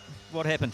Not really sure. I think we just maybe pitted one lap early, lost a wee bit there, like maybe the tyres cooled under the safety car and everyone else got that flying lap, so they didn't cool as much on the out. But yeah, good start. We were always going to struggle. Hugh's long run pace was really, really good on the used tyre. We ragged a lot out of the green and quali, but still better than when we started last year. So. Well done, but looked to be a good battle. Traffic in the last part of the race, you seemed to ebb and flow in your lap time. Yeah, traffic always affects it, but really courteous actually. Like good driving by everyone. Sometimes it's tricky in the past, but no, it was a good field. Yeah. So the Evolution Motorsport Mark car in good condition going into the next round. Yeah, absolutely, and Team Williams as well. Peter, that owns it, and his family. I'm so lucky to drive it. But yeah, we'll tune it up a wee bit, get the long run pace sorted, and see how we go. Well done, mate. Thank you, Nigel. All right, great to catch up with our top three there. So just, I think Nigel might catch up with PK. That was an entertaining bit of a battle for yourself. Well, I just said to the boys, I never made things easy for myself at school, Nigel, and it looks like nothing else has changed. So that was good. It was good. Good run. So the cause of the spin early on? Me, 100%. I just heard the screaming V8 behind me and just looked for a split second, lost some concentration, turned the car around, and I was like, oh, God. Anyway, and then with Gus McFarlane here, I probably should have readdressed just then, but I wasn't sure because he had sort of run himself off the road. But anyway, it is what it is, and yeah, it's good. It's happy to get a result at your home track. Well done. Yeah, it's all good, mate. And on to the next one now. I've got another hour and a half to do, so that'll be interesting, won't it? That'll semi-pro racer. You're an athlete. You'll be right. Hey, thanks very much. Great series. Just get Caleb to do the majority of the work, PK. Thank you, Nigel.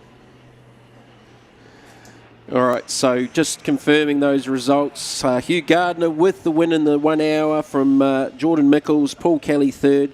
Hugh Gardner taking out Class 1, Jaden Ransley Class 2 and Kent Quinn in Class 3. Let's have a look at some of the highlights, and there were a fair few of them here going on in the Class 1, 2 and 3 1 hour. There were a fair few going off and exploring the territory. Hey, Bill, the Bushel McFarlane not Porsche. Quite on the podium. No.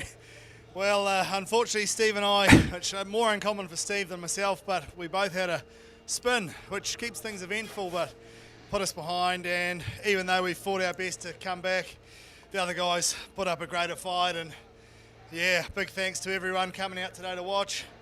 I love seeing everybody here, and a massive thanks to all the competitors and organisers, as always, putting on a great event. And Christchurch has turned it on, home track. Glad we could give everyone a bit of a show there at the end. And yeah, on to the 3 hour. Well, you go and have a rest, rehydrate and get your breath back. Good luck for the 3 hour. Copy that, thank you.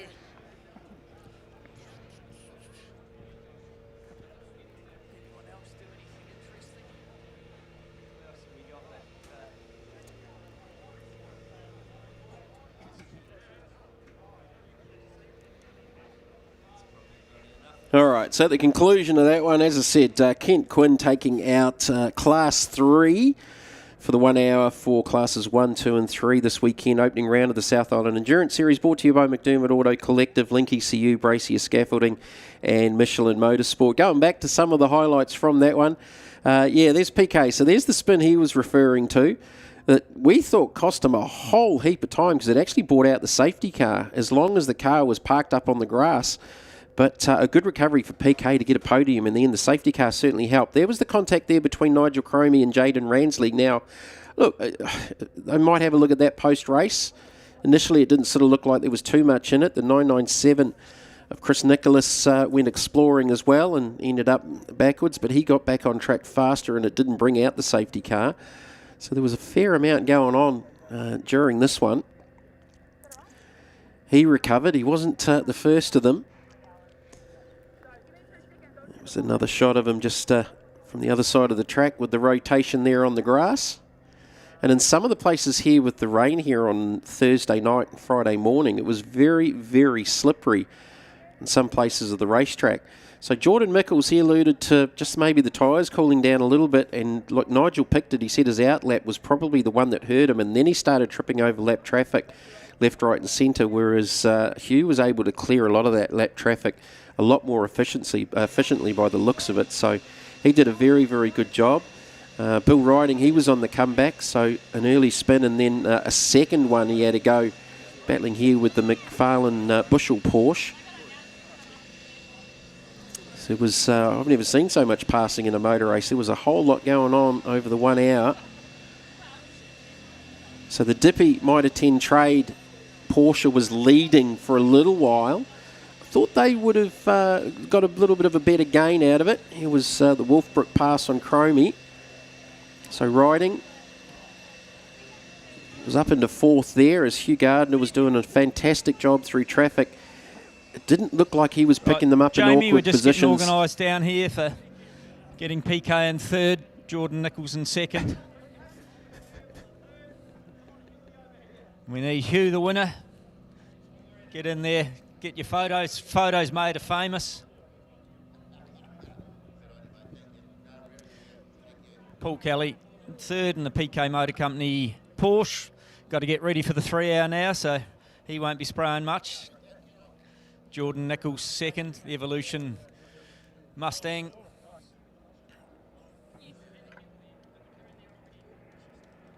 Waiting for Hugh Gardner and family to come and accept the trophy.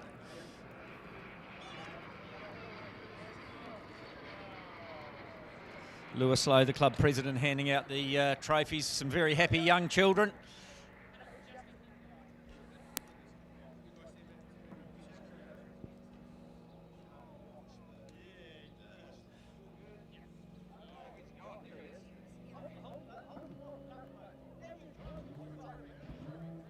Kids run off with Hugh's trophy, slowed it all up.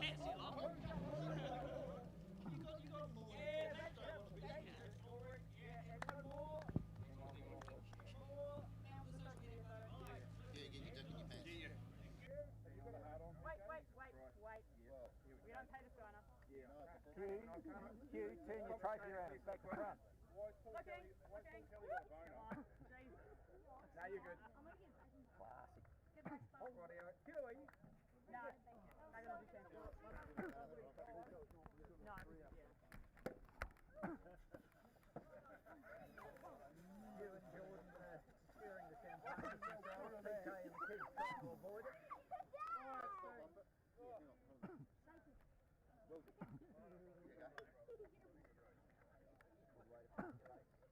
Clean it up again.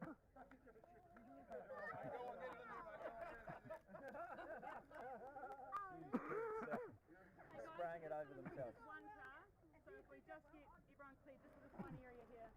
12 of the boys' cars been on the track.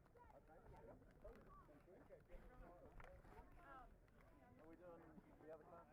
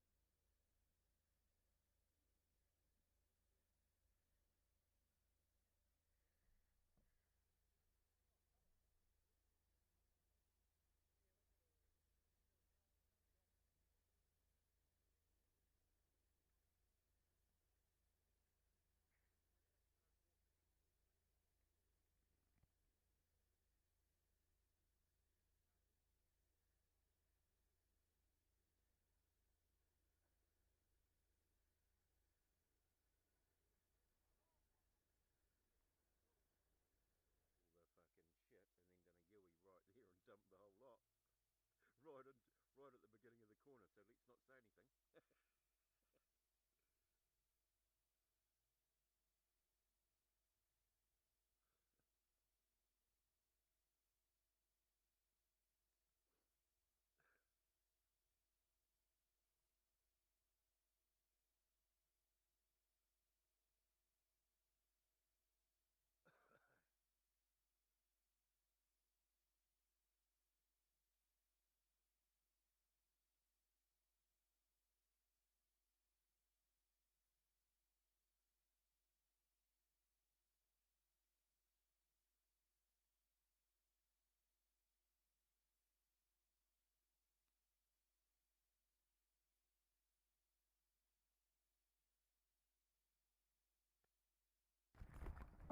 not say anything.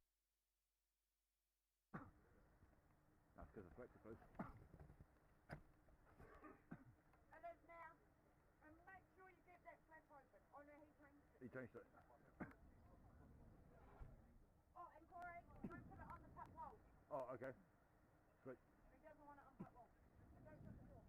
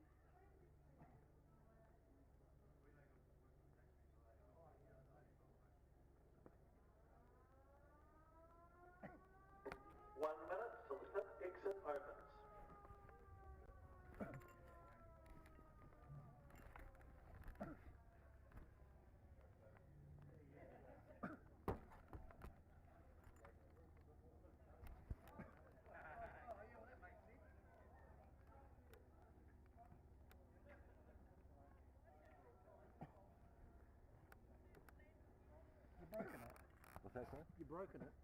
Oh, no, dear.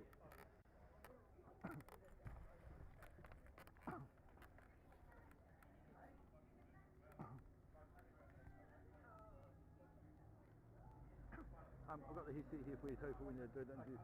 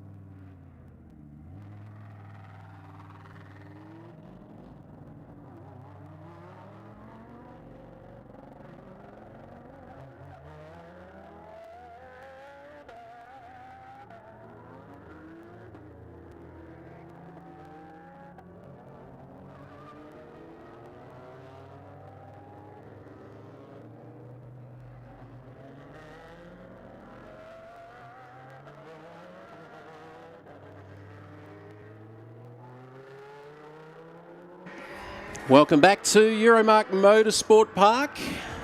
The 3 hour is heading out onto the racetrack. Round 1 of the South Island Endurance Series. I'm Jamie McCarthy, joining commentary for this one with Nigel Barclay. Nigel's been running around. You got any goss down there, Nigel? Well, I wanted to find out what happened in that the 1 hour that just went past. Poor Adam Julian hadn't run out of fuel. They're busy pumping 20 odd litres out, but it did have a fuel pump pickup problem, so that was most disappointing for him. He had a good race. And poor old Grant Sylvester, we'll call it a defective oil pump belt. So whether it's picked up a wee stone or a bit of rubber and split the belt, luckily his car's set up that when the oil pressure dropped, automatic switched the engine off. So he's not with the concerned. safety. Oh, that's cool. Yeah, so he said he was pretty happy with the way the car was going, just disappointed with something so simple happening. Well, Sylvester's sell a lot of engine parts. I'm thinking he didn't want to dip into his own stock. Yeah, we won't. It's not something that they make themselves, so there you go. But look at this. I reckon this is going to be a cracker. 3 hours. Who are you picking? Look, I got the last one right. Yeah, you did. Yeah. No, I'll give you that. I'll give you that. I'm usually impartial, Nigel. Yeah, I'm not. No. Based off the form in the north, with the likes of Sam Filmer and Johnny Reid not being here, I'm going to go the Brooks riding combination. The Wolfbrook boys. Just based off the form in the north, apart from a little pit stop hiccup in Taupo from memory where Billy Riding sat on all the belts when he got in the race car. Cost them a little bit of time, but here for 3 hours is a little bit different. The field is bigger and very, very competitive. I think the dark horse, the Manson Penrose Audi. You've just hit the nail on the head. That was my pick. I think James Penrose is an absolute talent, and Luke has obviously done a good job, and you've got to say the team they are with, International Motorsport, Lowell Williamson's been coming here. All right, let's have a look at the grid lineup. So it is the Brooks riding Audi off the pole alongside Brazier and Waite in the Lamborghini Hurricane. Paul Kelly, Caleb Natoa in the 90. So they've just thrown a brand new set of brakes and rotors and pads in that car and got it turned around off the back of the 1 hour where Paul finished on the podium after a spin. Matt Day and Damon Leach out of grid position 4 in the second of the Hurricanes. Luke Manson, James Penrose, our smoky pick going into this one in the 222 Maramarua Beef Audi. P6 for the Lawson Murphy Knight and Lamborghini out of 7. The Rhodes Rickaby Mustang Mark II. Andy Child and Tom Alexander out of 8 in the Porsche. We go back to the Dippy Porsche, another one that's doing double duty today. That would have probably had some new brakes thrown at it for this one.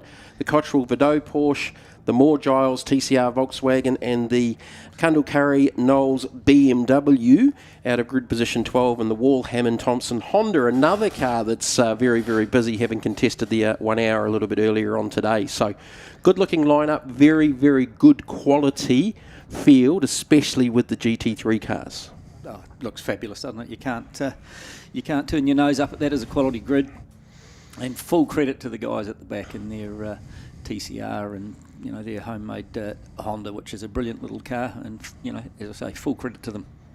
Yeah, so they're looking for class honours. They're not going to be out for an outright win up against the GT3 cars, but with the GT3 cars in Class 1, pit stops all important with the driver changes.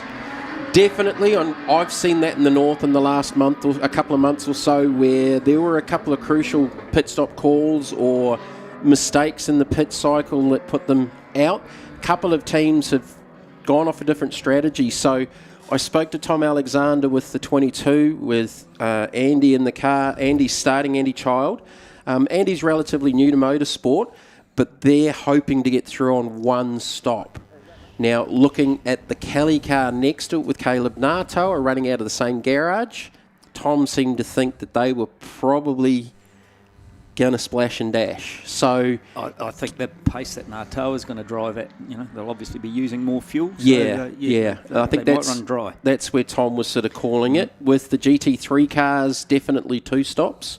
And with the Mag and Turbo Hurricane, they've got 3 drivers across that car. So they've had some different strategies where one of the Hampton rounds actually ran Hayden shorter in the car and ran a longer stint for Kane and Ronan.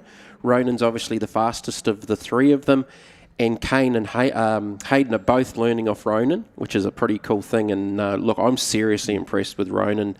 He had an aborted campaign over in Australia where he showed his speed, but at the end of the day, the ability to raise money at that level was obviously a pretty difficult deal. Yeah, he's definitely, he won some races over there, so full credit to him. But yeah, you hit the nail on the head.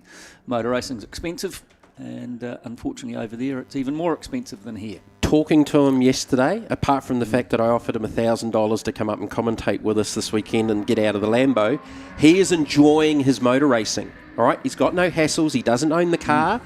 He's helping teach the other guys with driver training. He is enjoying his motor racing as the safety car lights go out, and we are going green here at the opening round of the South Island Endurance Series, the 3-hour, brought to you by McDermid Auto Collective, Link ECU, Brazier Scaffolding, and Michelin Motorsport. Here we go. Nicely lined up. Good formation. There's nothing to stop it going green. And Brooks and Riding have just got out of the Porsche after the 1 hour not too long ago as they get down to the green. Lights are off and we are racing.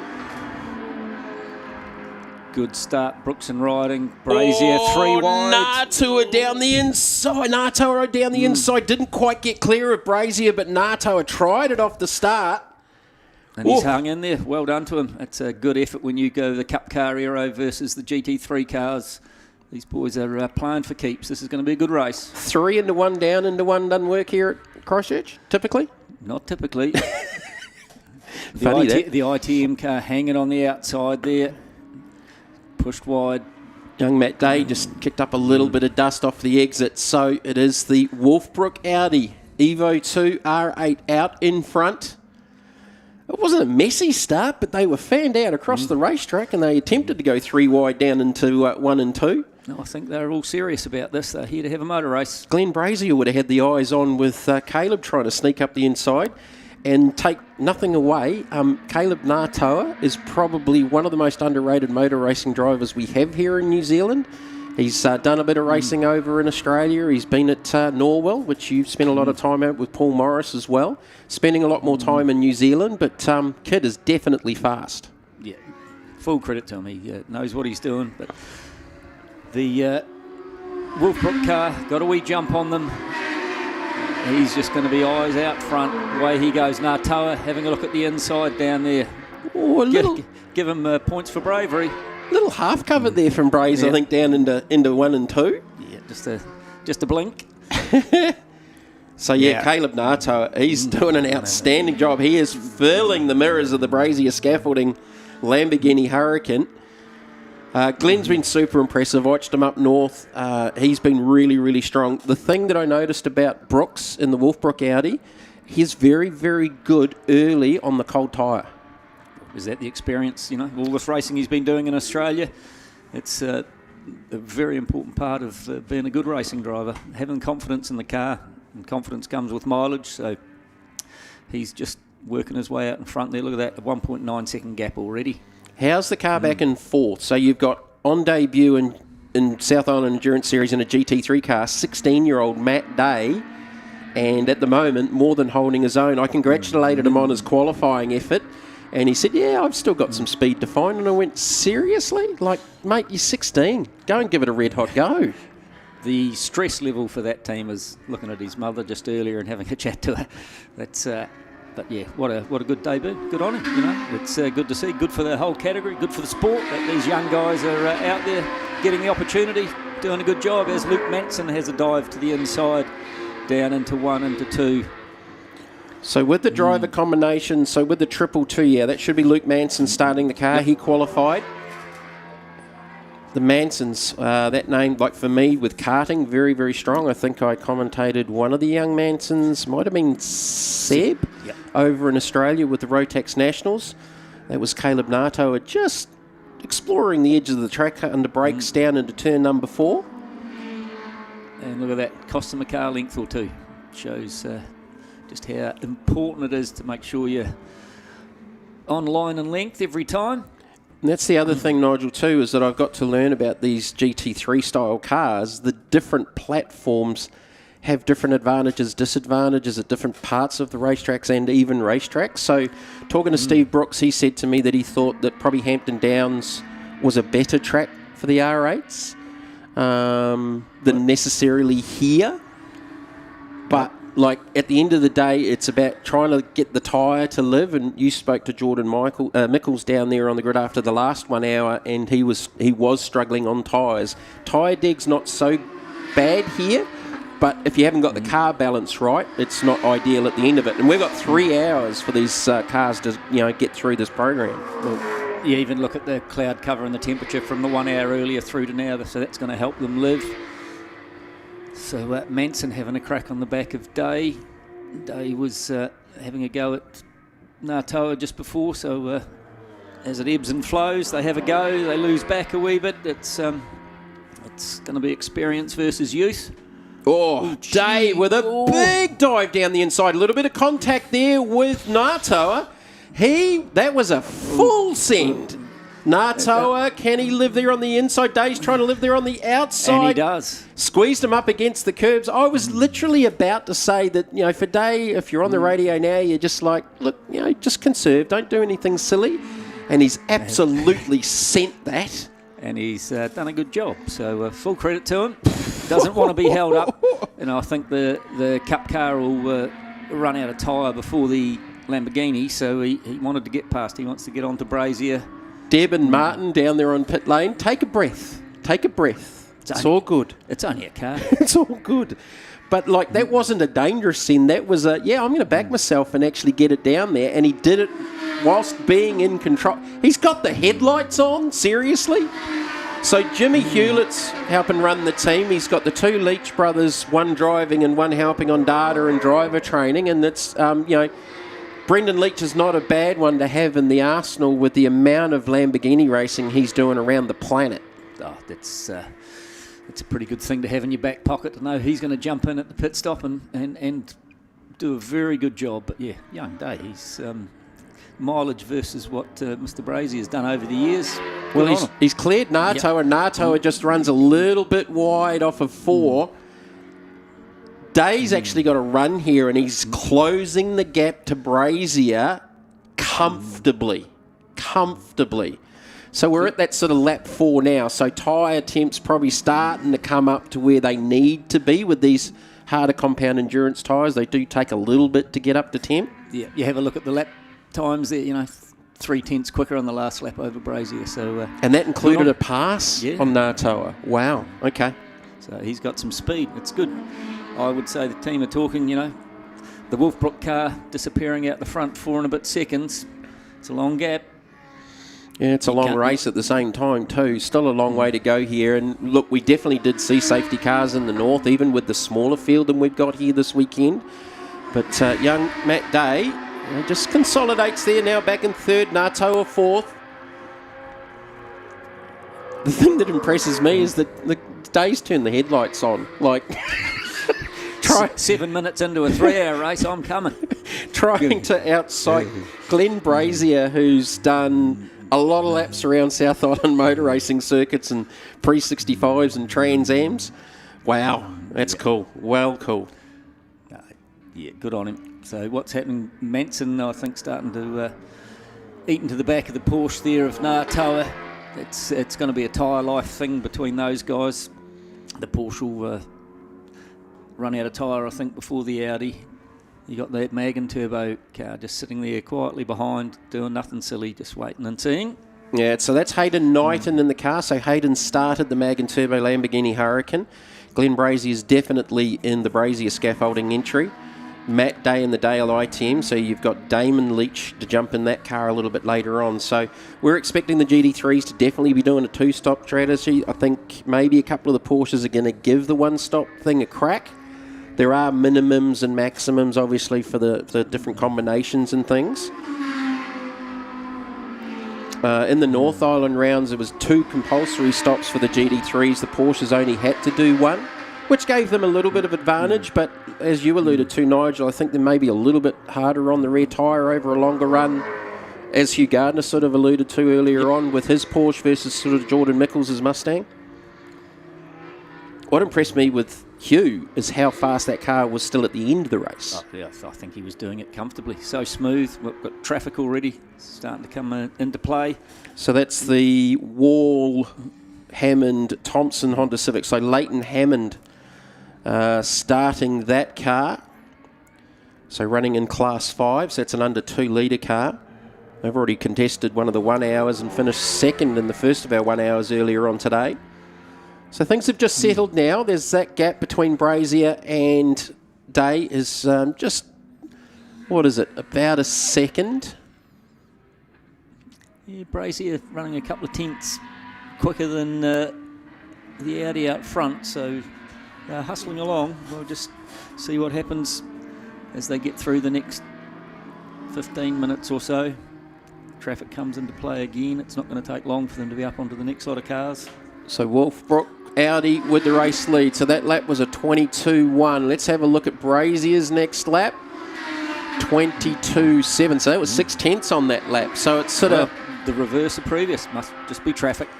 Backwards and forwards. So, yeah, Steve Brooks had to clear the little Honda Civic on the way through. So the next one will be the BMW M1. The number 101 of Duncan Cundall-Curry and Blake Knowles. So Duncan's starting that car. He's already come off the 1 hour earlier on today as well. Look here, Caleb Natoa, little half look there from Manson as Natoa just runs it wide off the exit. He's got an good exit drive down though. I thought there for a moment that Manson might have taken an advantage of it, but he didn't have enough drive down. And Hayden Knighton back there in the Mag and Turbo Lamborghini. That is a beautifully presented car. As always, you know, Hayden and Kane Lawson, I've never seen a bad presented car come out of that stable. Everything they've got, they have a lot of pride in the way they present it, and full credit to them. They drive bloody well too, you know.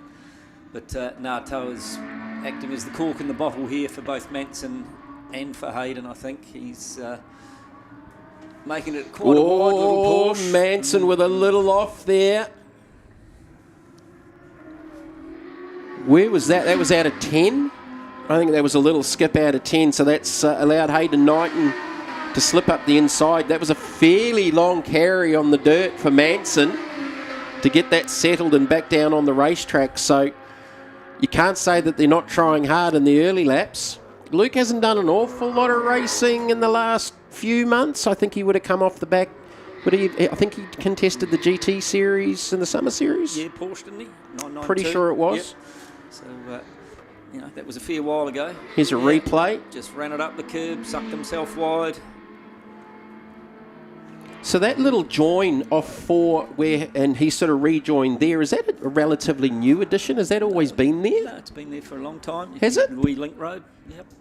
Like I'm talking 10 years. Oh, longer than that. Oh, yeah. okay. Yep. I can't remember when we were commentating from front on it. I always got confused between 4 and 11 with the camera shots to try and figure out where we were. Maybe I was just not very good at what I do. I'm going to go with that. Well, whatever makes you comfortable. But Knighton's got some work to do now. He needs to just knuckle down, chase after Natoa. But they're the Wolfbrook car running out front. Well, I've already seen this with the North Island series. So in the early laps, it was usually Brooks that would sort of run away and hide, and Sammy Fillmore would be glued underneath the rear wing early in the stages of the race. And they were locked together 3 times in 3 rounds like that in the early stages. Unfortunately, we haven't got Sammy and Johnny here. Hello to those guys if they're watching the live stream here with Pits TV and the South Island Endurance page, and also the Pits TV YouTube channel. But we'll see Sam and Johnny back for Invercargill at round 2 in the 4th of October and round 3 on the 18th of October. It just showed it in the background of a shot before, the TCR car running very slowly down and towards the hairpin. He wasn't just being polite. It looked like he may have had trouble. See it in the background of that previous shot. I've just spotted it too, Nigel, and I think it's got a right front down. He's just crawling. Hopefully it's nothing serious. So that'll be the 79 of Barry Moore and Andy Giles in the Volkswagen TCR, and they are running in class... That'll be class 3, I think.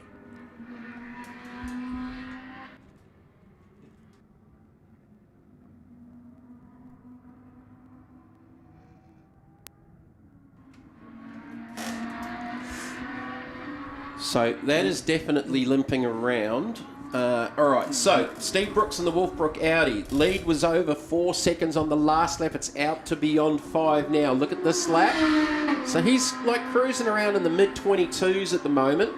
That gap is out to 5.1. So Brazier was a 10th quicker on that lap. So Brooks gets a gain, and then Brazier gets one back on him on the corresponding lap. And we saw that a lot up north. So there's the limping 79, definitely a tyre, because the carcass just exited stage right. But where it's just dispatched that tyre... Exit of turn 9, it's still sitting on the track. Does that more than likely is going to bring out a safety car, you would think. There's some radio contact going on down in front of us to the control line guys. There is a marshal point fairly close by. Is it able to be cleared without a safety car? Well, that will be... I mean, it's too early to really make a difference at the moment. too early to make a call at the moment, and we can't quite see exactly where it is, but the 79 will be coming into the pits, unscheduled. Very slowly.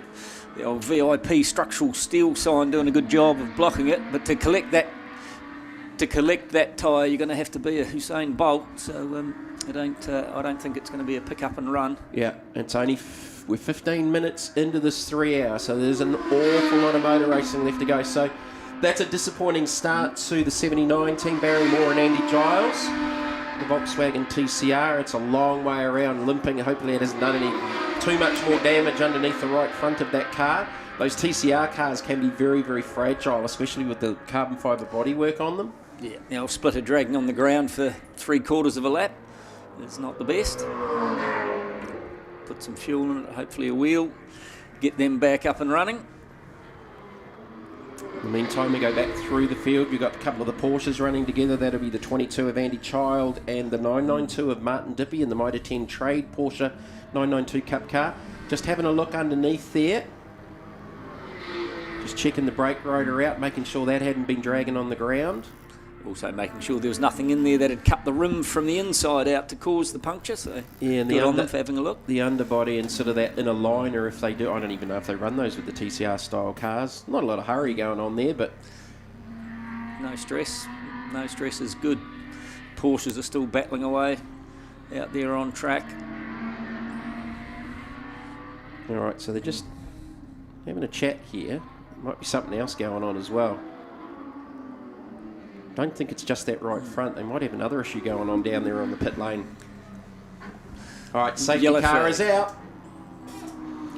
Safety car is out right of screen. Just caught a glimpse of the lights on top of the BYD electric safety car. And all of that good work by the Wolfbrook car gobbled up. I was thinking about that about 5 minutes ago. Only needs a safety car, and that lead, as hard a work as he did early, isn't going to make a difference, but probably a little bit earlier than I thought. Much earlier than I thought. So they've waved the smaller car past the safety car. Here's the replay of the start. So Caleb Nartoa gave it a red hot go down the inside of Brazier. Couldn't get him clear. This was the pass we were talking about, though. Matt Day, I nearly said Martin. Matt Day fired it down the inside of Nartoa, who's one of the young guns. Well, Matt Day's a younger gun and got it done. This was Luke Manson having a look at Nartoa. He couldn't get the job done. Then he had a little off after this, not too long after. And Hayden Knighton was up, there it is there. Knighton just slipped up the inside. And there was the 79, so I think that was actually going off track fairly late in the deal. So the thing about the Day pass in the ITM car there, very clean. We talked about did they have a rub, but yeah, it wasn't it wasn't out of control. That's what I was congratulating him over, was the fact that he got it stuck down in there, but it wasn't a hold your breath type of deal. Well, there's not much left of the Michelin there. That's not going to be a warranty claim. No. Can't retread that one either. Yep. So if they've got rid of that, again, the sign is stopping us from seeing, but it was a classic case of how did the tyre fail? We don't know. There's not enough of it left to determine. Well gone. So it should the lights be a are short out. one. Yeah, I was going to say, it'll be a short one. All right, safety car lights are out. We're going back to ring. So that brings Glenn Brazier right back underneath the rear wing of the Wolfbrook Audi. Matt Day, Caleb Nartoa, Hayden Knighton, Luke Manson. And we've got the 31 Mustang Mark II. That's Graham Rhodes starting that car. So I think here at the restart it's going to be Day and Nartoa are going to provide the action. See how brave they are down into 1, 2 and probably the hairpin. Oh, Nartoa with a very, very good restart to the outside of Day, though. Has he got overlap on turning? Yes, he has. That's a great restart from Caleb Nartoa. That's experience there. Good on him. I was going to say exactly the same thing. Timed it perfectly. Well done to him. And look at him ranging up onto the back of Brazier. Not mucking around, not scared of the car on cold tyres. He did drop the right rear off the exit of Link. The old pothole corner as I knew it. All right, so the Wolfbrook Audi leading out of 4 on the restart. We are on lap 14, 20 minutes, nearly 20 minutes in to the 3 hour here. So too early for anyone to sort of be doing a different strategy thing with the GT3 guys trying to get an advantage early. They'll go as long as they possibly can, I think. Get that minimum driver time out of the way if they can. What we tended to see in the North Island stuff is they were sort of double stinting, doing a shorter second stint to either split it in half or not, and then put the other driver in and take it to the end. So we're expecting definitely 2 stops for the GT3 cars. As to when they stop and how they do the splits, and it'll be different for, say, the Hayden Knighton, Kane Lawson, Ronan Murphy car to the other cars with the 2 drivers.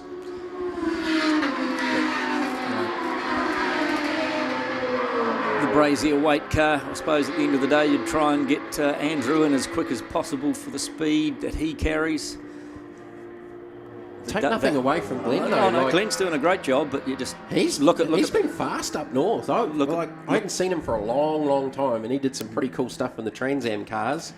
But yeah, look, Waitie's a pro. He's been up in the US racing with the IMSA guys. Natoa. That's the second time he's done that. Drops it on the outside under braking there. That was a long way off under brakes, and he nearly didn't make it through turn 4. So that's allowed Day back past him without having to really force the issue. So Nato is really on the edge, man. And you got to look now over into turn 4 with the new big gravel trap that they've put in there. When you're going in, I think you're going to stay there. So boys need to be on their radio, just telling them to. So the exit of 4, that's a relatively new addition? Yeah, the whole new gravel trap round there. So they need to have a talk to him about his line and length. The last thing he wants to do is go and bowl a wide down there and sit in the sand pit. That's not clever. But it gives Day a wee break. I reckon he can just knuckle down, focus on that white Lamborghini in front and just charge on. Well, Brazy has been a little bit better off this restart, maybe just cooling the tyre down a little bit. He hasn't let Brooks get away as much as he did in the first stint. A little bit of lap traffic to contend with here as they clear the Honda Civic, the Wall, Hammond, Thompson entry, with Leighton Hammond at the wheel. And good on him. You know, he stuck to his line on the inside there, pinched it tight, let everyone have a good run around the outside. So full credit to him. But yeah, Brazy, I reckon he's doing a real good restart. He's pulled out on Day actually just starting to lock a wheel going in there then. See him run wide on the exit. Would this be the only any part of the world where you would see, they're not $1 million GT3 cars, but like a new one would be up there racing a Honda Civic? Yeah, it's not the don't they do that crazy Nürburgring stuff where you just run everything you can, from your transit van to motorbike? Yeah. But, so Brazy's got something for Brooks here. Last lap, Brooks was slightly faster, but just on this lap, I reckon Brazy's made a little bit of ground up. Day's got a little bit of clear air now. Nato is sort of falling back into the clutches of the Mag and Turbo Lamborghini of Hayden Knighton. Manson's just cruising around the back of him, closing up under brakes, but is it going to cost them on the corner exit speed? But they're all just running around there calmly. Just watching the attitude of Manson's car there, Nige, going into 11. He got a good run in. It got to the centre of the corner, and it looked like he had a little bit of mid-corner understeer because he sort of had to correct it to get it off. So the car balance early, maybe not so great for the 222 right now. I've been impressed with their speed here yesterday in practice. They were very, very strong. James Penrose, I remember him from his karting days. Pretty sure he was a multiple New Zealand champion, definitely South Island champion. But, he's a Christchurch local, James, isn't he? Yeah, great young man. And so he's done Formula Ford here in New Zealand? Yeah, he won both the South Island and the National Championship. He went through the entire season undefeated. He's a really good young talent, and on top of that, he's a hell of a nice young man.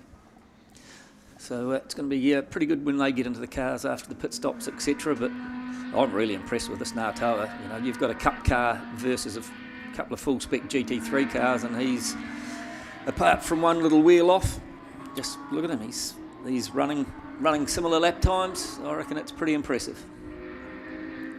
Yeah, Les, as I said, I think he's one of our most underrated young drivers in New Zealand. And again, I think it's just that money thing, an opportunity to be able to take the next step I think he'd do every bit as good a job as some of our other regulars in Australasia in some of the bigger forms of motorsport. And he would have learned a lot at Paul Morris's over at Norwell with the time he spent over there. Yes, you would hope so. Everybody that's coming out of there these days is marching on, but Knighton just sitting there, probably thinking he needs to go a bit quicker. 23.5 versus high 22s for the guys up front. So that gap out in front is 1.7 seconds. So it's probably stabilised, if anything. So initially I thought Brazy was sort of getting to Brooks. That it's relatively stable right now, but I reckon Matt Day's the one on a bit of a move here. He was 0.3 quicker than Brazier on the last lap. So that gap is closing. I'm still struggling to believe this kid's 16 years of age, and the last time I saw him, he was in a pram. Now he's in a much bigger pram with a lot more downforce and around 600 horsepower. And doing a very good job. I've seen his name in the BMW race series and bits and pieces, but I don't think he's fully loaded with experience, so well done to him. Yeah, I think he picked up the BMW scholarship up north, and he's just come off the winter series. Ngātaua running a wee bit wide post the apex there. Knighton getting a bit of a run onto the back of him. Hayden having done a lot of laps round here over the years, giving the brakes a dab. Wee confidence dab on the way down. Well, downforce-wise, those cars will be very, very different. Like a GT3 spec Lamborghini versus the 992 is a cup car. It's not an endurance car. It doesn't run the full floor. It's pretty much as they run with the Cup Car series in Australia. So it doesn't have as much downforce going to it. And yeah, he's more than carrying his own, but he's just running it a little bit deep under brakes into a couple of the crucial corners here at the moment, and it's allowing Knighton and Manson to sort of close back up. But what it did do there, it also gave him good drive out of the corner. So is he doing it on purpose? Not sure. Maybe he's got a bit of a different technique about where he wants the car, get it squared up, get on the gas, and try and jet it out of the corner. But yeah, those GT3 cars, I think the tyre life is starting to come into play now. We're 27 minutes in.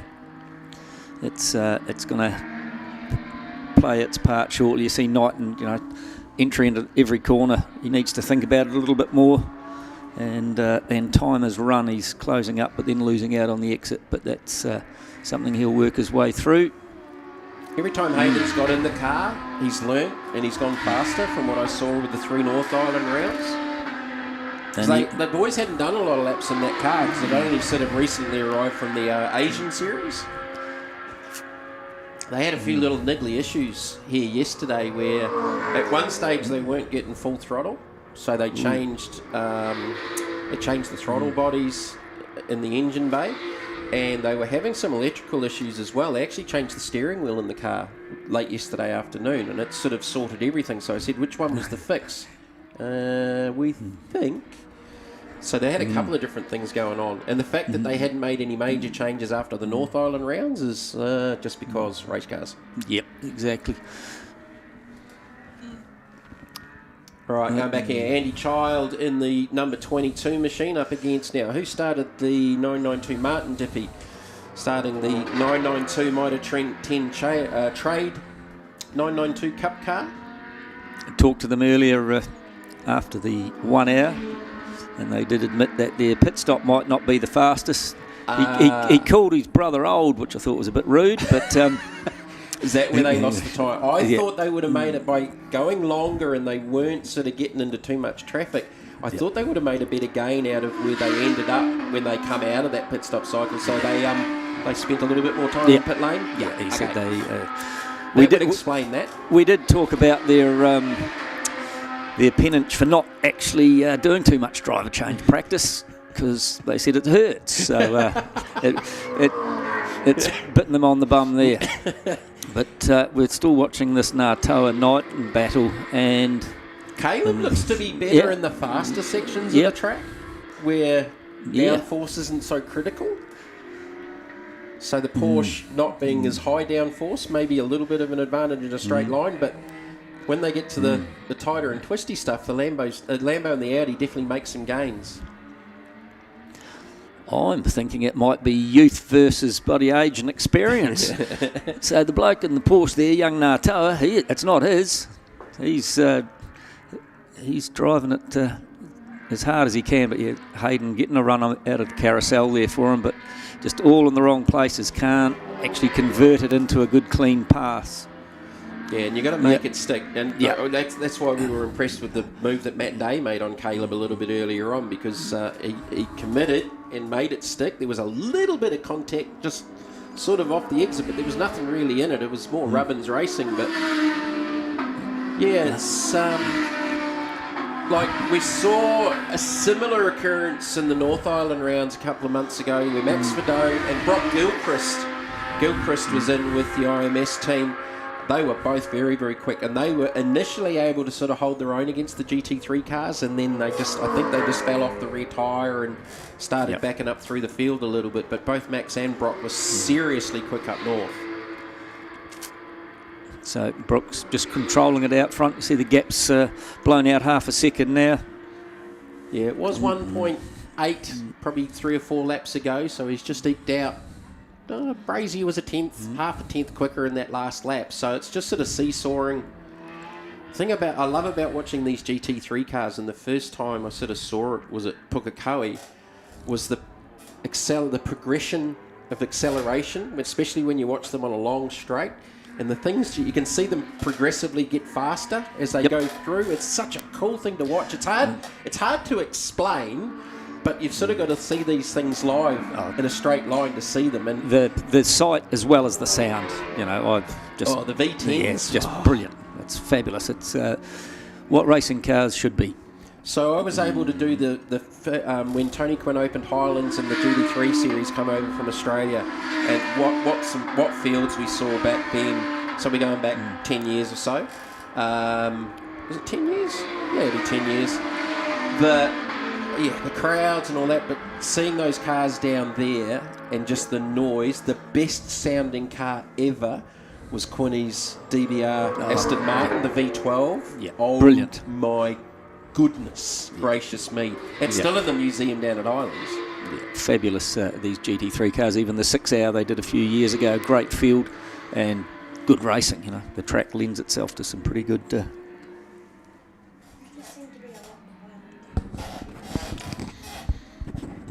All right, so what are we, 32 minutes in?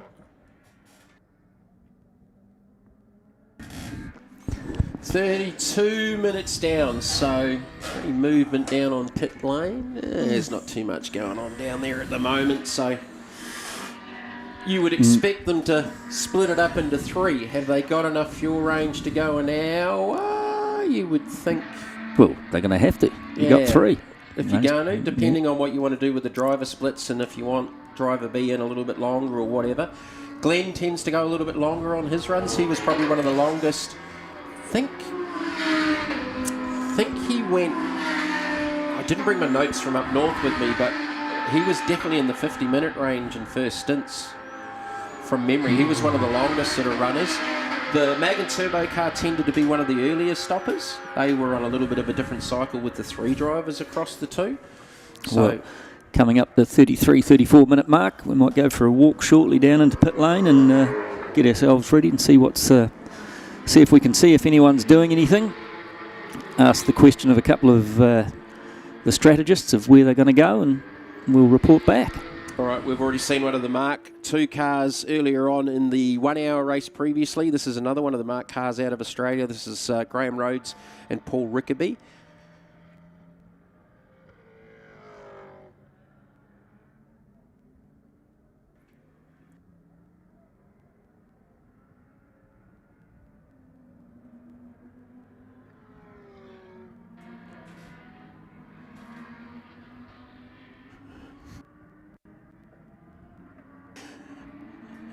All right, so so this is the second of our Mark cars here. There's a few of these in New Zealand now, along with some of the newer IRC entries, which were just the next evolution of the Mark cars out of Australia from Pace Innovations. So Nato has still got that advantage over Knighton and Manson. If anything, Manson's probably the closest he's been to the back rear wing of the Mag and Turbo Lamborghini Hurricane. Steve Brooks still your race leader by 2 seconds. Brazier took 3 tenths out of him on that last lap. So again, we've seen that seesaw going backwards and forwards, where Brooks will get a couple of tenths on him, Brazier gets a couple back. Matt Day's just settled back into that third position. His last lap was a 23.1. He was 4 tenths down on Brazier. Caleb Natoa's last lap was a 1:23.0, so he was a shade quicker, but he's sort of back there in the clutches with Hayden Knight. As we've got the 79 off track again, so already had a tyre down, right front tyre. I think that was just an off rather than anything else. So I was looking at the timing, just going through some of the lap times, and that's popped off on the screen.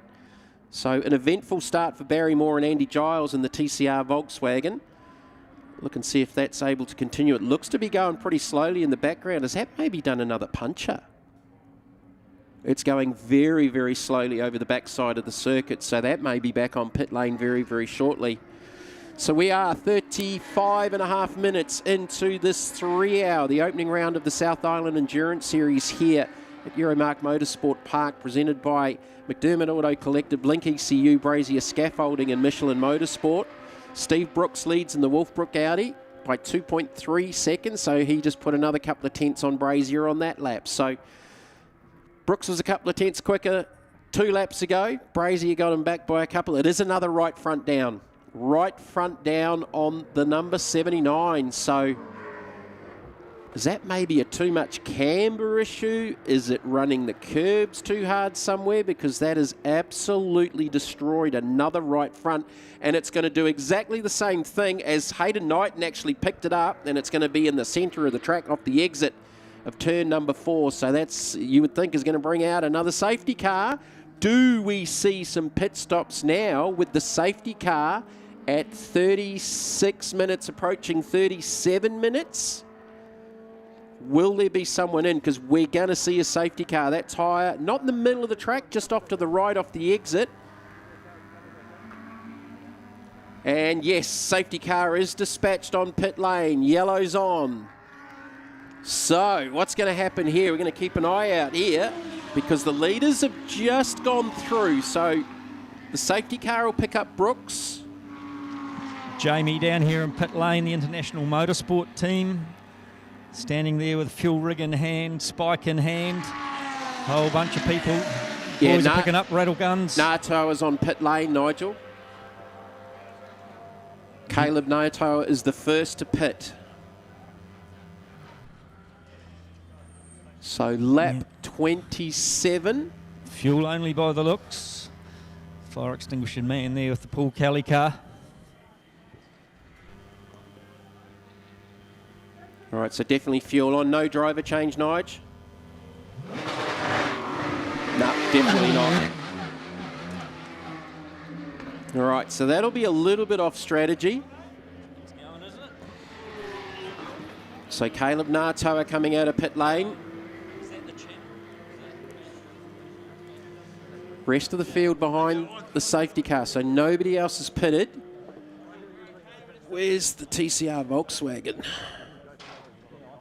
That's limping around through the centre of the track as one of the recovery vehicles has just picked up that tyre carcass. The 79 still limping around with that damaged right front for the second time in just half an hour. 38 minutes to be exact. So Caleb Natoa a little bit off cycle. It looks like there's a few other teams starting to get ready on pit lane.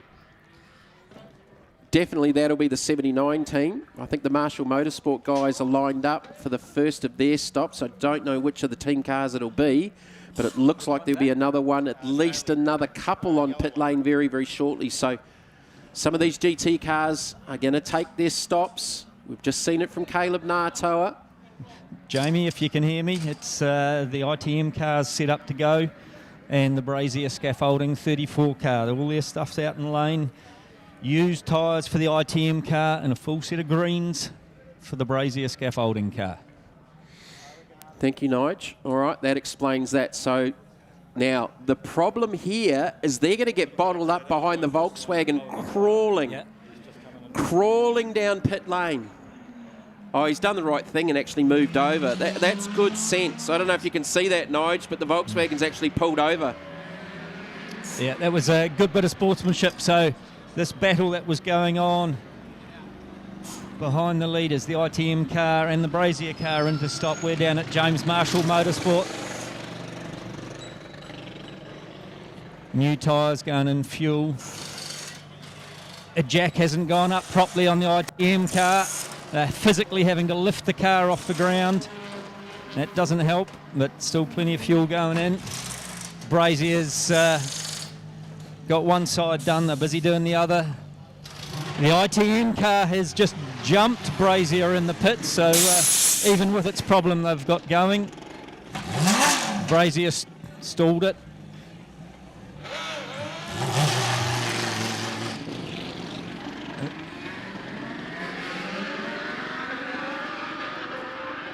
If you can hear me, Nige. Any driver changes with that one? I don't think there was. No driver changes as yet. Okay, mate, thank you.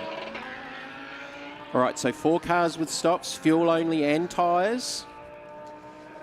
So Brazier unfortunately cost himself a heap of time at the end there by stalling it. It'll sort of negate itself with the safety car to a point. If it was under green, that would definitely hurt a lot more, but yeah, it definitely, the stall didn't help, but usually they try and get him started and dropped off the jacks and gone at the same time, but that was just a little bit messy. We're down here as the boys trying to put another wheel onto the little Volkswagen, having chopped out that right front again. A driver change as well.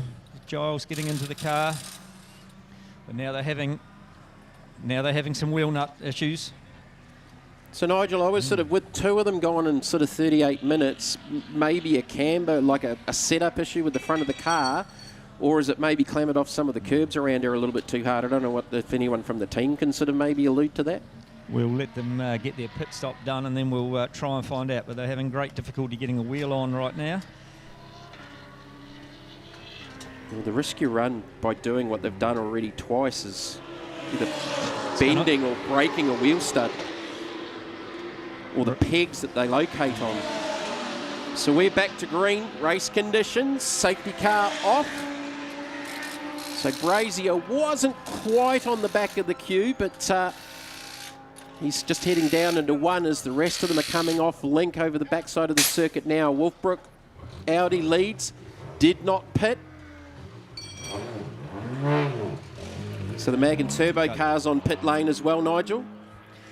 Yep, just got the Volkswagen out of the road. Driver change, obviously, for the Mag and Turbo car.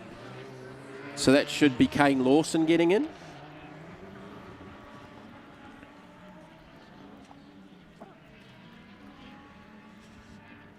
So, yeah, it should be Kane in the 89. Very slow stop. That's a little bit unfortunate. Yeah, Ronan was helping with the change. The car's still trying to fire up. We'll find Hayden and have a chat, see what he's got to think.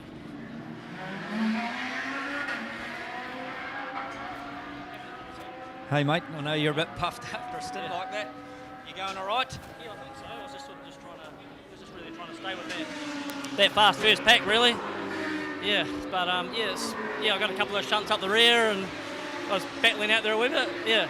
We're getting a fair bit of interference being under the old tin shed, but Hayden's looking pretty good. We'll check with Ronan what his thoughts are of how long they're going to leave Kane out in the car, so we'll catch up with him in a moment. We've got the Volkswagen slowing out there on track again. Nige, there's a fair bit going on, so whatever dramas they've had continue on here. I don't know if it's done another right front, but either that or it's like a hub failure or something like that, but it's pulled off track to the outside on the approach to turn number 4. So there's a fair bit going on here in the first 45 minutes. And all 3 of the issues caused by this race car.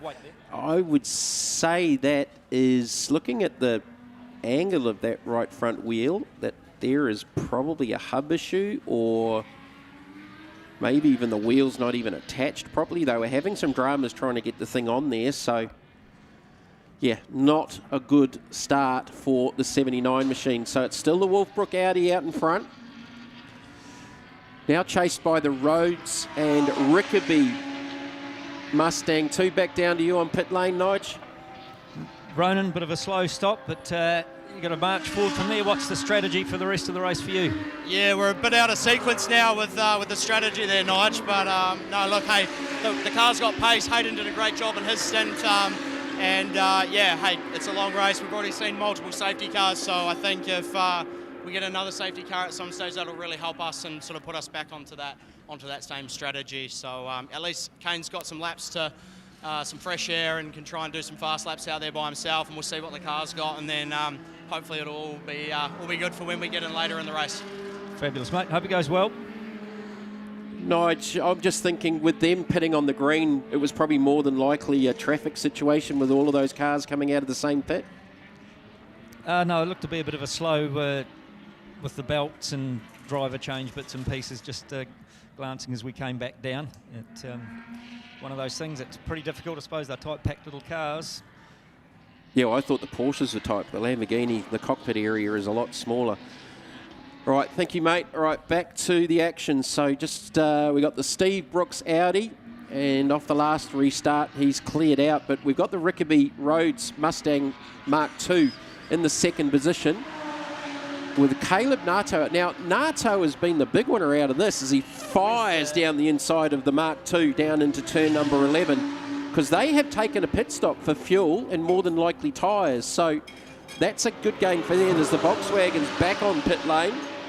Took a shortcut over the back of the circuit from 4 all the way down to 11 to get back in the pits, as Manson also clears the Rickaby Rhodes Mustang.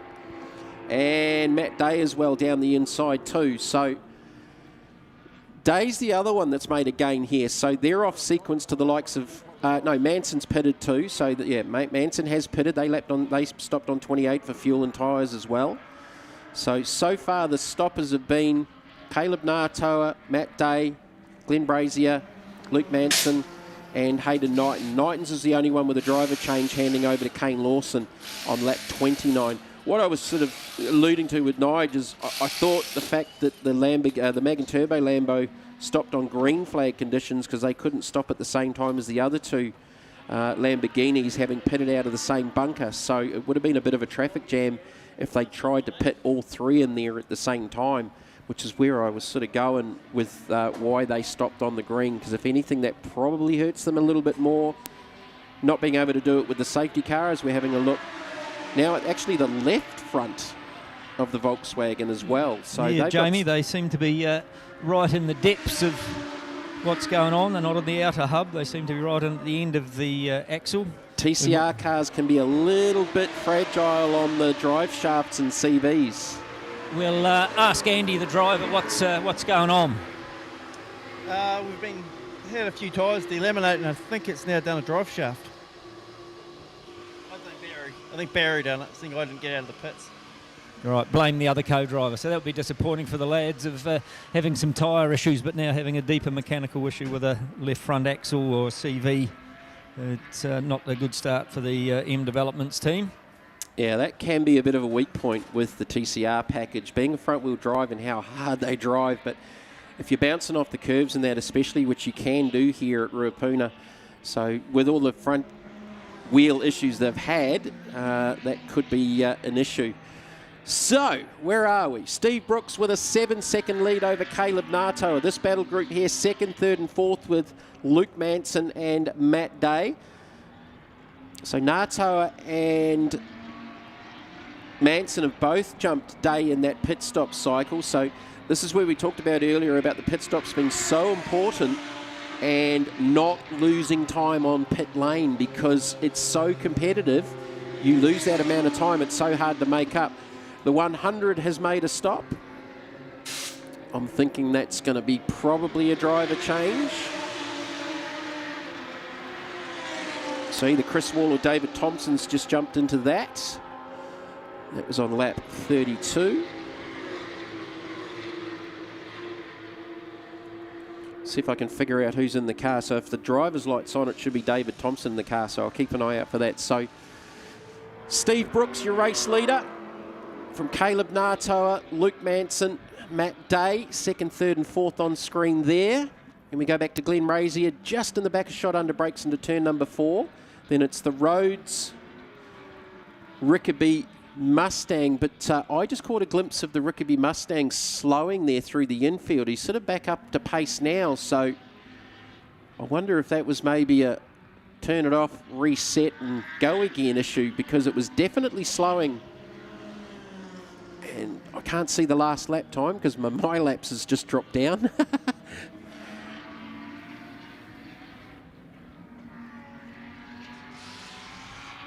All right, there's the race leader.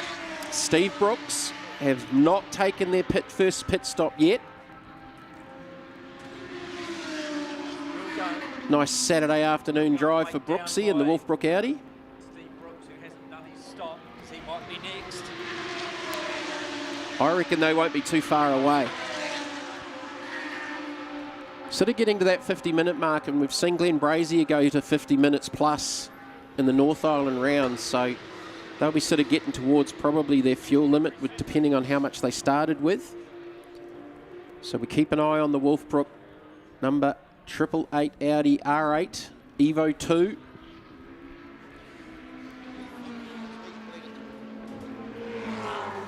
So nearly half the field is pitted. Still quite a few that haven't. So Sam Cottrell's up into the 7th position. Sam hasn't pitted yet because Max Vidot's going to get in that car, the very fast young Australian. Her experienced sprint car races, currently racing off and on with Carrera Cup in Australia. And also Super 2. Jamie, we just made our way back down to the James Marshall Motorsport area for looks after the Wolfbrook cars. They're busy refueling or refilling the fuel rigs, getting themselves set up, but I don't see any tyres or anything out. So we'll hang here for a moment and keep you updated if there's something going to happen for that Wolfbrook Audi. Yeah, we're at 52 minutes, so I reckon they won't be too far away, Nige. So yeah, hang down there and see what we got going. Just looking at the last laps because I lost the timing there for a while. Luke Manson's just done a PB at a 22.591 on that last lap, so that was on lap 35. Brooks at a 22.3, Nato at a 22.9, Manson at a 22.5, Day at a 22.7, Brazier at a 22.2. So Brazier was actually the fastest of the drivers on track then, so that'll be on a fresh rubber set for a start. So Brazier's making big inroads to 2nd, 3rd and 4th. He is the fastest driver on track right now in this car, the Brazier scaffolding, number 34 Lamborghini Hurricane. Andrew Waite to get into that car. We know how fast Waite is. I think I was trying to start a story about half an hour ago about Andrew's been up in the States doing some racing with the IMSA GT3 program with one of the Ferrari teams up there. Didn't do the last round at Hampton Downs. Daniel Gaunt jumped in the car with Braze. And Andy was telling me yesterday that the racing style up in the US, very, very different to this part of the world, where they had done so much panel damage to their race car because they just had teams bouncing off them left, right and centre. As just in left of shot there's actually one of the BMWs out off track. So the 101 BMW that Brazier just cleared and actually run off track at turn 11 was out in the gravel trap fairly wide. Looks like he's got it back up and running and cleared. He might have just had a little off there at 11. So yeah, Andrew was just telling me how hard the racing is. And if they make a pass, there will always be contact. And they had, he reckon, tens of thousands of panel damage to the Ferrari car he was racing up there. But was pretty happy. He was the fastest of the drivers in the car and was pretty cool to be a part of. So Brazier again was the fastest on the last lap.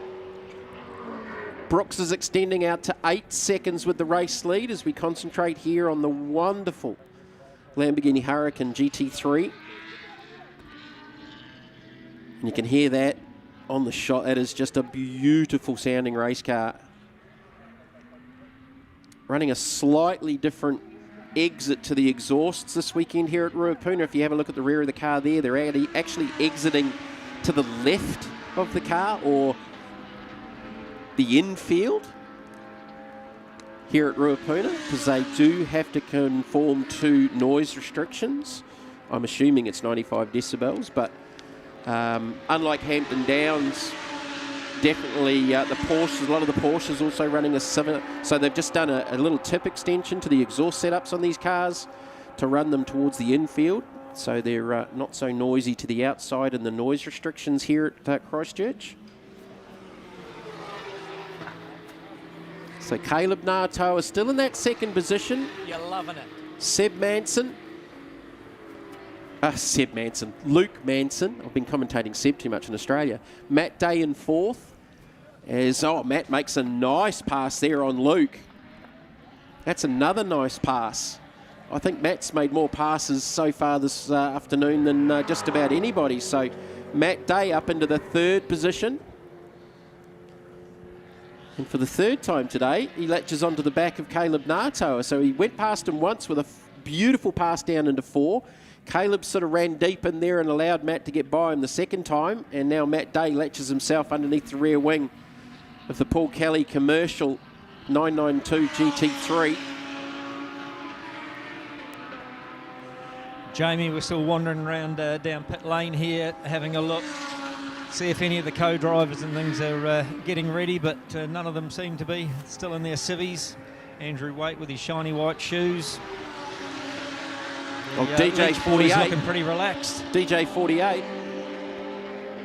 That was his old nickname in V8 Utes. Ask him about that if you get a chance. He's talking with some people. When he comes free, we'll grab him. He'll be signing autographs.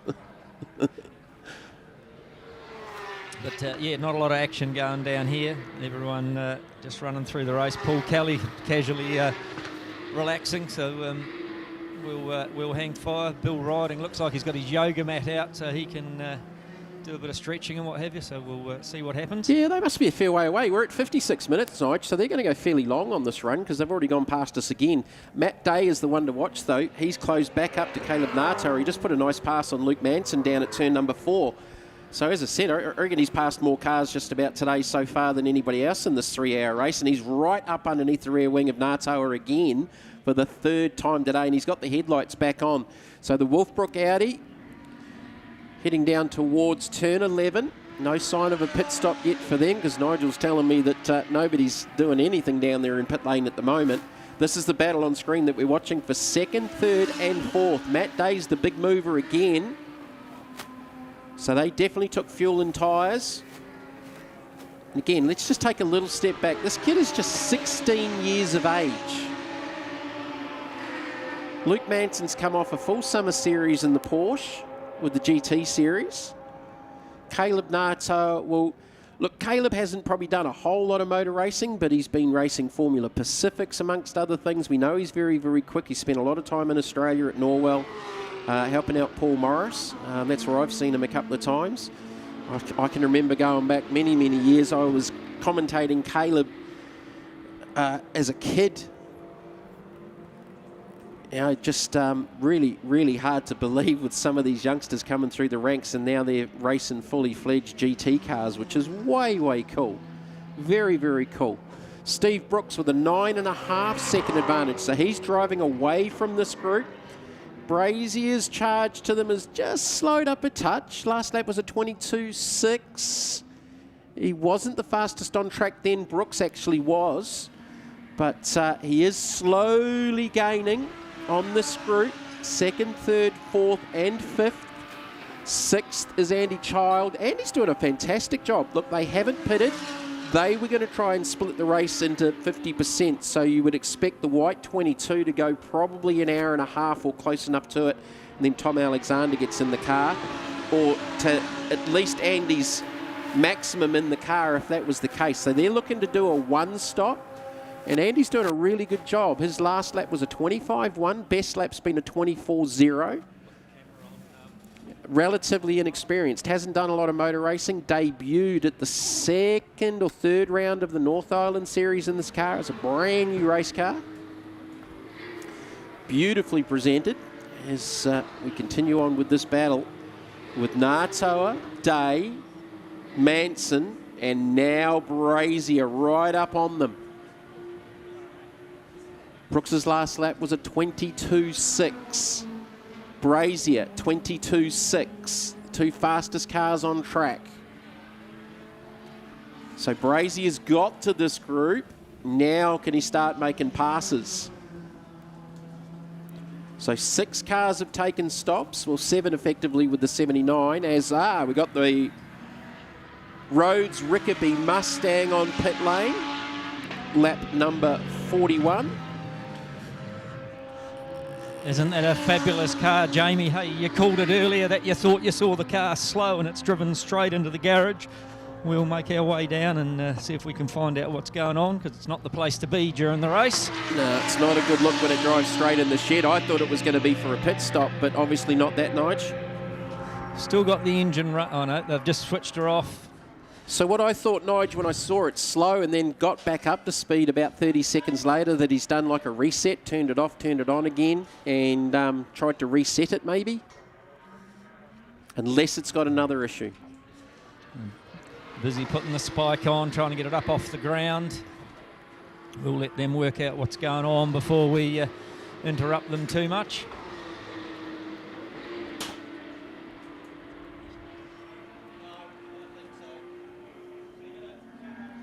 So while that's going on, I'm watching out over the racetrack, and Glenn Brazier's just smoked a pass on Luke Manson down into turn number 4, and I'm wondering if there wasn't just a little bit of contact involved in it, as we stay on the pit shot there with the Rhodes Rickaby Mustang.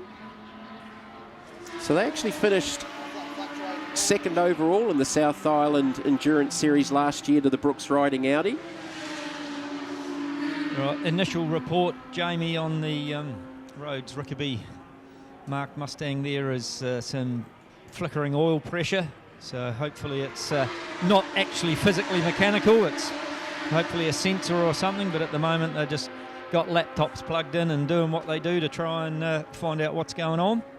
Yeah, that's not a good one to be a part of if that's happening. So there's a couple of things could be going on there. So it's either a sensor, it has lost oil pressure.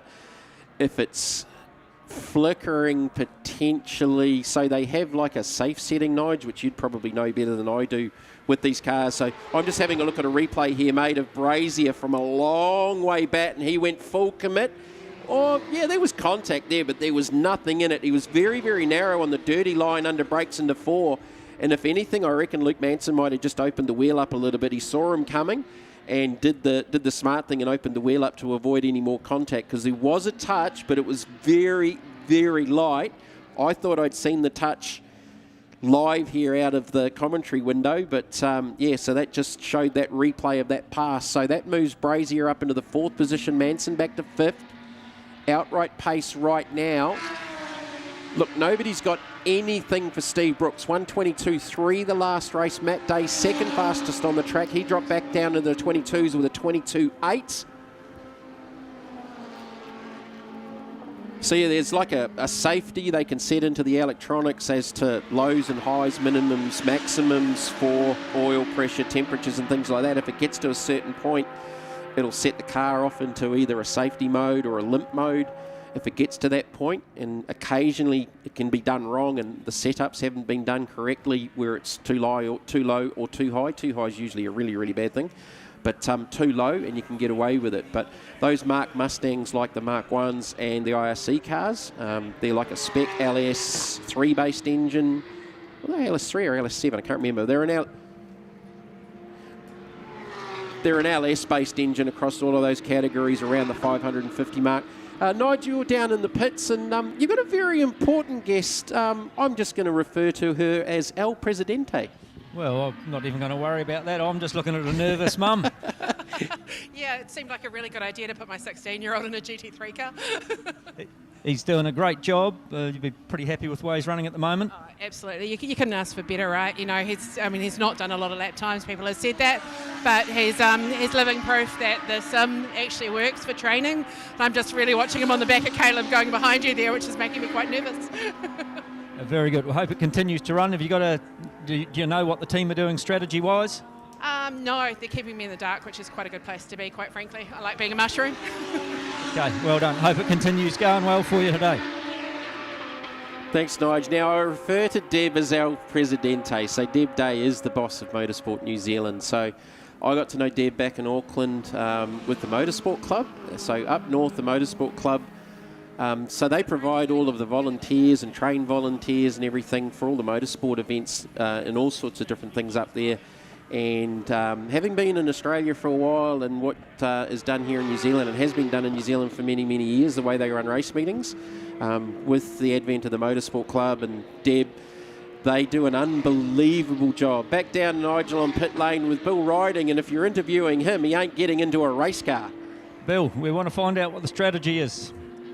Well, I reckon I could get away with having at least 2 or 3 more savouries. And then I've got my mat here. I'm going to lead this afternoon's stretch session before I get in for my second stint. So you got an idea when he's going to pit, or is he going to just do a splash and dash and double? I'm not too sure. I'd quite like a splash and dash. Keep him out there for a little bit longer. Means I get a little bit more time on the mat. All right, well, that's about as helpful for us what's going on. Oh, no, hang on. You've got to ask him one last question. Did he or did he not get the Portaloo on the infield with the off out of turn number 10 yesterday? The question is, did you or did you not hit the Portaloo yesterday? I'd like to say that I did. If anyone could bring me a video, I'd be happy to own it. Unfortunately, no one's bought me that yet, but I could do it today. How's that for a bit of confidence? Well, we'll let Bill go and do his stretching. Good on him. But, he looks like an athlete, so we'll let him get out and have a run and watch with interest. He's got a lead there to defend, so good luck to them. Well, if nothing else, they ain't pitting in the next couple of laps. Definitely not pitting in the next couple of laps. All right, Matt Day's looking racy here. Continuing his battle with Caleb Nato. He's trying to get the exit crossover. Hasn't got track position to be able to do it. Oh, has he? He's going to try and go to the outside. He's going to try and go to the outside. Matt Day has just driven around the outside of Caleb Nato through 6 to 7. Wow, that is the pass of the weekend. And Brazy is looking for an opportunity here as well.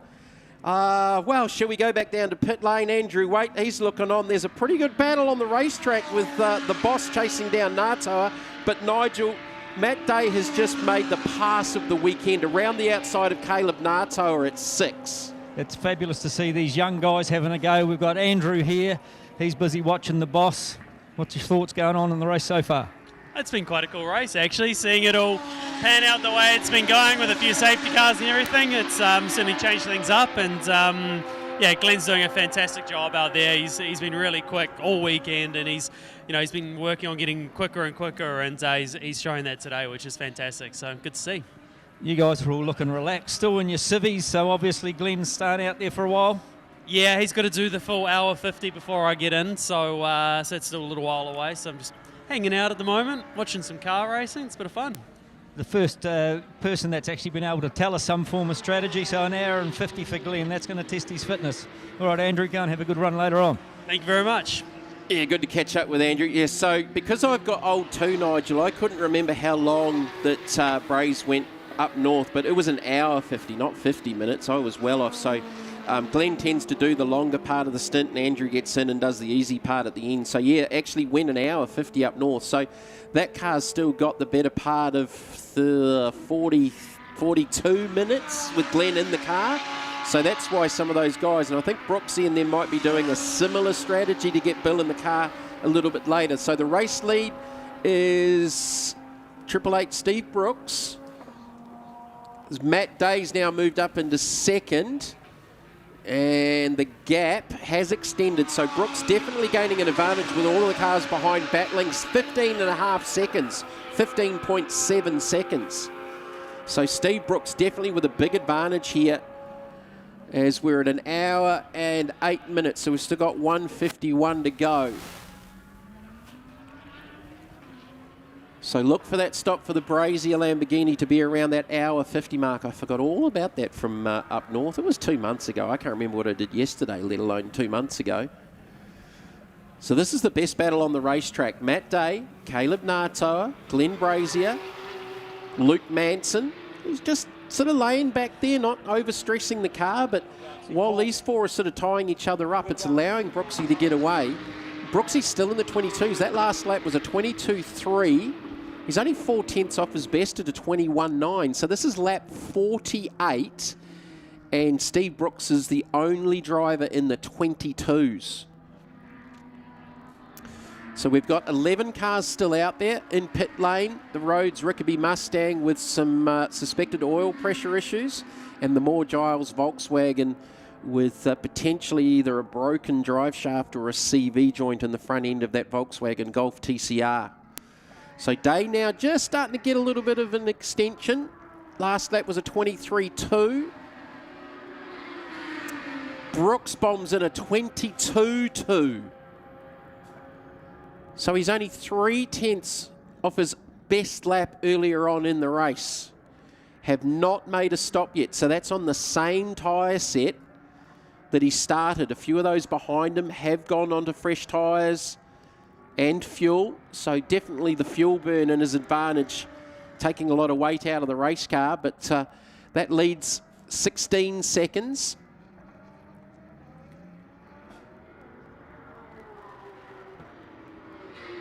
So Matt Day just consolidating second. This for me at the moment is the drive of the day. That pass on Ngātaua, he got to the inside off the exit of 4, didn't quite have the overlap to get the drive off, but held it in there to the outside at 5 and 6, and actually got the pass to stick and clear on the outside of turn 6, which I don't know that happens an awful lot here at Ruapuna, but that absolutely categorically for me was the pass of the weekend from a 16-year-old on debut in a GT3 car. That is so cool. So Day clearing Ngātaua. Now Brazier starts to think about trying to get by the Paul Kelly commercial Porsche.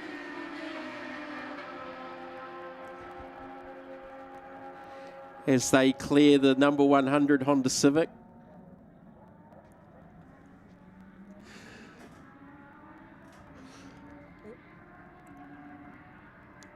So Ngātaua looks to be a little bit better in places. All right, so here's a replay here. This is about a lap ago. Oh, okay. So Ngātaua sort of had a little bit of a correction mid-corner. Brazier's actually lifted to sort of not run into him. Luke Manson wasn't expecting Brazier to get out of the throttle. Has actually got into the back, the rear diffuser of the Brazier scaffolding Hurricane. So, yeah, definitely contact there. You would have thought there was enough separation, but I think Ngātaua sort of triggered it off with a little correction. Brazier pulled everything out, and then Manson's got into the back.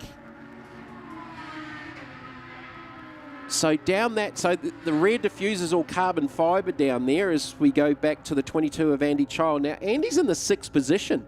Andy's doing an outstanding job. He said to me before the race, "Oh, don't say anything bad about me or anything, will you?" And I went, "No, I don't do that for a start, Andy. Don't worry about what anyone else thinks. You're out there the one driving the race car and having fun." So looks like they've got the Rickaby Rhodes Mustang back out. They're going to refuel it.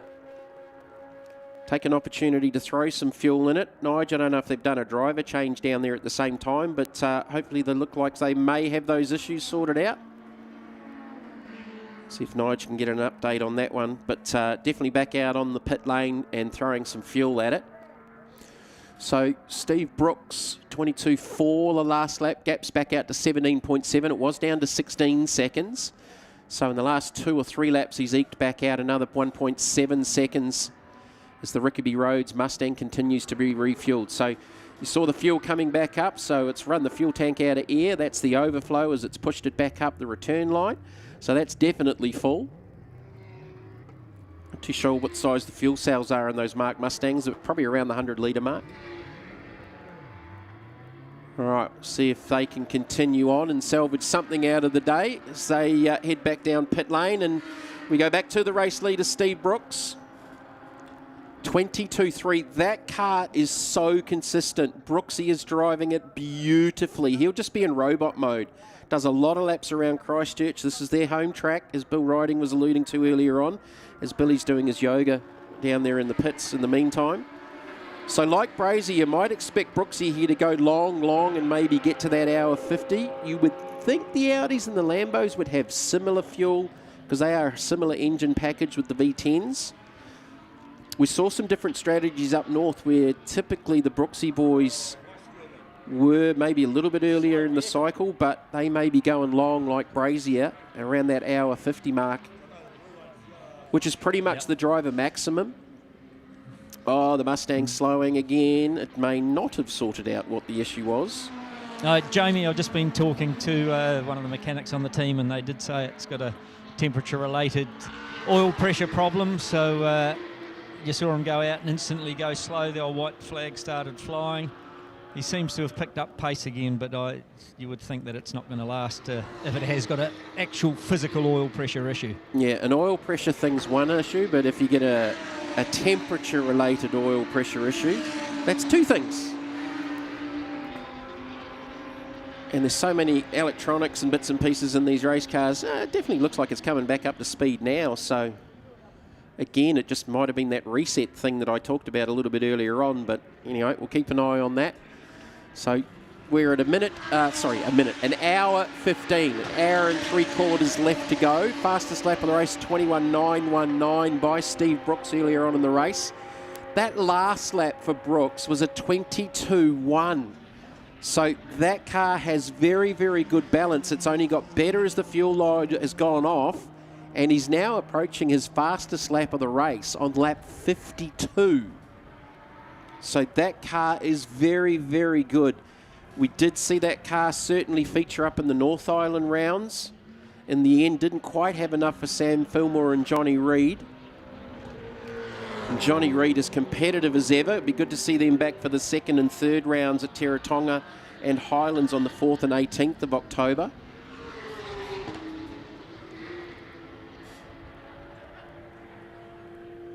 So we go back to 3rd, 4th and 5th. 6th is still the Andy Child, Tom Alexander Porsche, the white example. They're about 40 seconds down on this battle at the moment, but they are on the lead lap. And that's the crucial thing. You really can't afford to go down a lap, because if you don't get the safety car, you're done. Just looking at Kane Lawson's time. So Kane's back in 8th. They pitted off cycle 22.2. So he's actually one of the fastest guys out there. 22.1 was their fastest lap. Kane's just done a 22.2. He was actually half a second quicker than Steve Brooks out front. So Ronan sort of said that with some clear air, that might be a big gain for them. Well, the laps that Kane's doing at the moment is as fast as the fastest driver out there, which is Steve Brooks. As Glenn Brazier goes down the inside of Nato, it was just a matter of time. Brazier just looked like he had a little bit more car speed. Nato is doing an awesome job, though. So Glenn Brazier back now up into the 4th position.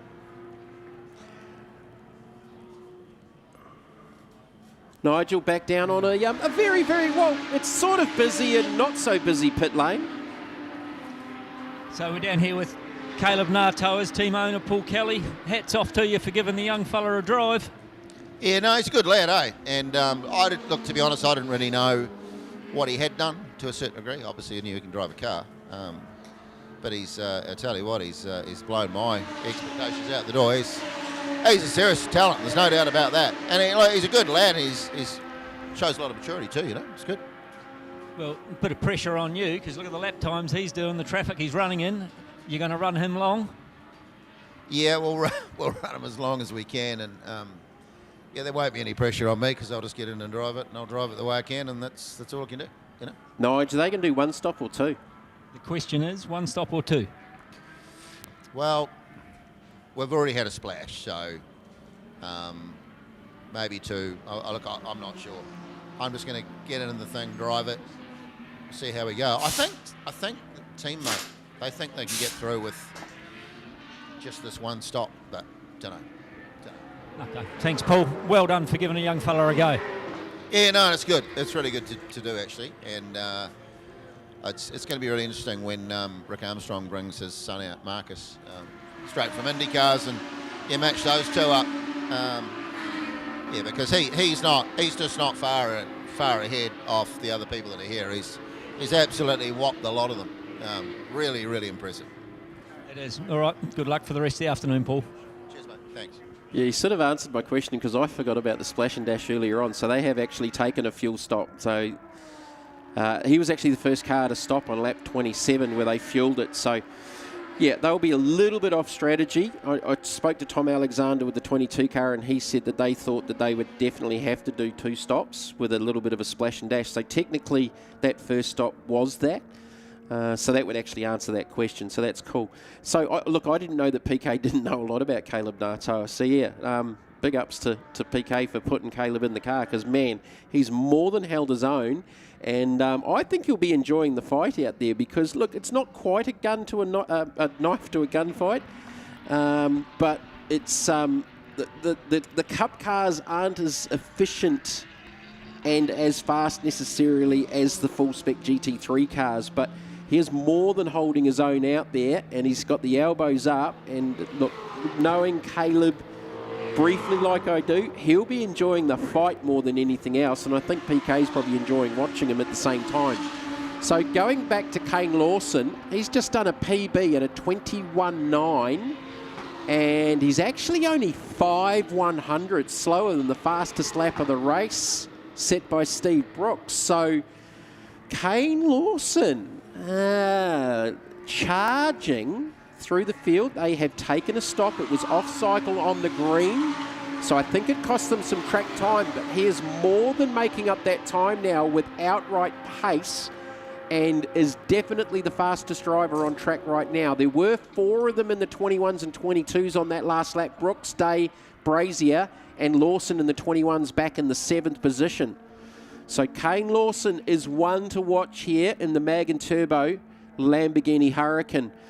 As now Luke Manson looks underneath the rear wing to the inside under brakes and should get the pass. He opened it up. He was rolling Caleb over a fair way there to make sure he got the pass done. There was no argument about that. So Luke Manson now up into the 4th position. Caleb back to 5th, but like Manson, they've taken their first stop. Here's the Wolfbrook Audi of Steve Brooks just clearing the Rhodes Rickaby Mustang.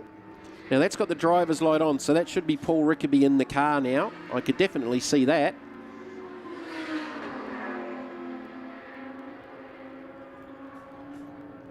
This is one of the smaller class runners, the 101.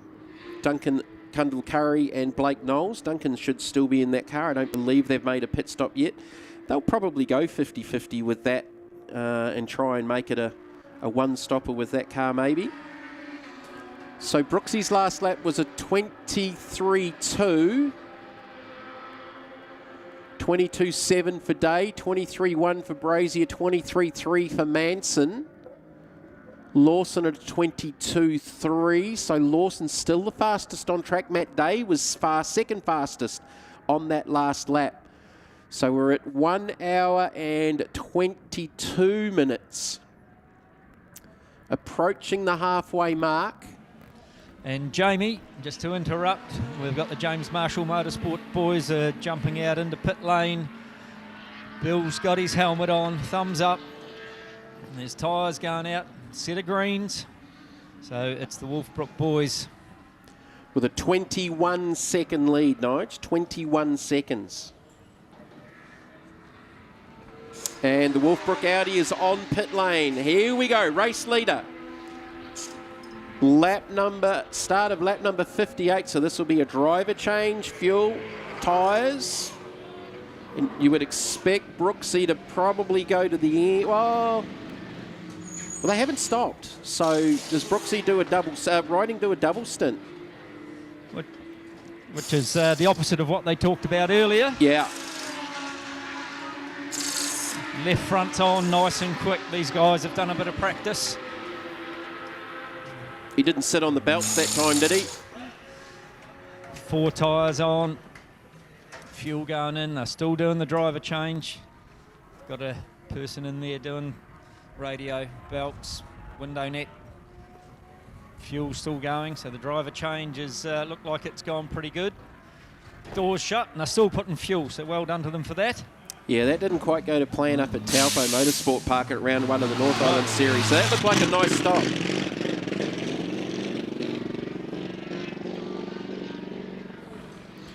So that was at the hour 23 mark.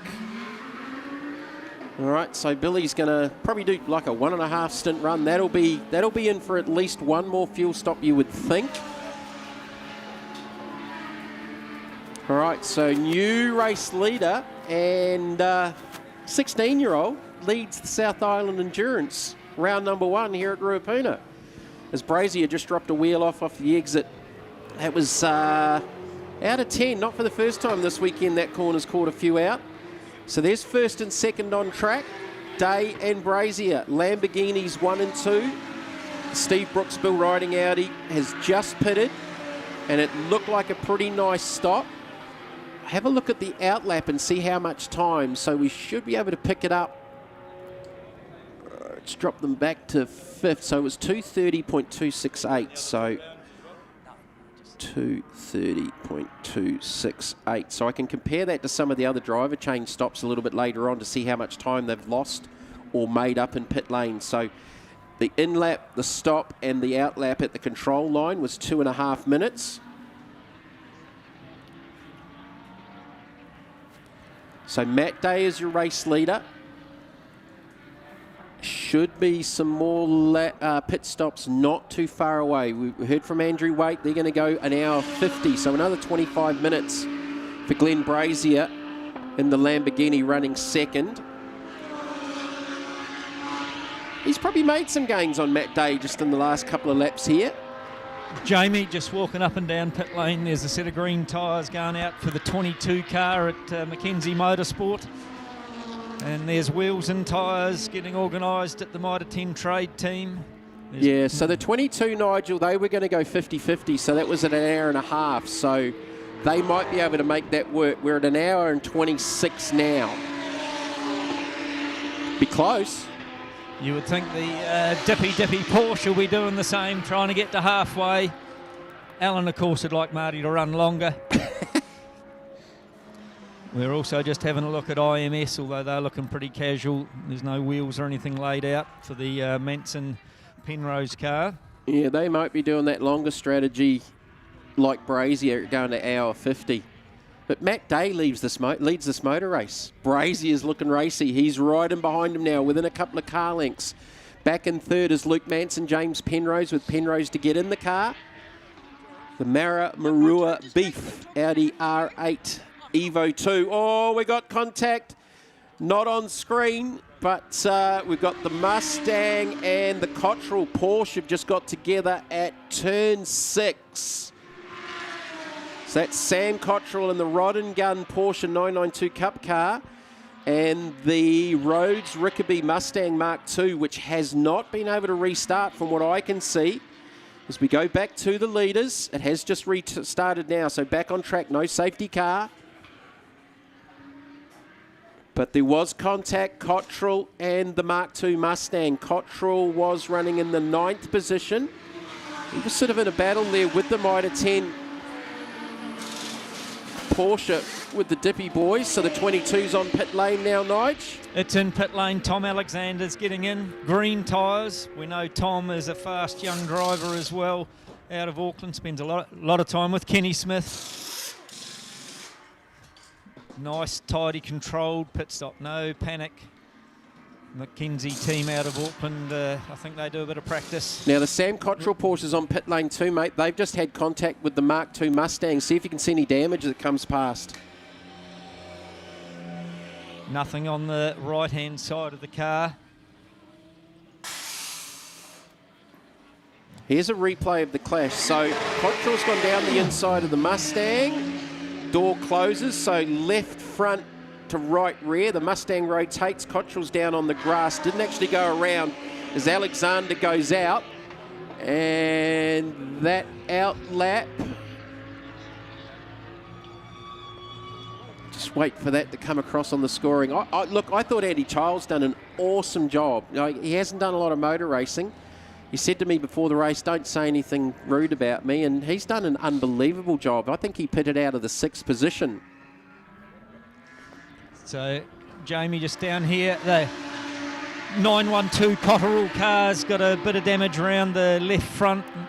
just double checking, I think, making sure that it hasn't belted a radiator or anything. They've pushed it in the garage to get it out of the way. So the Mustang's back in the pits as well, so they were involved in that clash too, but I think they've still got other dramas going on. So just as a reference, the 888 pit stop, including the outlap, was 2:30. The 22 was 2:37, so they lost about 7 seconds in that. So the benchmark at the moment with a driver change across the control line with the outlap is 2:30. So that's the number we're sort of referring to here with the lap scoring as to how much time you make up or lose on the pit stop cycles. So Nigel just alluded to a little bit of damage to the left front corner of the Cottrell machine, which makes sense. They're probably going to use the opportunity to take their stop now anyway. I think they've got a bit more damage than that, Jamie. Okay. They're talking about it in a steering rack end. So it was a fairly hard hit.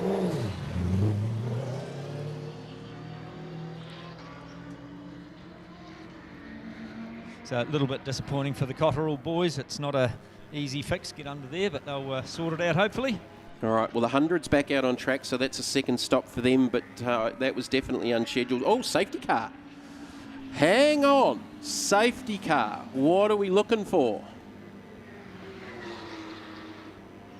Okay, this is a game changer because I reckon Andrew Waite's going to be possibly changing into his race gear really quick. Any signs of that down there, Nige? Because we're at an hour and a half. They were going to go to an hour 50. We're just walking past the Mackenzie Motorsport team, the Natoa car. Brand new set of green Michelins getting laid out for that for Paul Kelly's dressed up, ready to go. I'm just trying to figure out what the safety car's for. I would say it's going to be debris somewhere more than anything because I cannot see a car stopped anywhere out on track.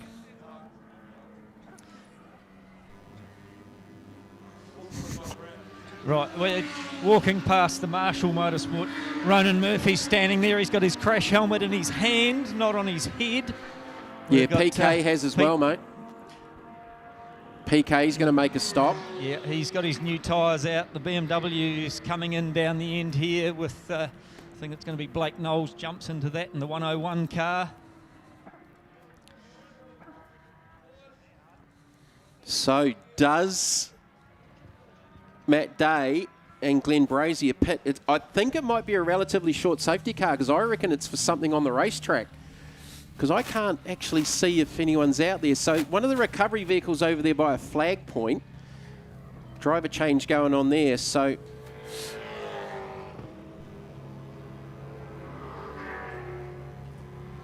it's not for a car stopped on track.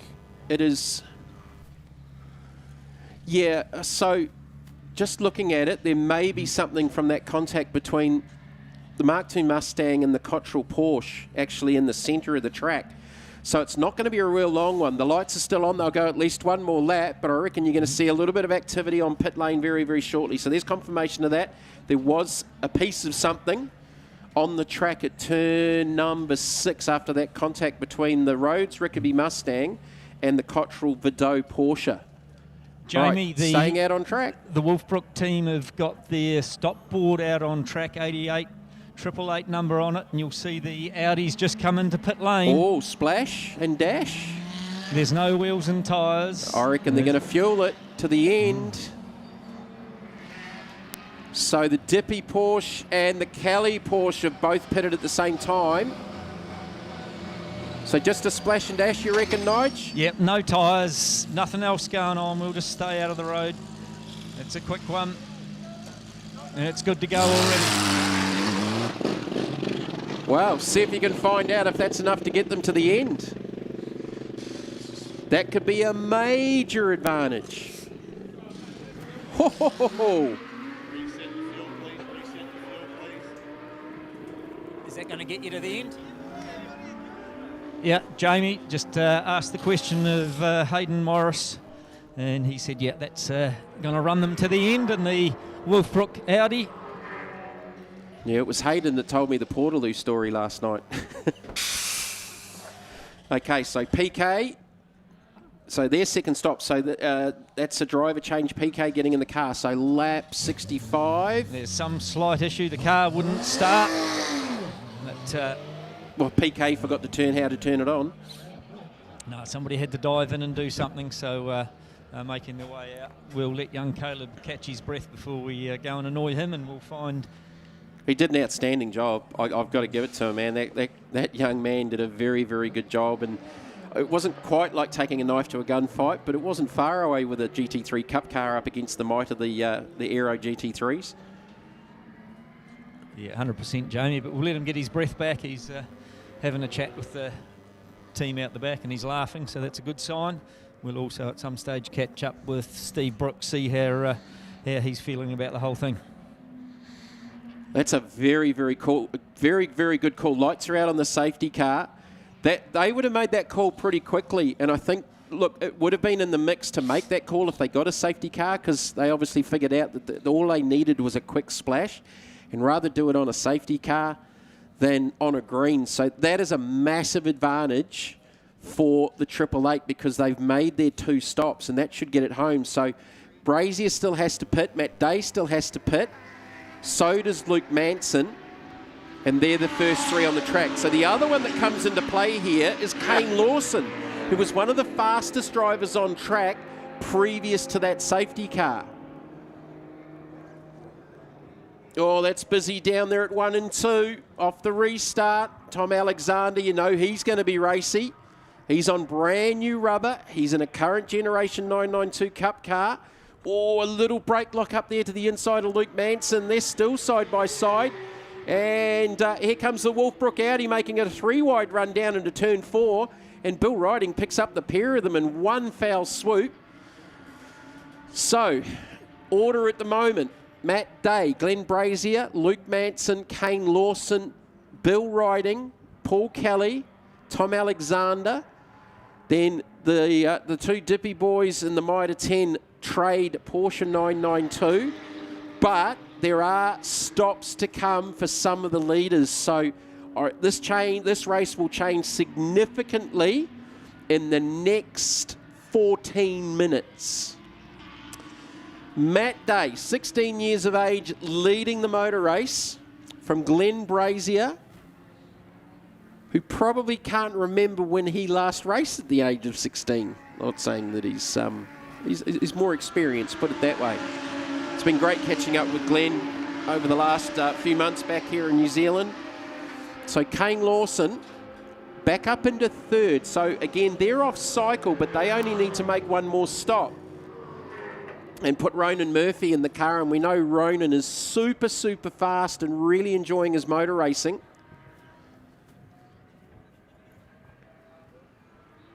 So we've got the little Civic down on pit lane. Man, that's a tough little race car. It's done practice yesterday, qualifying for the 1 hour. The 1 hour race earlier on today, qualified for the 3-hour race, and it's in the middle of the 3-hour race right now. So the 101 for their second stop. Lap 67. Driver change by the looks of it. So that was Chris Wall, Leighton Hammond and David Thompson. I'm not too sure if that's Chris or David getting in the car. I haven't seen the driver's light on it. Who's getting in to drive? Sorry.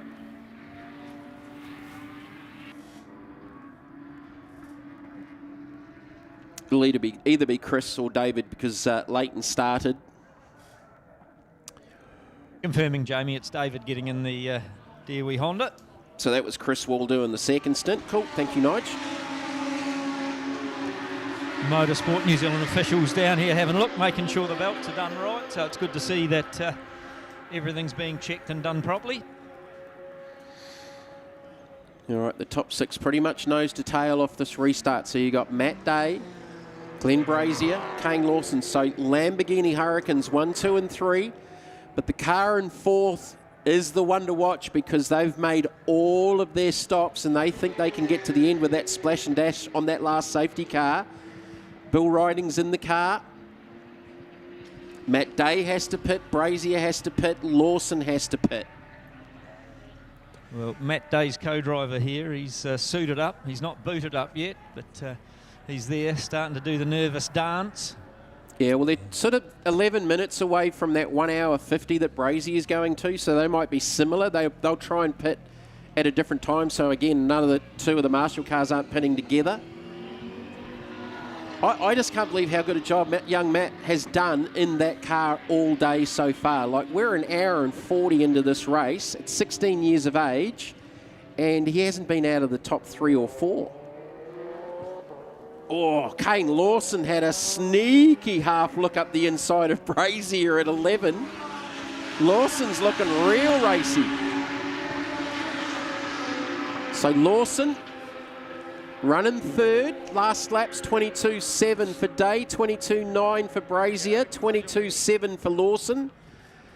Nigel, you've got Steve Brooks down there. They have played the masterstroke. I think we'd have to agree with you, Jamie. Steve, you're looking relaxed. You're looking happy. Oh, I'm looking puffed. That's what I'm looking. You'd have to be pretty wrapped with your own first stint there. Mate, no, it's really good. It's good to get a bit of a lead off the start, but then we had that safety car, so I'm like, right, going to have to go build it up again. By the time I got the second one, I was going, this is starting to get a little bit niggly. By the third one, I can't probably repeat what I said down the microphone to the team. Well, it's good to see you got some passion and enthusiasm. Bill's doing a good job out there. Do you think with that wee splash and dash put you in a good spot? Well, let's see. Hopefully he doesn't spin. He did it in the 1 hour, so I'm just fingers crossed that he keeps it on the black stuff and brings it home. Did you have any words for him when he jumped in the car? No, I was too puffed to say anything. Just fell out the car and could hardly walk. So no, it was pretty hot out there, but no, it was good. He's in a good position at the moment, so hopefully he brings it home and we get the trophy. All right, good luck for the rest of the afternoon. Lovely, thanks very much. Cheers. Thanks, Nige. Hope Bill didn't take the yoga mat into the car with him. All right, so just while that interview was going on, Glenn Brazier had a huge look at trying to get by Matt Day on the run out of 4 through 5 on the approach to 6, and he actually pulled the pin on it between 5 and 6 and bailed right out of it. Oh, we got Matt Day off. Matt Day, have they made contact? The 2 Hurricanes have gone off. Just as I was saying that and looking up at where that Brazier attempted to make the pass on the previous lap, Day's facing the wrong direction and Brazier's off through the grass and a long way off the racetrack. Has that broken the steering? And he physically cannot correct it to get it back on the racetrack. Here's the replay. So just ahead of these two, there's Riding going through. Oh, Brazier, I think to the inside of Day. And the 2 Lambos have got together. Oh, sensation here. Now, where's Brazier ended up? He's still limping through the infield. Day's managed to get back up and running, but I think there's going to be some frantic activity down on the pit lane. Having just said how good a job Day was doing, there's been a clash between the Dale ITM Lambo and the Brazier scaffolding Lambo that's limping around on the grass. I think it's going to have damage to the left front. The right front looks right, or it's broken the right front steering arm. Because it looks like he's parking it. The Brazier scaffolding Lamborghini is going no further. Wow, that is sensation. First and second on track getting together at an hour 42. So the little Civic continues on with David Thompson now behind the wheel. They'll be leading their Class 5 up to 2 litre. So it was hard to sort of gauge from that position as to how far up Brazier was, but definitely contact between first and second. Brazier had a little look about half a lap earlier. I'm just trying to figure out where he tried to stick the pass. But the Brazier Lamborghini had no steering by the looks of it, and it went in about 3 different directions through the infield, and it's ended up behind the Marshall point, opposite, I don't know if that's opposite turn 2 or it's on the approach to 8, depending on, I think it's the turn 2 one down on the inside.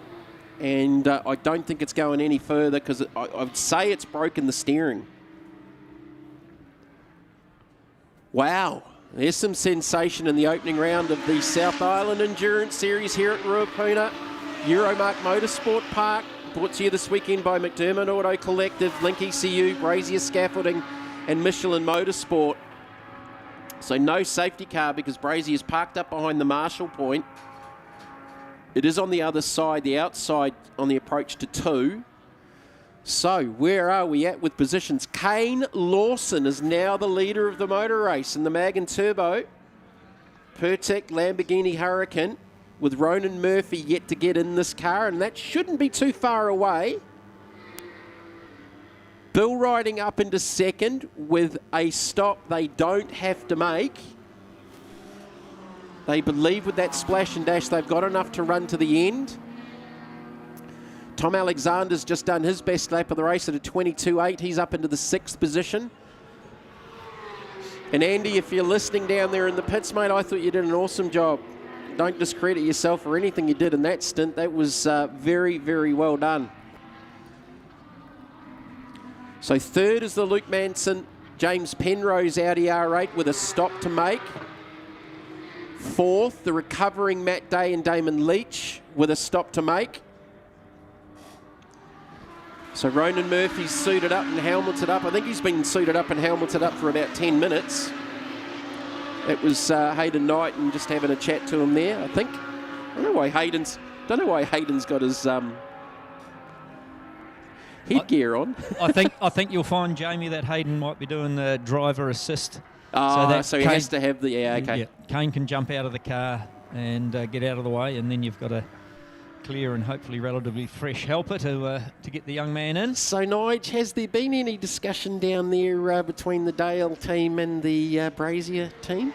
No, it looks all pretty quiet and calm, so haven't wanted to fire anything in there too much. Brazier had a look on the run out of 4 through 5 on the approach to 6 and bailed out of that one. I watched that here from the commentary position, and then I'm not 100% sure where they actually made contact together, but there was definitely contact with Brazier trying to go down the inside of Matt, and they both went around.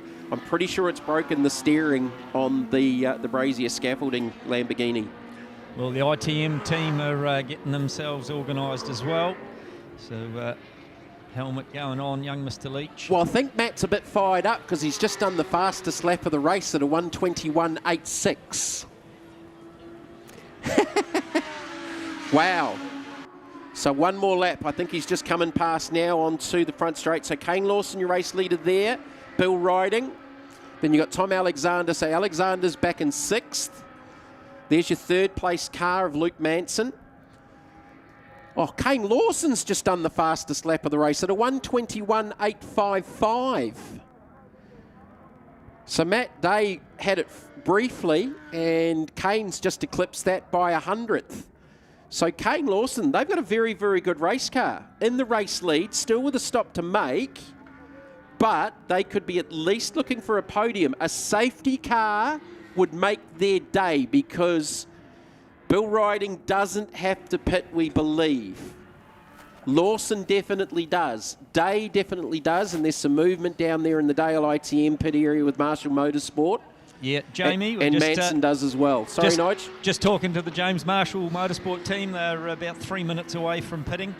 Just they're ignoring what went on out on track and concentrating on what they've got to do next with the pit stop. Well, as I said, it must have fired young Matt up because he did the fastest lap of the race briefly, and that was eclipsed by 100th by Kane Lawson. Sorry to say, as we're talking, he's busy driving across the grass. That might have overfired him. I just caught that out of the corner of my eye as well, so he's trying hard. I'm sure Jimmy Hewlett's on the radio trying to calm him down because I think the youngster might be a little bit fired up.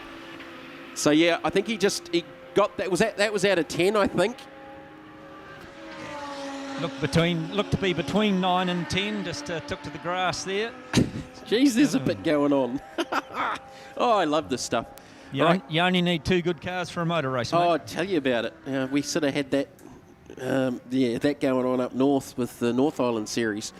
All right, Kane Lawson is your race leader. Bill riding in 2nd, so there's not too much. 1.1 seconds between them. Advantage the Wolfbrook Audi because they don't need to make a stop to get it home. Kane Lawson definitely does. Everyone else around riding does. So there's Matt Day going off.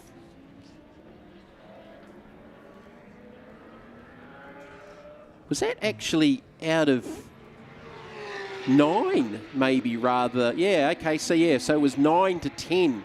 It wasn't actually 10 to 11. It was that run out of 9, right, Nige? You're exactly right. Looking down here in pit lane, mate, to see International Motorsport have got one of their stop boards out. So they've only got one left to pit, so it should be the Audi. Could be a bit busy in a moment. We'll stand in the middle and see who comes in first. So Manson's going to come back past you one more time. So the 222 is in third. So I'm thinking, Nige, that the 222 and Kane Lawson and Day and Leach need a late safety car to get them back within range of riding, because after this round of stops, they're pretty much going to just about lose a lap. Right, down here in pit lane, mate, they're starting to fire stuff out at James Marshall Motorsport. Ronan Murphy's standing in pit lane. A set of greens coming out for the Magan Turbo Lambo. There's also a set of greens coming out down for the ITM Lambo. So this is going to be a battle of the teammates there. The guys are in pit lane for International Motorsport as well. So if they're all racing for second, they're all doing it at the same time. They need a safety car. Definitely need a safety car to be a factor with the riding mobile. So there's a couple pitting here, a few pitting actually. So Hayden Knighton's got a balaclava on, so he's doing driver assist. So I wondered why he had that on. That's the reason why. So if you're out on pit lane, you've got to have the race suit, gloves and the balaclava on. Right, who's first on the pit lane? It is the Magan Turbo Hurricane. Here it comes, Ronan Murphy to get in the car. And if you want to watch some excitement, wait until you see the lap time start erupting when Ronan gets on the hunt. Right behind him is the Manson car coming into pit lane. Behind them, the ITM car. She's all on here. So 222 in as well. Lap 76.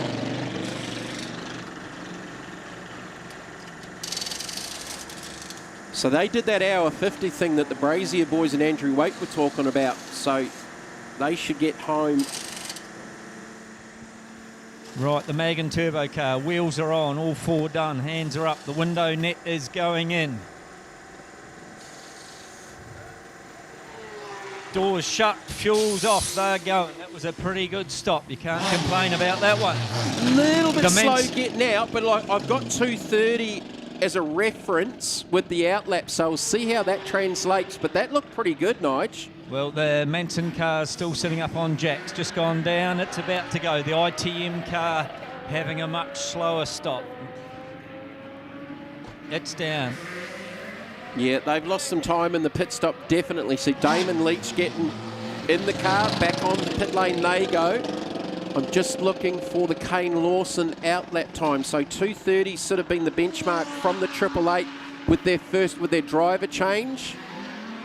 Just waiting for that time to turn out. If it's faster than 2:30, they've made a gain, but I reckon Kane's definitely made a gain mid-race with the pace that they had in clear air. 2:20. Kane Lawson and Ronan Murphy and Hayden Knighton were 10 seconds quicker than the 888 boys. 2:20. They've picked up 10 seconds in the pit stop. Wow. You've got to congratulate them, mate. Let's let all this work itself out, see what's happening on track, and then we'll come and find a couple of the drivers that have got out. We'll see young Natoa there. Hopefully he's got his breath back, and we'll go and find that young man, Matt Day, and have a chat to him. By my math, and for those that know me, it's not very good. The Manson-Penrose stop was just about as good. That was 2 seconds slower, but they were 8 seconds faster than the driver change for the Audi a little bit earlier on. So 2:22 for the IMS team, and we know and expect that from International Motorsport.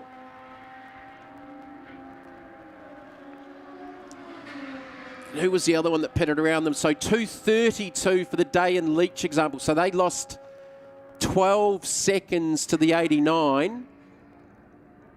They were still 2 seconds quicker than the 888 stop earlier on. So their first stop actually probably wasn't too stellar looking at it. But the Dale ITM car did lose a little, definitely lost time to the 89 and the 222 on pit lane. So let's see how this now settles with just over an hour left to go. You think there's a checkered flag coming up here now, but no, there's still an hour and 6 minutes left to go. Right, Bill riding with the race lead. How big is the gap back to Paul Kelly? Where is PK? He's just coming off the final corner. So that'll give us a reference now. PK crosses the line. 45 seconds is Bill Riding's advantage over Paul Kelly. Kane Lawson, Ronan Murphy, Hayden Knighton. Ronan now in the car. Ronan comes across the line now and sets the fastest lap of the race just about on his out lap at a 1:21.555. James Penrose has just done a PB for the car at a 1:29.594. 1:21.555 for Ronan Murphy, and I think that was his first flyer. He's a minute one down on the race leader. So Kelly, Lawson, Penrose, Ronan Murphy need a safety car. Damon Leach has just done a PB for that car, the Dale ITM Lamborghini, at a 1:21.72 on a full tank of fuel on new rubber. So we might see some of these lap times start to tumble again. 1:21.5 for Ronan Murphy, and that was on his second out lap. Wow. But they are near enough to 45 seconds plus down on Bill Riding in the Wolfbrook Audi, who absolutely nailed the call and pitted on that safety car to do a splash and dash to take it to the end. So advantage to them as we've got a little bit more cloud cover coming over the track. It's actually fairly dark to the north of us. If that's, I think that's the north. I have no idea. I'm directionally challenged. Oh, Ronan Murphy. How's this? He's just destroyed the joint with a 1:21.055. 1:21.055 for the fastest lap of the race. James Penrose answers with a 1:21.5.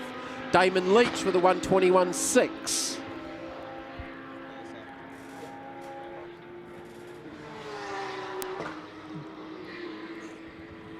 Nigel, I need to take a breath. Have you got something to talk about? Well, yeah, talking about the speed of all the young guns that are out on track now, but this young man beside me, Caleb Natoa, what a fabulous first stint. Yeah, no, thank you very much. I think I thoroughly enjoyed myself, and I think the boys at Mackenzie really did. I hope I didn't piss too many people off racing those GT3 cars, but it's probably some of the most fun I've had in a long time in a race car, and I really enjoyed it. Fabulous to see. Well done doing that job for PK, putting you in a good position. You're running up the front of the pack. You going to come back and do some more enduros? I mean, hopefully if I do a good enough job, PK will take me back. But look, I'm here just getting PK up to speed and doing the best I can, so we both can get a result, and I hope I can do the following rounds as well. Well done, mate. Sit down and enjoy this. It looks like it's going to be a cracker finish to a race. Yeah, cheers. Thank you very much. PK's doing a good job. Hey, Nige, PK sells cars. I think he needs to buy a GT3. You can tell him that, mate. We'll go for a walk down here and find this young man, Mr. Day. Ronan's just done a 1:20.866, mate. He's just done the fastest lap of the race again. But yes, please do find young Matt. It's going to be an interesting interview because I think he was a little bit fired up after the contact with Brazier, but we'll see how he feels. Where's your young driver? All right, so Ronan Murphy's just bombed in a 1:20.866. Penrose again with a PB at a 1:21.506. Damon Leach has matched that with a 1:21.506. Tom Alexander with a 1:22.7 for a PB for that car. So Bill Riding leads from Paul Kelly, Ronan Murphy, James Penrose, Damon Leach, Tom Alexander 6th. Then it should be Martin Dippy 7th. And the little 101 BMW, a giant killing 8th, back down on pit lane with Nigel. Jamie just getting young Martin Day sorted out here. Martin, what a fabulous debut for you. Well, Martin's my dad, but it was a good day. We're running towards the front for most of it, and yeah, had the lead on the safety car restart and just didn't quite get the, I guess I didn't quite judge how much space we had and got turned around. No damage, no steering damage, doesn't feel like it's got a problem? No, after I got turned around, I ended up going faster. So the car's good, and hopefully Damo can bring it home. All right, well done, young man. Thank you. Hopefully we'll see you have a good run at the next round. Yes, we'll be at both of the next rounds, so see you there. Thank you, Nigel. I'm glad you did it first because I nearly did it earlier on and called him Martin as well. Matt Day, outstanding job. Very good interview considering he was probably a little bit fired up after the clash between himself and Brazier. But look, there'll be more about that a little bit later on, I'm sure. But let's go back to the action. The lap times have just settled back into something normal, although Ronan Murphy's just done a second sector purple best. And Nigel, you've got Kane Lawson down there in the pit area, and I thought Kane did an outstanding job in his stint. Oh, he's an outstanding human being, but we want to find out. He's obviously handed a good car to Ronan. Happy with what's happening? Yeah, I think the car's good, and we probably are at a disadvantage with the 3-driver thing, and we weren't able to pit when everyone else did at the start when the first safety car was 40 minutes because Hayden's got to have done 45 minutes, so that really hurt us. And when I came out on the track, Brooksy was 5 or 6 car lengths behind me, so I thought, oh, far out, I've just got to keep him behind me or else we're going to go down a lap. And keeping him behind you with all the GT racing he's doing is hard work, so I was pretty happy with that stint. And Ronan's got a good car, so he'll just have to earn his money, won't he? Well, he just said he's at a purple second sector, so he's out there earning it now. What's the aim? You just going for a podium or you going for the win? Oh, well, the goal is always to get on. Well, the goal is always to win, but, a podium's always nice. But I think, all things realistic, if Ronan can keep pushing the lap times out he is, and probably I think I understand the Wolfbrook car may need to save a little bit of fuel at the end because it's pretty much running a bit tight. So I think if Ronan can be, half a second or a second a lap faster, we're probably in for a good finish. So hopefully we win is the answer to the question. Well done, Kane. Thanks, Nigel. Yeah, Kane Lawson. I've known Kane a little bit more from his dirt exploits with Super Saloon Racing down here out of Christchurch and Woodford Glen. And always an immaculately presented race car. So, Ronan Murphy with the fastest lap of the race at a 1:20.866. Just looking at the GT3 lap record here at Ruapuna, according to Wikipedia, and it's always right, 1:18.7 set by Johnny Reid here in September 23. 1:18.7. Wow. Okay. That puts a little exclamation mark on the outright speed here at Ruapuna. All right, here we are watching. This is for second and third. So this is fourth position. Ronan Murphy down the inside of Paul Kelly. I think PK just opened the wheel up a little bit. We saw Ronan coming. So that's battling for a podium. So that'll be interesting. So Kane's just sort of mentioned that maybe there will be a little bit of fuel saving going on with the Wolfbrook Audi. They do have the luxury of being able to do that. They had a 45-second lead over Paul Kelly about 10 minutes ago. They're just coming around through 9 and 10 now. So we'll see what the gap is as the Wolfbrook Audi's just come out of 4. So we'll keep an eye here on Ronan Murphy. Very well-spoken young man. He did the commentary here last year and did an outstanding job. I've heard a bit of stuff that he's done last season, and certainly, look, he's faster in a race car, trust me. All right, so the gap, 50.4 seconds. So riding has been able to extend 50 seconds. So if he has to start conserving fuel, last lap was a 23.6, Murphy's was a 23.2. So he's not in conservation mode at the moment, still with an hour to go. So it's probably a little bit early for that. Paul Kelly in the 25.5s. James Penrose 21.5. So James was the fastest on track the last time. No, Damon Leach just eclipsed that with a 1:21.354 in the Dale ITM Lamborghini in 5th.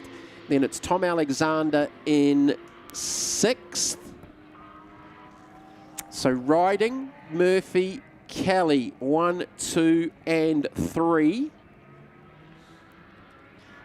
Jamie, just a wee thing going on down here. I see the Mackenzie team hanging out the old-fashioned pit board to Paul Kelly with F Lev, which the only thing I can think that would mean would be F for fuel and Lev for level. So whether they're looking for some numbers or they've got a radio problem, we'll see whether that Porsche is going to get through on its one stop. I'm going to say probably both, as the 101 BMW's just gone off track and limping across the rejoin on the run down to the final corner. So got back on there. Might have just been an off and trying to rejoin without taking the front splitter off the car. might be a little bit of fuel saving going on. So they had that early splash and dash. They pitted the second time with the pace that Caleb and both PK have shown. Did they get all of the fuel in the car on the pit stop is possibly the question, but fuel level, that's an interesting one to put out there. But if they've put the old board out, that means they do have radio issues as well. They're probably listening to some truck go down Highway 1 on the way past. Had that happen before. So, Billy riding. Last time I had a look at it, the lead was 50 seconds. 50 seconds. Oh, Damon Leach with a big off over on the back straight off the outside of the circuit. It didn't spin, but it was well off in the dirt. Just, off pitches. I was watching it through the commentary here as we watch Paul Kelly and James Penrose. So again, this is for position 3 and 4. Penrose has been the fastest driver on track in the last couple of laps. Just him and Murphy in the 121s, and Penrose goes down the inside in the Maramarua Beef 222. The Manson team, as ever, beautifully presented race car. Love the pink and the black on that car, and it's been a while since I've had to say Maramarua. So Paul Kelly back now into the 4th position. That's still a giant killing performance with him and Caleb. Caleb doing all the hard work in the early stints.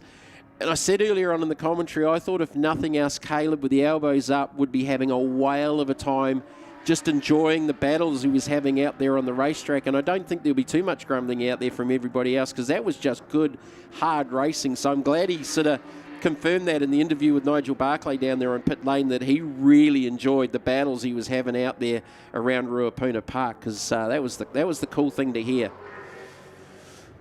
Right, let's pick up the gap. It has been out to 50 seconds. Where is second on track as we watch James Penrose? He's done a PB for the car at a 121.354. On that last lap, it was just Ronan Murphy in the 21s. So that should be Max Vidot now behind the wheel of the Rod and Gun 912 Porsche 992 Cup car. Young Australian sprint car racer, Porsche Carrera Cup racer, Super 2. He's also dabbled in Trans Am with some of the driver enduro races. This is a replay of Damon Leach going off. That's the one I saw a little bit earlier on. It was a fair way off track. And you don't want to get too far off here because it starts pulling off splitters and floors and things like that. Right, so 43 seconds. So Murphy's taken 7 seconds.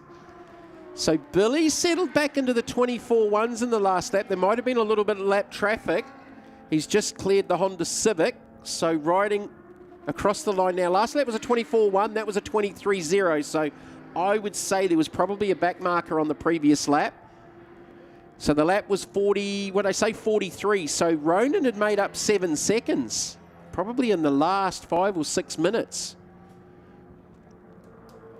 So the Mag and Turbo Lamborghini is the one to watch.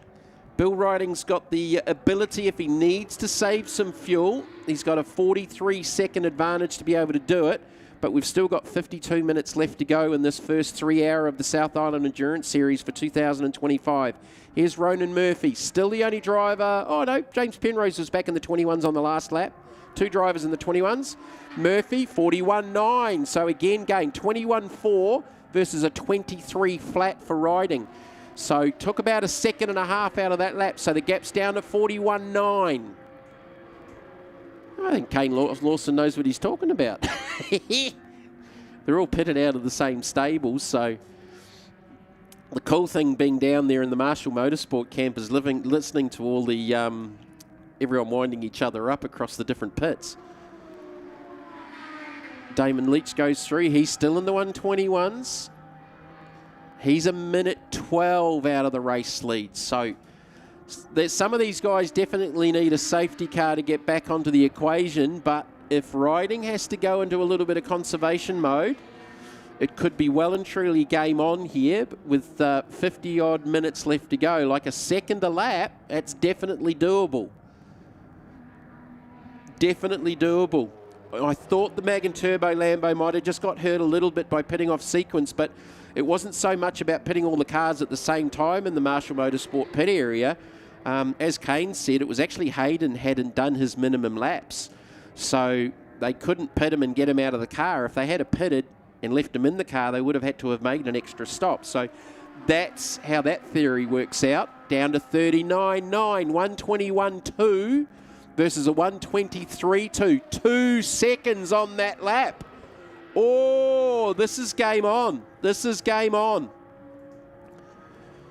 So the Wolfbrook Audi is where? We're watching Ronan Murphy. Well and truly the fastest on track. Oh, James Penrose at 121.5. Damon Leach at a 121.7. So we got 3 in the 21s. Ronan Murphy's gone 21.4, 21.4, 21.2. And if they're aware that this car is maybe going into a little bit of fuel conservation, and they're all right on fuel, and he's pulling a second a lap out of the race leader, in the next 40 minutes, this could be a very, very interesting equation, which will well and truly be negated by a safety car if that happens, because that brings Penrose, Kelly and Damon Leach back into the equation as well. And Tom Alexander. There's the giant-killing performance for me. Andy Child and Tom Alexander in 6th position. Second of the Porsche 992s. Behind Paul Kelly in 4th. Right, Murphy goes through. 121.5. Last lap for riding was a 23.4. 38 seconds. 38 seconds is the gap. And Penrose is going with him. Penrose was actually faster on the last lap by a 10th, 8 seconds behind Ronan Murphy. So there's another car to keep an eye on. The Maramarua Beef Audi R8 Evo 2. And they're all chasing down this Evo 2, the Wolfbrook Motorsport. 888. Bill riding behind the wheel.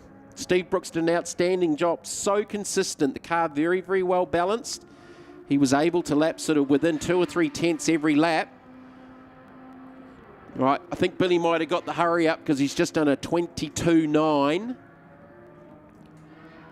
But at a second a lap, well and truly game on. So the Wolfbrook Audi with the race lead, you can see that.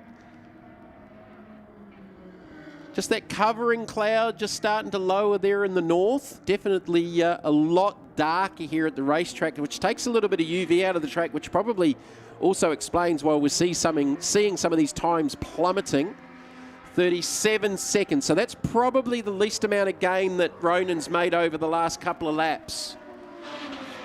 Blue lights flashing for the little Honda Civic and the Volkswagen. So the Volkswagen's got back out there, the 79.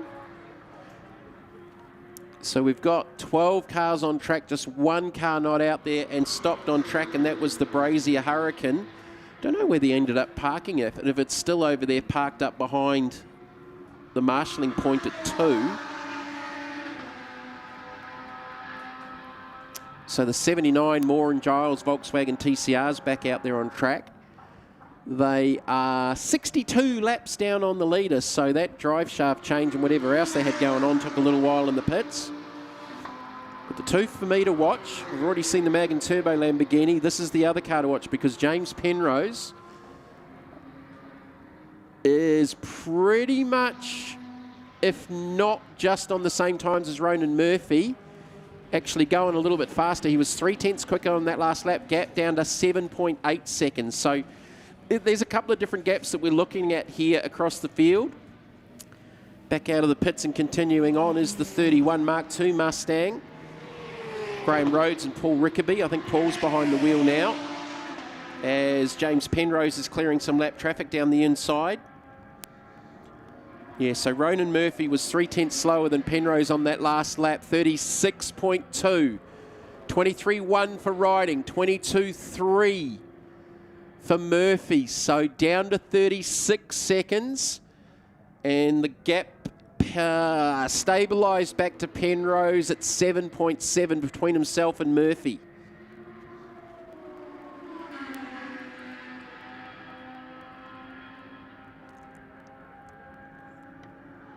International Motorsport.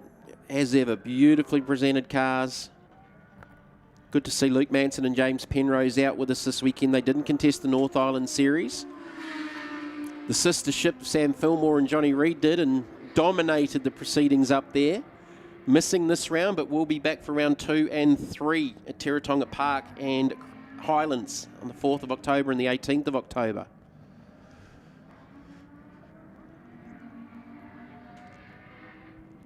Martin Dippy and Alan Dippy in the Mitre 10 Trade 992, Porsche 992 GT3 Cup car.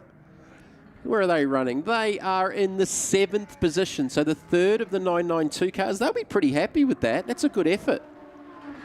All right, Ronan Murphy goes across the line. Takes another second out of riding. 23.9 versus a 22.8. 35 seconds is the gap, but James Penrose just took a second out of Ronan Murphy, down to 6.7 seconds. And they are on the same piece of track.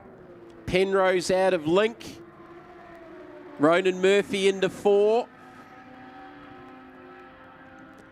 So Penrose fastest on track on that last lap. No, Damon Leach did a 21.7. So what's the gap to Kelly and Leach? Well, that's only 1 second. Okay, there's another battle to look out for. They're on the back straight at the moment. Kelly's got some lap traffic up ahead as we're watching Ronan Murphy here in the Mag and Turbo Pertec Lamborghini Huracan. Currently second, the gap down to 36 seconds with 44 minutes left to go. He's averaging over a second a lap difference between Bill Riding. Riding's last lap was a 23.3. Murphy's was a 22.8. Penrose at a 21.8. Here's Murphy again. 23.3 versus a 21.9. Penrose down across the line with the headlights ablaze. 21.9, so that gap stabilises at 6.7. But Murphy's got the gap down to 33 seconds. 33 seconds. It was 50. It was 50. Now down to 33. So he's taken 17 seconds out of Bill Riding since that last round of pit stops. Another shot there of the little 100 Honda Civic. The poor little K-Series Honda's going to be real tired as Damon Leach clears Paul Kelly. That is for the 4th position. So Damon Leach, one of the fastest on track. The Dale ITM Huracan goes by Paul Kelly now into the 4th position. So PK back to 5th. Now, where's Tom Alexander in relation to PK? Actually, I think slightly ahead. No, where is he? I think they're over the back there as we watch Leach just negotiating some lap traffic. That'll be the 79 Moore Giles Volkswagen Golf TCR. Clears him on the run to turn number 9. I think that's where young Matt Day went off track a little bit earlier on, just before his pit stop. Still did an outstanding job. He would have had the red mist going on a little bit. 32 seconds is the gap. 23.0 for Riding, 21.5 for Murphy, 21.6 for Penrose.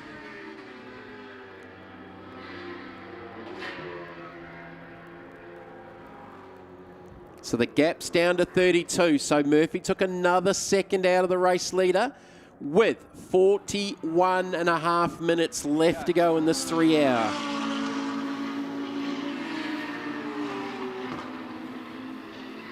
So Damon Leach now up into the 4th position.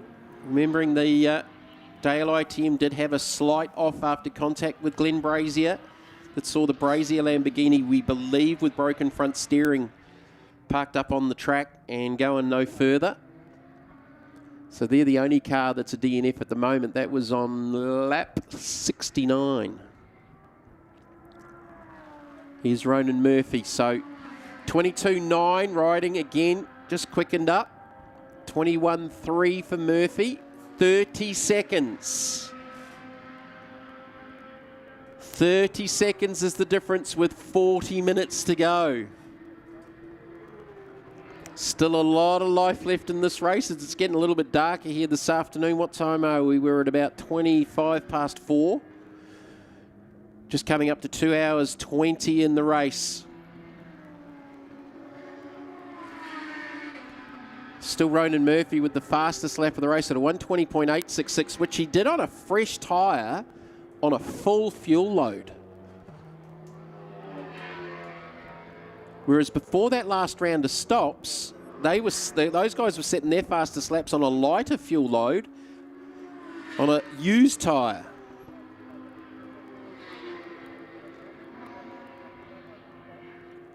Boys from Michelin doing an awesome job as ever this weekend with the full complement of tyre changing machines and stocks of the Michelin endurance tyres.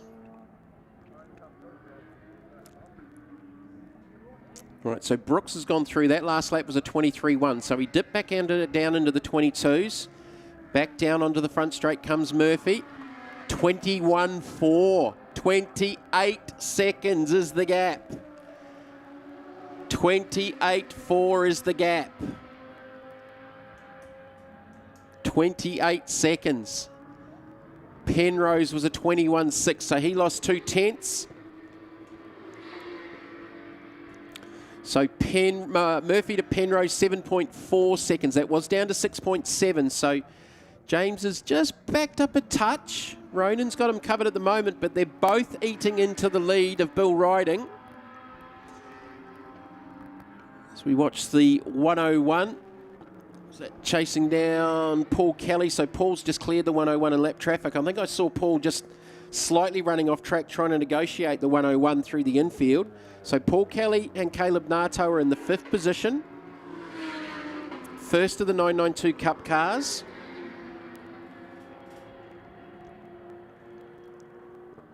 Caleb's fastest lap was a 22.6. Paul's running around there in the 25.8s at the moment. He's already done a 1 hour today, so he's doing some track time.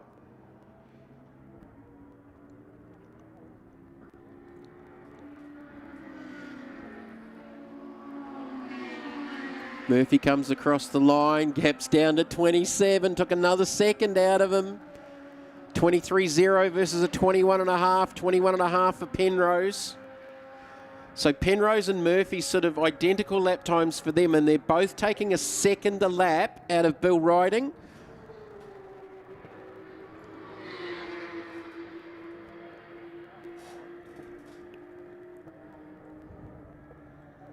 Damon Leach in 4th as we watch some of the class battles here. This is the 992s. Martin Dippy, Max Vidot. Max Vidot's in the Rod and Gun blue and silver 992 GD3. So this is 4th position. No, it's not actually, because the Vidot car is 6 laps down. They lost some time after a clash with the Mark II Mustang over at turn 6. So not 4 position. But, what's Max Vidot's fastest lap been? A 22.1? 22.1, which will make him the fastest of the 992s, which I would expect from Max, because he is seriously, seriously quick. So Sam Cottrell did a really good job getting the car to where it needed to be until, unfortunately, got together with the Mustang as a lap car over there at turn 6.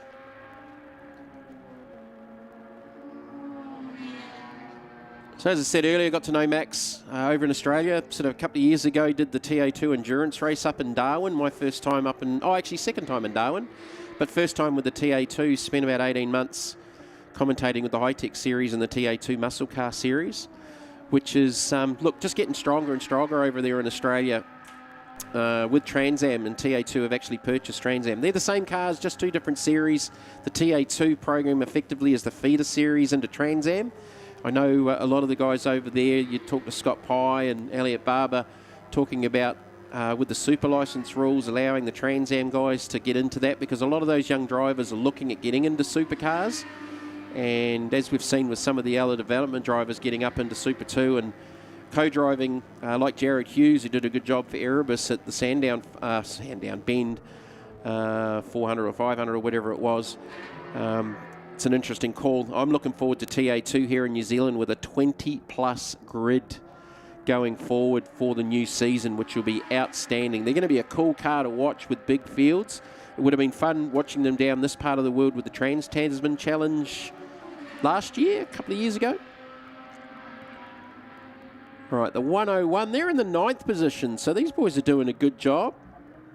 Duncan Cundall-Curry and Blake Knowles. Blake Knowles will be back behind the wheel now on the BMW M1. That car's also done the 1 hour a little bit earlier on.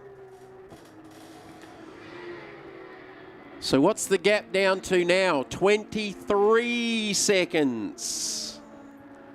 So Ronan Murphy continues to take time out of Bill Riding. Last lap for Bill was a 23.4, 21.2 for Murphy. Only 3/10 off his best at a 20.8, which has been the fastest lap of the race. So Ronan Murphy is still hauling. 21.4 for James Penrose. That gap is still pretty stable between Murphy and Penrose. As we look at some of the smaller category cars about to be swallowed up by Ronan Murphy and the Mag and Turbo Lambo. Rhodes Rickaby Mustang going down a lap. They've had some problems today. Issues with heat-related oil pressure. They've continued on, so it's not so much of a drama, but then unfortunately they had a clash with the Cottrell Vidot Porsche over at 6 earlier on that saw them pit again, and the Vidot Cottrell Porsche pit with some damage that cost them 6 laps. 22 seconds is the gap. So Ronan Murphy's last lap was a 22.0. Penrose actually took 4/10 out of him, got the gap back down to 7.6. So Ronan had probably a little bit of lap traffic to contend with on that last one.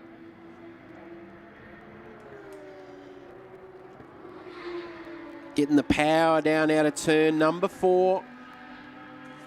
This is turn 6. Which is pretty much a 90 right to 7. On the approach to 8, which is actually a lot longer than you think looking at it from here in commentary on the screen. It looks very, very different. Got to carry the speed now to turn 9. Using all the aero, little dab on the brakes. So Bill Riding's last lap was a 22.8. So again, he's picked up the pace. Ronan Murphy out of the final corner. Still with 33 minutes to go. Murphy about to cross the line. What's the gap down to? 21 seconds. Another 1.5 seconds on that lap. Penrose. He drops back into the 22.3s. I think he had some lap traffic to contend with on that last lap. That gap's back out to 8.5. So the gap is down. Murphy's taken 30 seconds out of Bill Riding since that last round of pit stops, which was around lap 76. So 30 odd laps ago, he's taken 30 seconds. So a second a lap average for Ronan Murphy. Is Bill Riding in a little bit of fuel conservation mode? Ronan's definitely trying hard. He just ran the right rear a little bit off the edge of the track on the run through 7 to 8. 1.5 seconds the difference on that last lap from Murphy to Riding. Gap is down to 21 seconds. Riding goes through. Oh, that lap was a 24.5. He must have had to have negotiated some lap traffic, or he's made a little mistake on that last lap, because here comes Ronan Murphy, a 24.5 versus 22.0. 2.5 seconds that lap. 18.5 seconds. 18.5 seconds. It sounds like a big gap, but we've still got half an hour left to run here. This is game on. Jamie, I haven't just been sitting down here drinking Coca-Cola and eating chips. I've been trying to get you have, Nigel, because you just described what you had. Just been trying to get Hayden Morris, who's on the radio to Bill Riding, to come and have a chat to us, but he's declining to do so at the moment. I think he's starting to look a little bit stressed, so I don't know how their fuel numbers are going. I reckon there's some management going on there, but that last lap, mate, was a 24.5 versus a 22 flat for Murphy. So the gap's down to 18.5 seconds. It was 50. It was 50. All right, here's Billy riding. All right, let's have a look at this lap. So the last one was a 24.5. He's coming up towards 23.6. That was better. So we were down to 18.5 seconds. Murphy's just coming off the final corner, so it is just about the length of the front straight. Bill was at 2 as Ronan was coming off 11. Gap down to 16.3. I reckon the boys just got on the radio to Murph and said, hey, go, because he just rocked in a 21.3. Penrose likewise, I think he's getting the word with a 21.7. So while we were talking earlier about riding not having to stop again, how much fuel did they throw at it, and was it enough to get it to the end without having to fuel save? So it was Kay Lawson that actually told Nigel that there might have been a little bit of fuel saving potentially for the Wolfbrook Motorsport Audi, because the gap is down to 16.3 seconds with 29 minutes left to go. Wow. You'd have to say, Jamie, it's going to a good finish. Just been talking to Ronan Murphy's race engineer as well, and he said they're going good, they're looking good, and they are going to chase that Audi down. That's what it's looking like. It's actually pretty cool watching it from up here. And Murphy's definitely hustling, like just looking at the attitude of the car and how much racetrack he's using. He's kicking up a little bit of dust in different places. So riding's just gone down into 1, and Murphy's well and truly off 11. So they're nearly, I reckon Murphy can just about see him. He'll get a gauge across the track if he can look left and see where he's at. The gap down to 14.9. 15 seconds. He took another, that was a 23.2 versus a 21.8.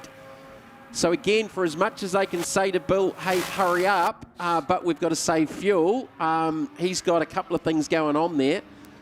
As the little Honda Civic pits again, I don't know that that's scheduled necessarily for the 100. No, it looks like they're doing a bit of an tyre inspection. Where front-wheel drive running for so long might be a bit hard on rubber. Don't know if they did a tyre change during their changes a little bit earlier on. No, I can't remember. Didn't know if they did or not. It's done some work today, that car. It's done a lot of work. Good on them for still running, but out with the tyre gauge. Maybe she's just starting to overheat the tyres a bit. Just a little tyre bleed. So the gap down to 14.9 seconds. Right, Bill riding onto the front straight now. So visually, we should be able to see Ronan Murphy. Bill riding goes through. Coming past us now. At turn 1, Murphy out of 4. So they are on the same length of the front straight here at Ruapuna Park.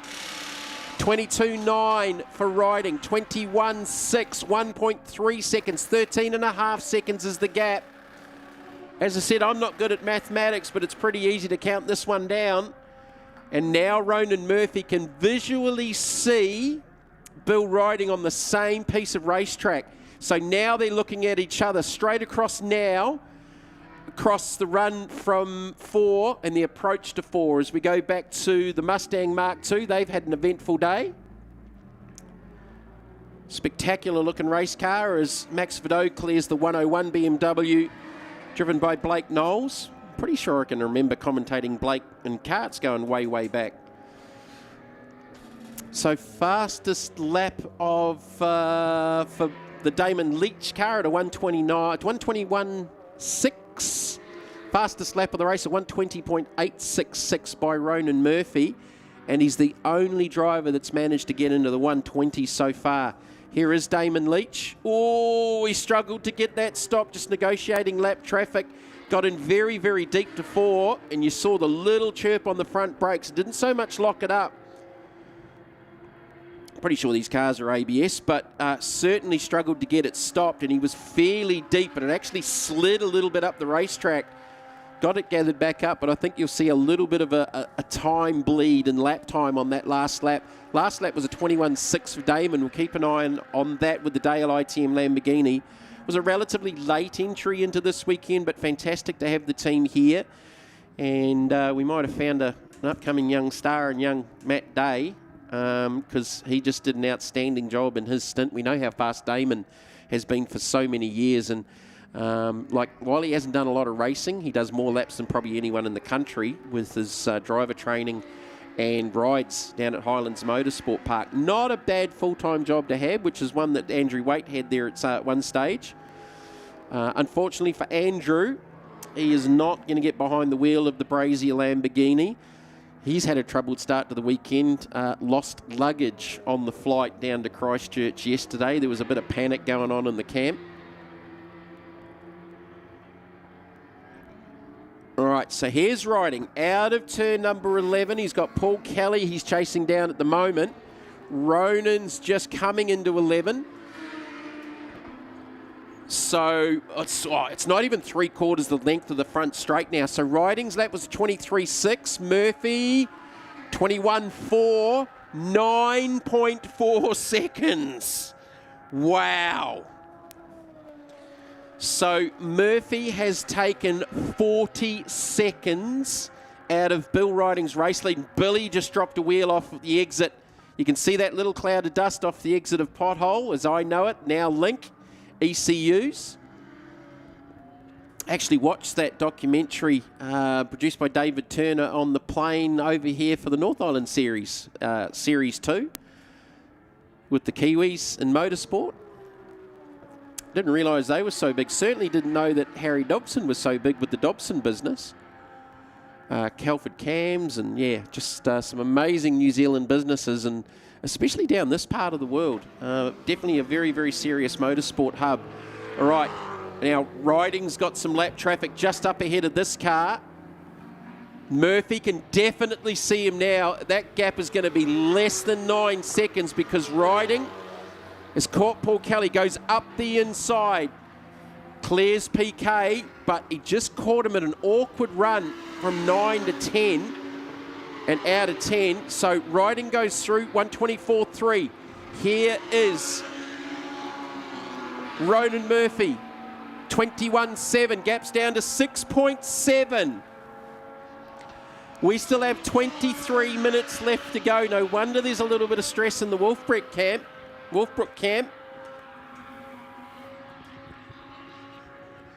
So Ronan can now see him on the back straight on the run to 4. So he was out of Pothole. Link. I've got to stop saying Pothole. Sorry, Link. As Bill was on the approach, he can see there's two lap cars in front of him to negotiate, Paul Kelly and Tom Alexander. Great to see Tom back behind the wheel. We always know Tom's been fast. He's also a very, very good engineer.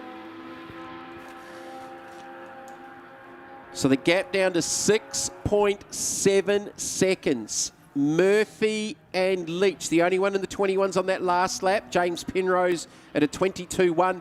And he's actually dropped back behind Ronan Murphy now to the tune of 10 seconds. So he's lost some time to Ronan. Still on for a podium, but Ronan Murphy on the hunt. Definitely getting a little bit darker here this afternoon at Christchurch. Bill Riding, 22.9. Murphy, 21.4. 5.3 seconds. 5.3 seconds. 5 laps at a second a lap, and you're going to have a Mag and Turbo Lamborghini all over the Wolfbrook Motorsport Audi. Out of the same pit garage. Run by Marshall Motorsport. One half of the camp's not so happy. The other half of the camp is very, very happy. It's the Paul Kelly and Tom Alexander. Porsche's negotiating the TCR Volkswagen and Lamp Traffic, which Murphy does now just in behind them. Murphy clears the 79. They've had a couple of tyre issues and then a broken drive shaft.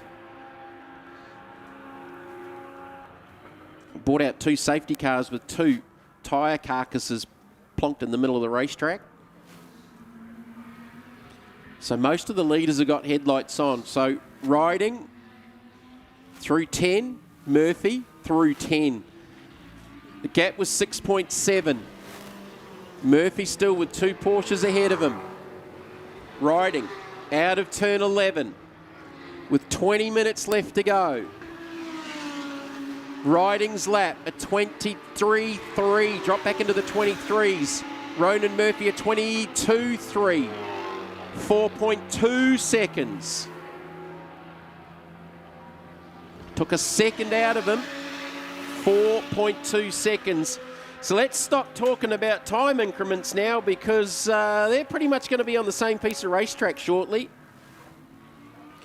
Within 8 to 10 car lengths, but Murphy's got some lap traffic to negotiate here. Down the inside of Tom Alexander. Tom sees him coming, gives him the room. Sure, PK will be aware in his mirrors. Well, I hope he is. So Murphy's probably going to just lose a little bit here trying to negotiate these two. He just got caught up behind PK at an awkward spot. It wasn't PK was doing the wrong thing. He's carrying his speed and doing what he needs to do. But through that run 6, 7, 8, it's a little bit hard if you get tied up behind someone. And Murphy's still sort of bailed up behind him, so he couldn't take an advantage. I thought he had a little half look down the inside into 8, but he couldn't manage to continue it on. So should get the job done this time with acceleration and under brakes into turn 11. Looks to the inside and gets the job done. But I think this will probably throw a little extension to Bill Riding. He crosses the line now at a 23.1. Here's Ronan Murphy with a 23.3. So for the first time, Bill Riding's actually gone faster than Ronan Murphy, but Murphy had to negotiate 2 Porsches on that lap. So now he's got some clear air. Oh, there is the Mark Mustang ahead that Bill Riding's just cleared. Should clear him maybe under brakes into 4. He's not quite close enough here at the moment. Oh, the Mustang. I thought for a moment there he was just going to lay up and run the wide line, but Murphy was deep. All right. Now Murphy with just the BMW up ahead, so he still has some lap traffic, but then again, so does Riding. Riding's got the dippy Mitre 10 Porsche just up ahead. As we watch Ronan Murphy, a little bit of lap traffic, just for the first time in a long time, saw him drop back into the 23s. He's been pretty consistent in the 21s. James Penrose's pace has just fallen off as well. He gained some time on Murph in that last lap, but that was because of the lap traffic for Ronan Murphy and the Mag and Turbo Pertec Lamborghini Hurricane. Slices down the inside of the BMW down at turn 11. Right, here's Riding. He's cleared the dippy 992 Porsche. 23.8, 22.4, 3 seconds is the gap. So now Ronan Murphy's just got the dippy Mitre 10 Porsche up ahead. He can see Bill Riding.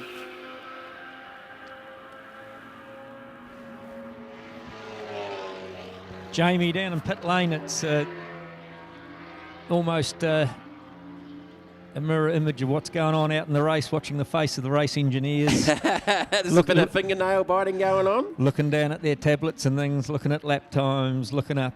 You can see them chatting on the radio to their drivers. We're not going to interrupt and find out what they're saying. Can you have a sneaky look at the live data in the Marshall camp and see if you can see any fuel readings? You must know how to read those, Nigel. I'll go for a wee walk. Good boy.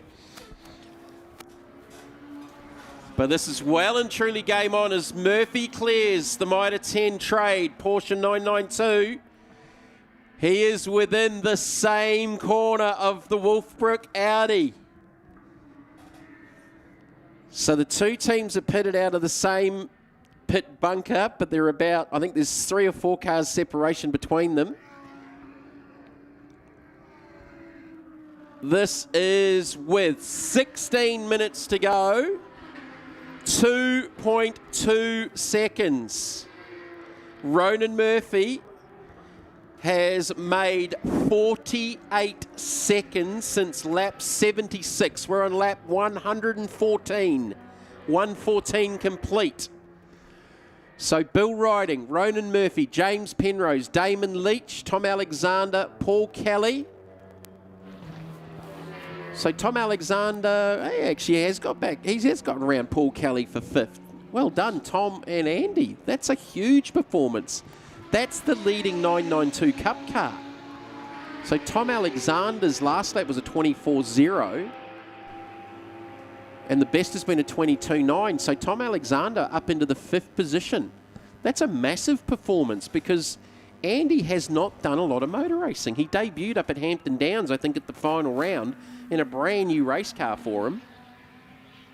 Did an outstanding job in his stint, and Tom's doing a very, very good job here. So the leading 992 Cup car is Tom Alexander now up into the 5th position. Jamie, if I can interrupt, I went for a wander out the back there, and I see Hayden's on the radio now to Bill. You keep talking about lap time and what have you. Bill has been on fuel saving, so the word is they just said it'll be tight to get to the end. Okay. Thank you, Nigel. I don't need to talk about seconds now because they are within about 6 to 8 car lengths. Oh, Murphy makes a huge gain over to Link.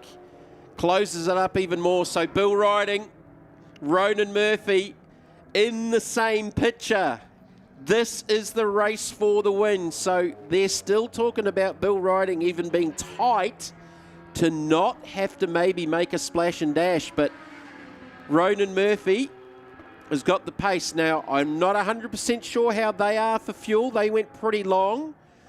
Their last stop was on lap 76. They made 10 seconds as well during the pit stop, during the driver change, which they've done 2 of on the Wolfbrook Audi. So Murphy doesn't need to panic here. He doesn't need to force the issue to get past as early as he can because there's still 14 minutes left to go as they clear the little 100 wall Hammond Thompson Civic. Jamie, you just mentioned about the Magan Turbo car. Talking to Louis, their race engineer, and fuel is no issue to them whatsoever. He said the one beauty about 3 drivers is you're stopping all the time and filling it up. Yeah, I didn't think it was the case. So just as you said that, Nigel, and we're watching the pictures on screen, Ronan's given them the hurry up because he's flashing the headlights down the front straight. So, geez, he's like his dad. Such a nice young man. I've really enjoyed talking to him over the last couple of months with the North Island series. He's so enjoying racing this car with Hayden and Kane Lawson. All right. As I said, he doesn't need to force the issue and try and smoke a silly pass because he's got 13 minutes. And if Bill still has to conserve, and I'm sure the guys will be telling him that, and they're fine on fuel, he just needs to manage his time, pick a time, make the pass, get it done with, and possibly and simply just drive away. Oh, Billy ran a little bit wide off the exit of 10, just dropped that right rear off. For a couple of times this weekend, that's where he's actually had a run off and lost the rear end and ended up through the infield with the Porsche and the Audi. I watched one yesterday in the Porsche, the 1 hour car, walking down pit lane and watched this black and gold Porsche go sideways past the Sylvester sign on the infield, facing the wrong direction, which is not a good look at Ruapuna. So I think Murphy's just playing the waiting game. 22.8 versus a 22.7. Sorry, Nige. You got to be careful, Ronan, that you can fall into the old trap. If you've caught him, your intensity drops, and he doesn't actually find his way past as easy as he think he could. Yeah, I'm just watching him. I think he's being patient here, but yeah, you're right there, Nige. You can't be too complacent because you take your eyes off the game and Billy's missed a brake marker and boom, you're in the back of him and it's possibly game over. We've already seen that with the Day Brazier incident potentially, and the Brazier Lamborghini got shortened up by the Penrose Manson Audi at turn 4 earlier on in the race too. So, all right. This is your race leaders, 1 and 2, with 11 and a half minutes left to go. We will do the podium at the conclusion of this one. I think Nigel will be down on the track doing that one across the classes, across the category for the 3 hour. Thanks to Jason and the team from Pits TV for being here this weekend. First time I've worked with Jason and the team. And of course to McDermid Auto Collective, Link ECU, Brazier Scaffolding and Michelin Motorsport for their support here this weekend. Yeah, Merv's just sizing him up. He's not making it easy.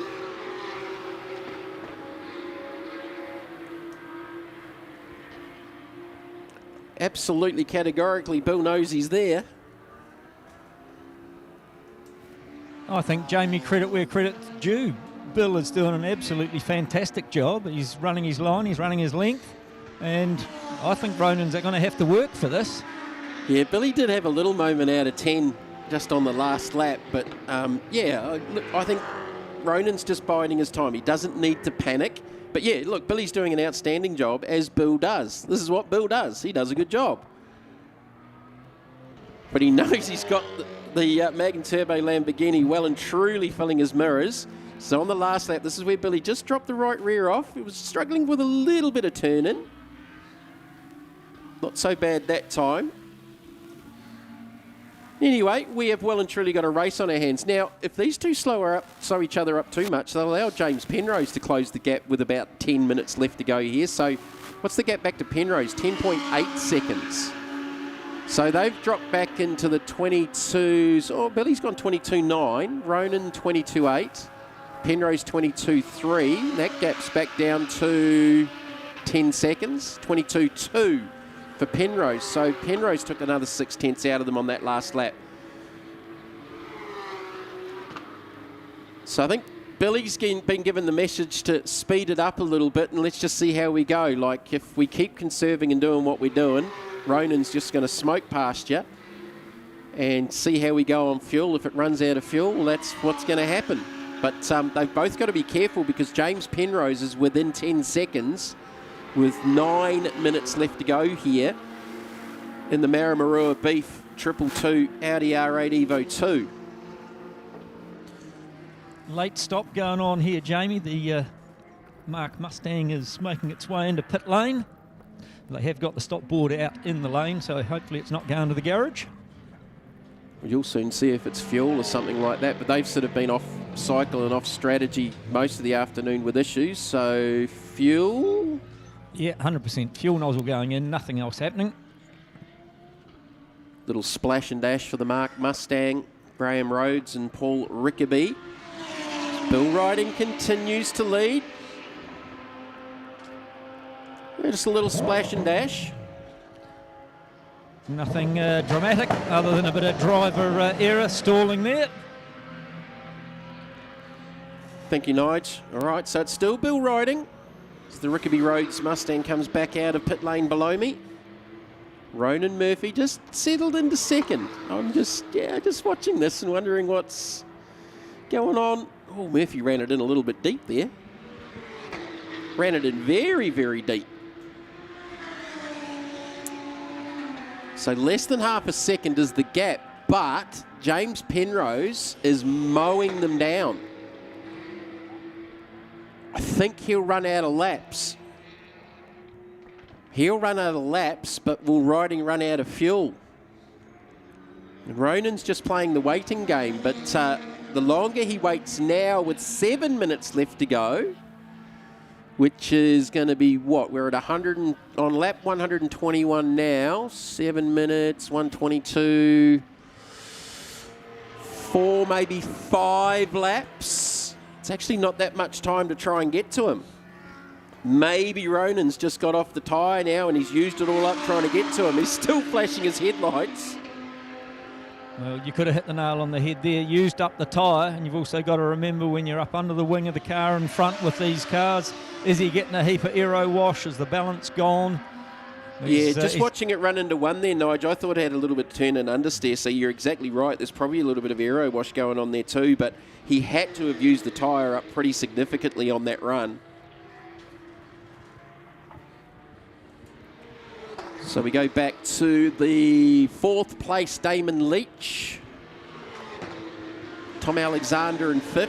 Damon Leach in the Dale ITM Lamborghini. it'll be a good result for these guys because young Matt did such a good job, and Damon's obviously been very, very fast as well. They've been in the 21s, low 21s. I think one of the giant-killing performances is the child Alexander, number 22 Porsche, in the 5th position behind this car. Just keeping an eye on the leaders out of the left side of my face and watching the screen with my right eye. Nice little coastal place just out of East Auckland. All right, we've got 5.5 minutes left to go, as Damon Leach will be putting a lap on Paul Kelly on screen as the leaders go through 22.1 versus a 22.0, and some lap traffic to negotiate for them as we watch Damon Leach trying to get by Paul Kelly here. Oh, Damon runs wide. Just picked up the dust. It looked like just got caught up underneath the rear wing and had some understeer trying to get the car turned in, so that just caught him out a little bit, trying to get by Paul Kelly.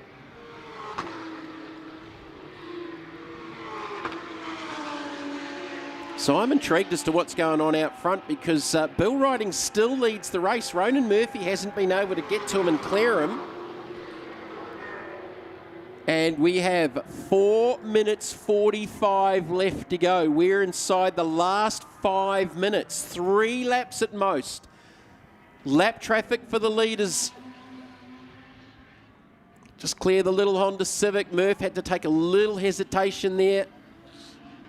All right, back to the leaders. So, Riding actually got a little advantage out of that because the Civic did the right thing and moved over, but Murphy had to go in so deep to clear him. He actually lost a little bit of exit speed. So Bill Riding looks to be in control right now, which I wouldn't have said to you 10 minutes ago when they were trying to save fuel and Ronan was taking a second plus out of him each lap. He's taken 50 seconds out of the race leader over the last 50-odd laps.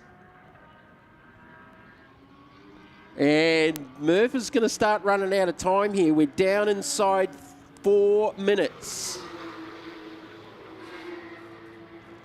Ronan Murphy, Bill Riding, Audi versus Lamborghini, Wolfbrook Motorsport versus Mag and Turbo.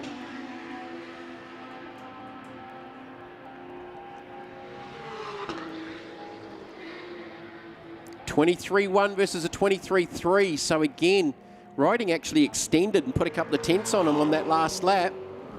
The last lap board will not be far away. 3 minutes left to go. Just on 3 minutes. Murphy unable to get to the back of Bill Riding. He's doing a good enough job, I reckon. With as hard as Murph was going, I think he's probably used up the rubber underneath the car and he's got to this point, but he doesn't have anything else to get to him or by him.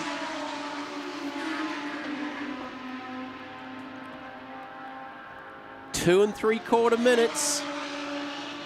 22.6 for Riding, 22.5 for Murphy.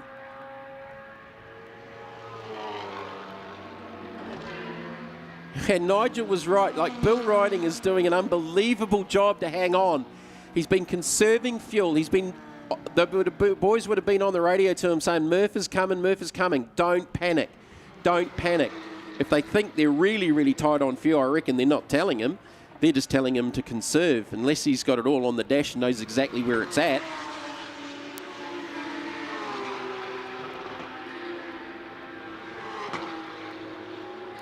Two minutes. 3, 2, 1. 2 minutes to go. 2 minutes to go. And did I just hear someone say safety car? No. No, but look at the M Developments little car. It is rolling around the hairpin, looking from pit lane. So I just heard a whisper. Someone yelled out safety car. So I don't know where it ended up, but yeah, definitely slowing. So what happened there to the 79? They've definitely made the highlights reel this afternoon with various issues.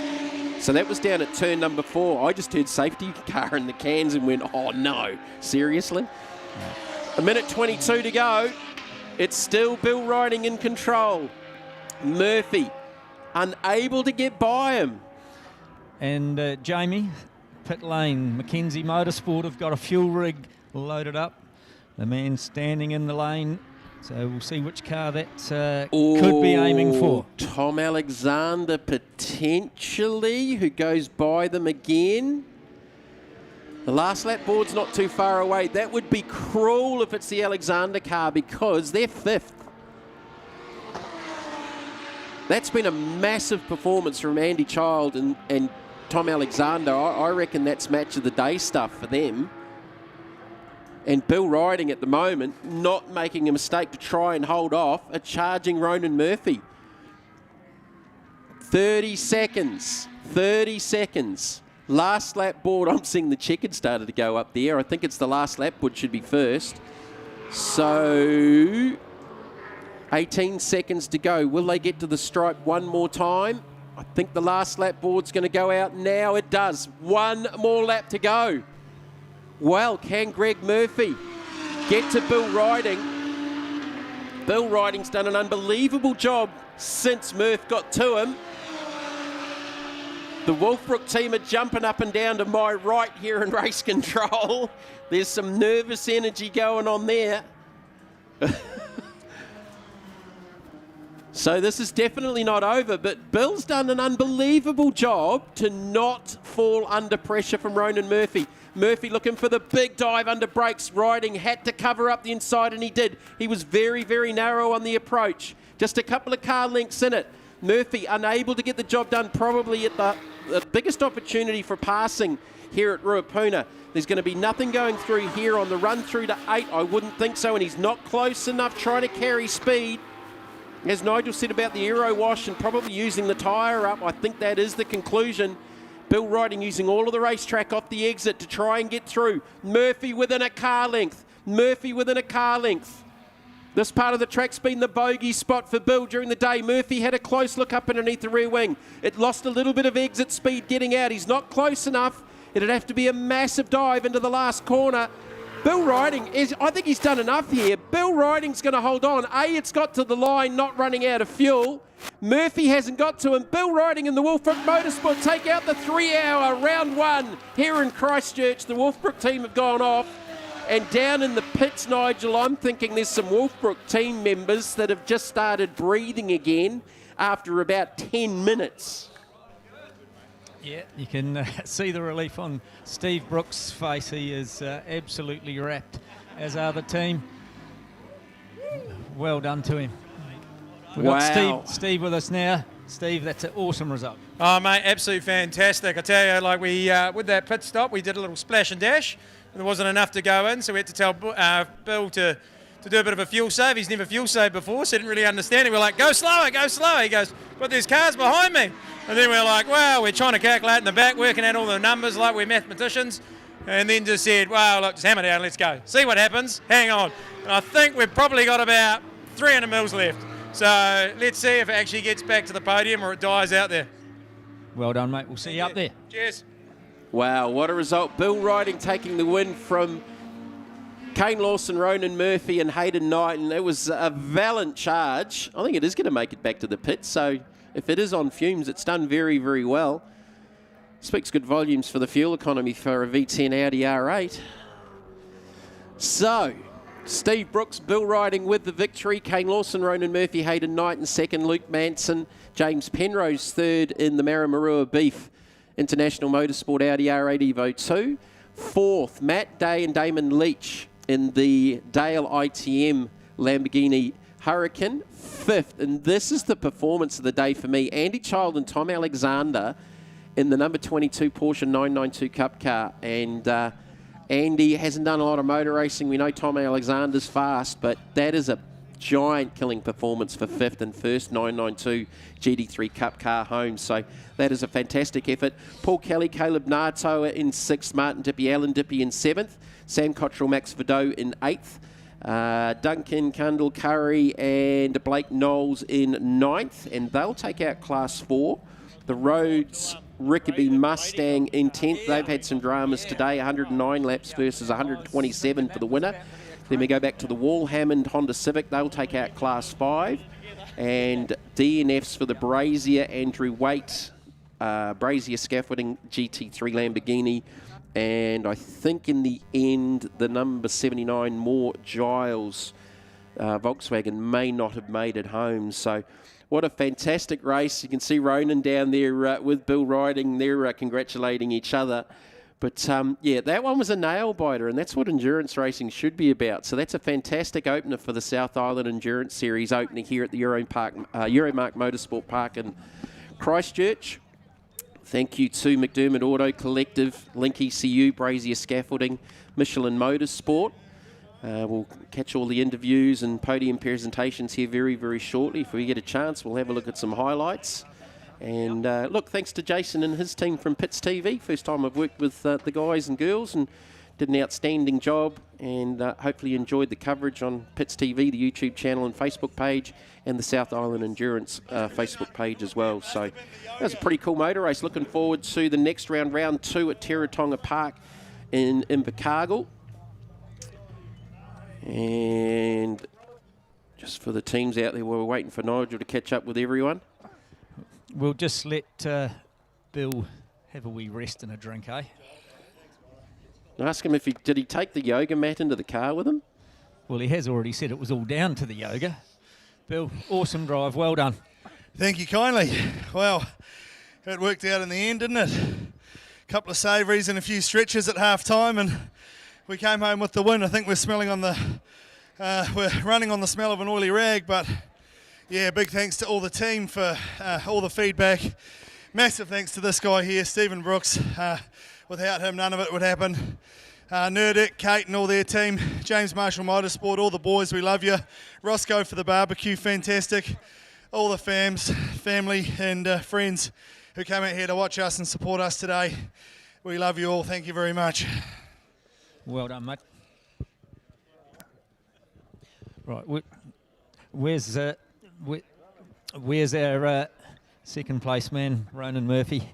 That was an absolute stunner of a charge down, but couldn't quite convert at the end. Yeah, we didn't quite get there. Old Billy boy, he defended in all the right places and was driving really good. And I think the car was so good, and we just once we sort of got to him, we sort of ran out of tyre a little bit, and I think we sort of hit a brick wall. So probably needed to manage it a little bit better, but at the same time we had a bit of a margin to knock down, and we got there, just didn't quite have the last little oomph to make the move. So they did a great job. Congrats to Steve and Bill, and thanks to my boys, Hayden and Kane, and everyone at James Marshall Motorsport for the rocket ship of a car. Well done, mate. We'll catch up with you again. We'll just whistle over now, Jamie, and have a quick chat to James. James Penrose, marvellous job to get on the podium with this superbly presented Audi. Oh, thanks, mate. That was it was a good race. It was Luke did a good job. He was pretty much near the pointy end the whole race, and then kind of handed the keys over to me, and I just tried my best to rein in the Mag and Turbo car. Just didn't quite have it for them, but hey, next time. Good to hear. Now, Luke, you would have enjoyed that. I had a ball. Yeah, it was fantastic. Thank you. Righto, we'll wait till the presentation, and if get the champagne spraying when they've got all that sorted out. We'll go through, find out what our class winners and all that are, Jamie, and then we'll do that. But you have a look at the front of the Audi. You talked earlier that they checked up at one stage the front of that Manson Audi there, all bashed in from that brake check that they got earlier on that you talked about. Yeah, there'll be a matching hole in the back of the Brazier Lamborghini. Yeah, that was it was Caleb Nartoa and Brazier and Luke Manson early on. So, right, well, we've got a quick little time where you're waiting for the podiums just from the series point of view for the entries for Teretonga on the 3rd and 4th of September. They close on Sunday, so you've got time to enter thanks to Prestige Auto Tuning. They're giving away limited free entries into Class 4 and Class 5 in the 3-hour race, so no better time to give it a go.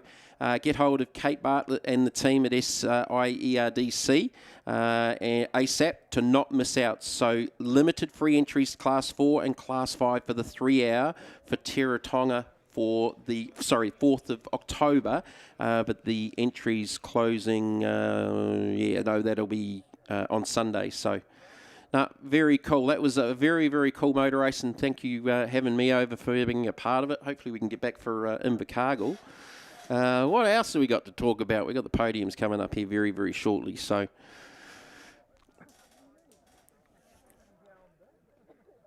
So that'll be it from us here at Ruapuna for round 1 of the South Island Endurance Series. Again, a huge thank you to the round sponsors, McDermid Auto Collective, Link ECU, Bracier Scaffolding and Michelin Motorsport here this weekend. I'm Jamie McCarthy on behalf of Nigel Barclay. Thank you, Nigel, for your work down there in the pits for the 3 hour, to the Pits TV team and all of the committee and organisers for the South Island Endurance Series. Let's see you in Invercargill at Teretonga Park on the 4th of October. Bye.